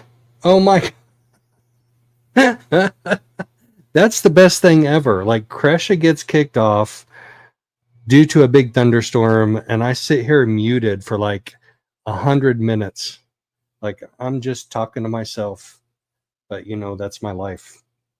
That's my everyday life. I talk to myself a lot. Probably too much. I think Kresha may be gone for the night. Okay. Yes. Kresha lost power, so she won't be back. I just got texted. My face hit my mic. God, these technical things. Okay. So if you're in my chat, I'm sure you already know how to subscribe to Kresha, but I'm going to give you her link again. Difficult research. Boom. You should be subscribed to both channels by now. If you're not, then it's a shame. Thank you, everybody, for hanging out with us. I'm actually going to start answering some starred questions. I'm going to have to do it without Kresha because they lost power. So just going to tell her I understand. And I'm going to handle the end of the show the best I can all by myself.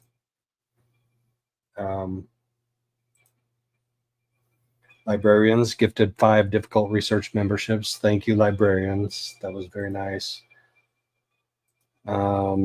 Jamie, isn't it only because only the extremist LDS crew that is complicated. I've met Mormons and they seem to be nice people. But that's Mormons' hook. They like hook you in and they're like, see, we're such nice people. How could we possibly be wrong about our belief system? How could we possibly be wrong about Joseph Smith and the Book of Mormon and the Doctrine and Covenants and the Pearl of Great Price? Like, if I'm a nice person and I believe it and I invite you to volleyball on Wednesday night, it must be true. It must be true because I'm such a nice person. Or here's the real hook is they will show you like a video and they'll be like, see, and it's about the basic fundamentals of Mormonism. And they're like, this is the foundation of the church and we believe it to be true. And do you like have really good feelings about it? Like, do you have a burning in your bosom? Like, that's a Mormon thing, burning in your bosom. Burning in your bosom may not be a great thing, especially if you're being recruited into the Mormon church. Just saying. So they're nice people. That doesn't make their religion true. I have several friends and family members that are Mormons, and they are really nice people, the ones that I know. But I also know that Chad and Lori were members of the church, and Lori was going to the temple every single day, and she's not such a nice person. So that doesn't make Mormonism true or not true. That doesn't make visions of glory. Okay, I'm not going there. Visions of glory is not. We're not going there. I have a show planned for that, though.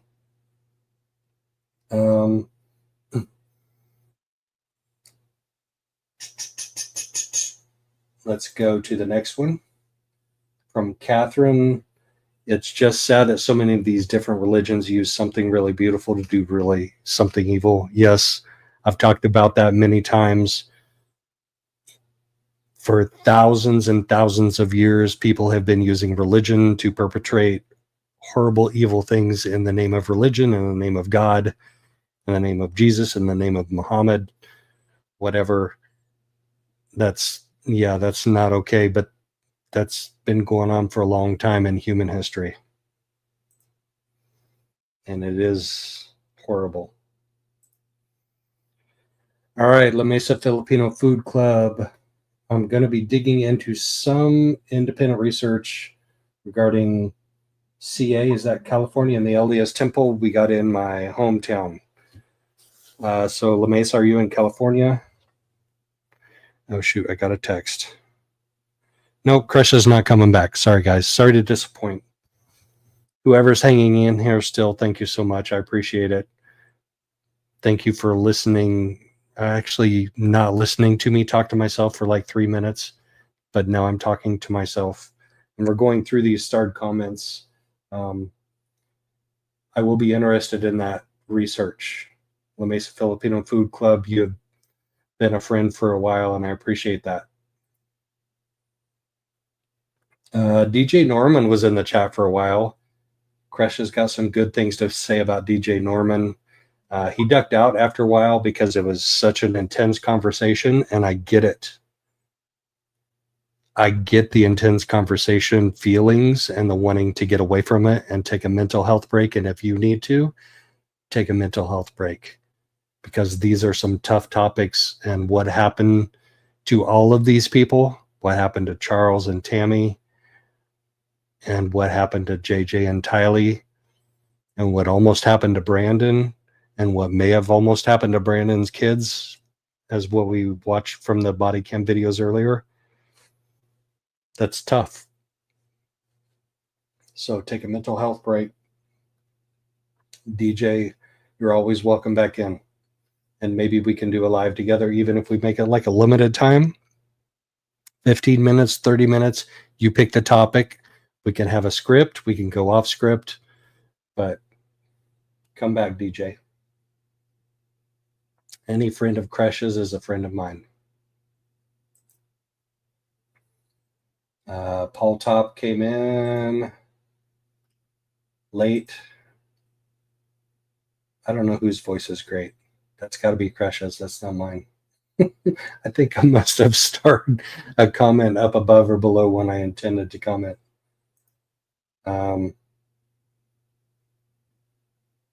Oh yeah. Kresha's, yes, that was for Kresha for sure. Unresolved trauma gets trapped in the body and it gets trapped in the mind. So think about this. Like if we don't process our trauma, like through some type of therapy of whatever kind, whether it's physical therapy, psychological, emotional therapy, combination of all of those things, if we don't deal with that and process that in a healthy way, then it will become unhealthy. It will get trapped in our mind and our body, and it will manifest. I can speak from personal experience. Boss Lady became a YouTube member. Awesome, Boss Lady. Thank you.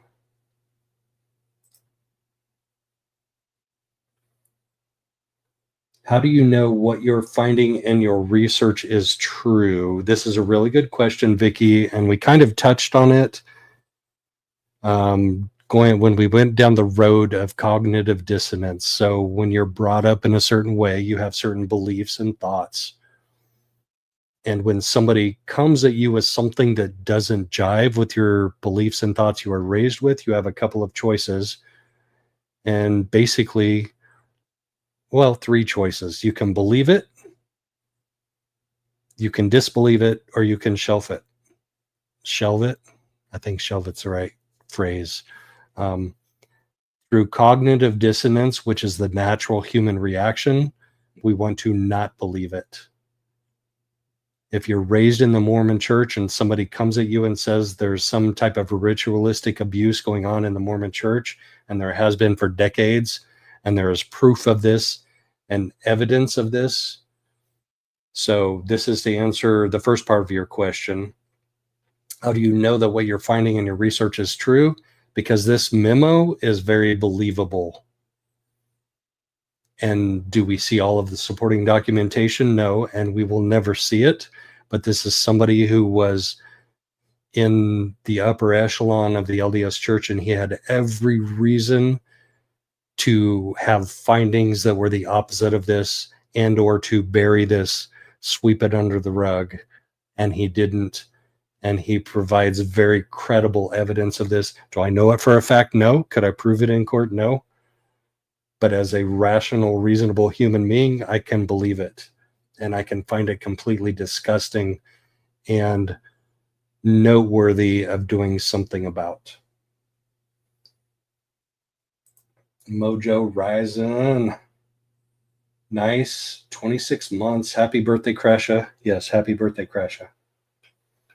And then we've got Beach Bum coming in hot. Beach Bum's bringing a birthday gift to Kresha. Happy birthday, Kresha. Thank you, Beach Bum. It's always great to see you in chat and have you participate. You're starting to become like an OG also. See you all the time. You're always so nice and have intelligent things to say, which I appreciate. And relevant things to say. Intelligent, relevant. Like if you can provide 2 of those things in chat, like you're always welcome in. And you can provide relevant and unintelligent thoughts. And I'm not talking about this about you, Beach Bum, but people that come into chat and they want to offer a relevant comment and they have an opinion.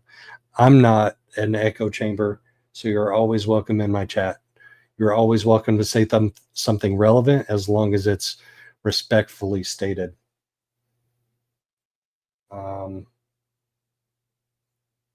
Next, Michelle Galagos.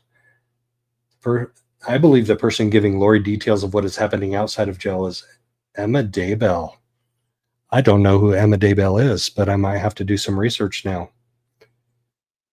Emma Daybell, obviously related to the Daybells, maybe a sister or cousin or niece or daughter of Chad, maybe.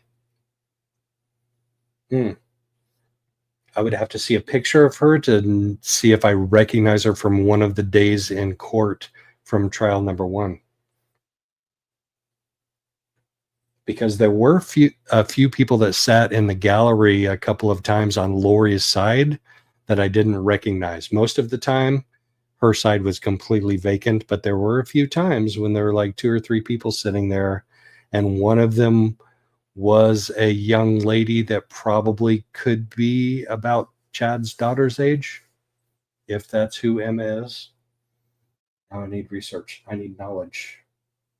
People are always taking me down rabbit holes. Cheryl came in hot. I love Kresha is also a Taurus. Love me. Tauruses are the best. Birthdays are 3 days apart. Kresha's was on May 3rd. So is yours today, or was yours April 30th? And I don't really need to know. Like, I'm not stalking you, I promise. Inverted pentagram, only used by satanics, that it's commonly used. I don't know if I've done enough research to know that it's only used by Satanists. Dr. Vonda K, thank you so much. I appreciate that. Gifted 5 Joe Schmoe memberships. Thank you. If you haven't been to my channel and subscribed, please do. I'm carrying this all by myself without Kresha. I'm just kidding. I know y'all, 99.9% of you came here for Kresha, and I appreciate that. She's amazing. She's done so much research, and she has so much to offer to the conversation that I just kind of like sit back and ask her questions that I think are relevant, and we'll get relevant answers from her. Of course, I have my own thoughts from time to time. Dr. Vonda K, always good to see you. Nobody is actually trying to help anybody without expecting something in return. I think this is kind of like a general society comment. That is the majority of society, yes. Not trying to help somebody without getting something in return. Akasha, I love seeing you in chat. You always have so many relevant comments and intelligent, relevant and intelligent. I'm going to have to like print some merch that says relevant and intelligent, and then some other merch that says cancel cognitive dissonance. Yeah, to think this is isolated to one group or religion is it is yes, it's not. And Lori Native AZ Girl, I saw quite a few comments from you in here today. The two of you together are so good. We do have a good chemistry, right? Like, we both have similar ways of thinking, but we also have ways of like going down rabbit holes and going down different rabbit holes that we can like come together for relevant research and relevant conversations that can hopefully help the rest of you ask relevant questions and come to your own relevant conclusions about all of this stuff. And I got fired up today for doing some action against this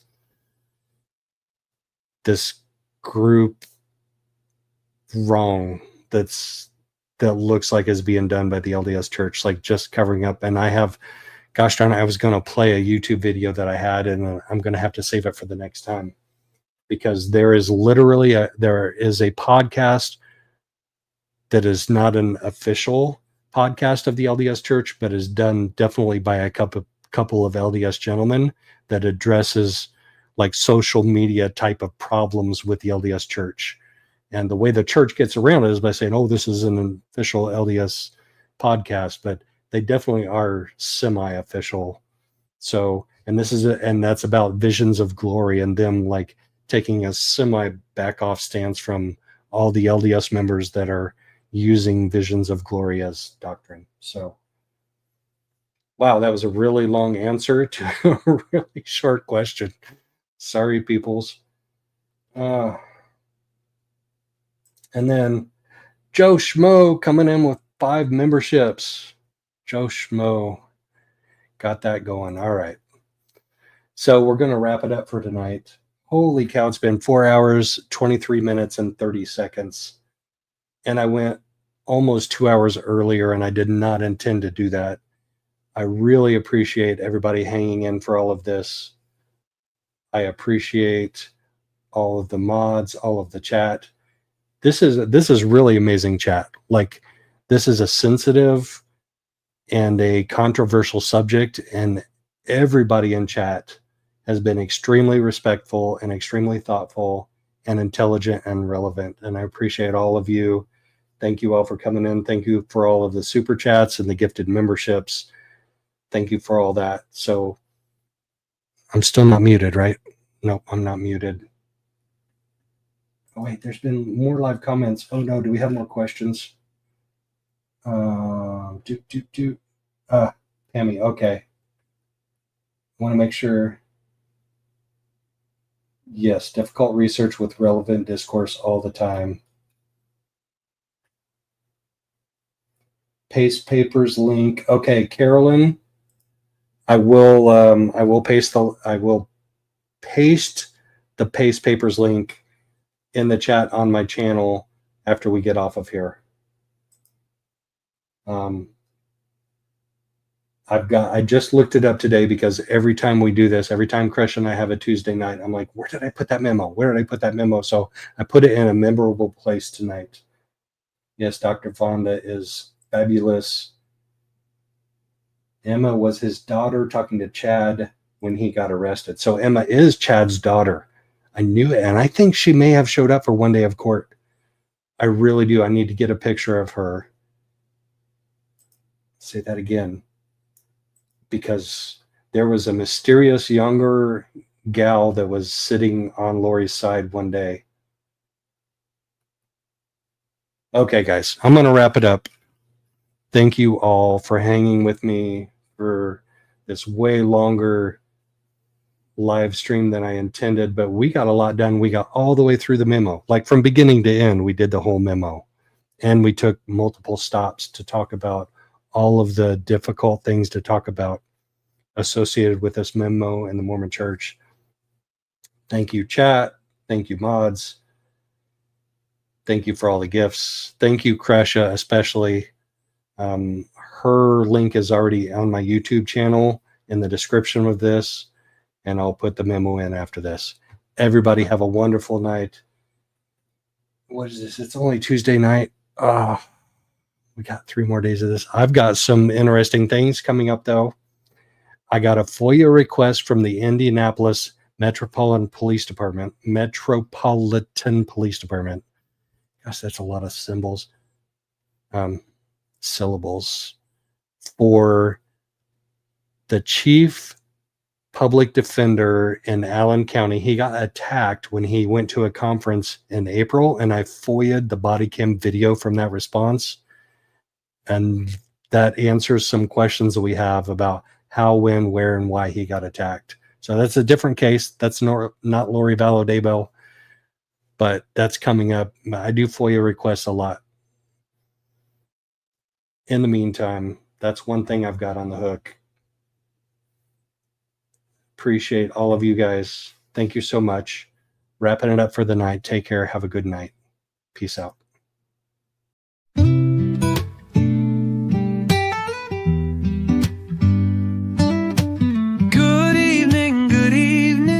Come and find you a seat.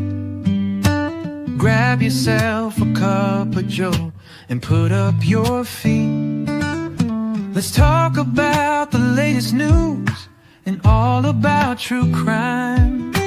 We can make a difference if we put in the time.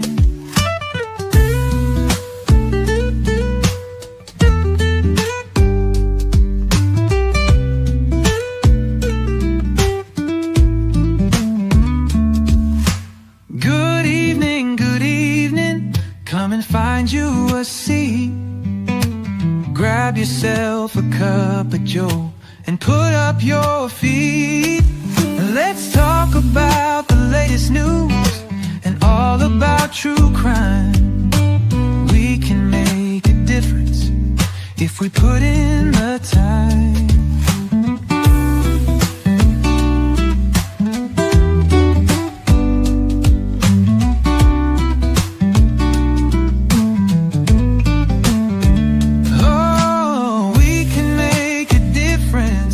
If we put in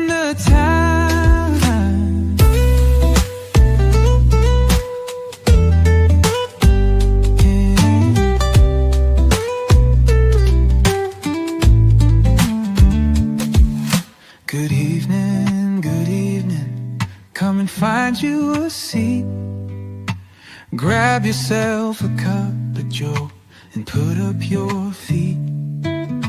Let's talk about the latest news and all about true crime.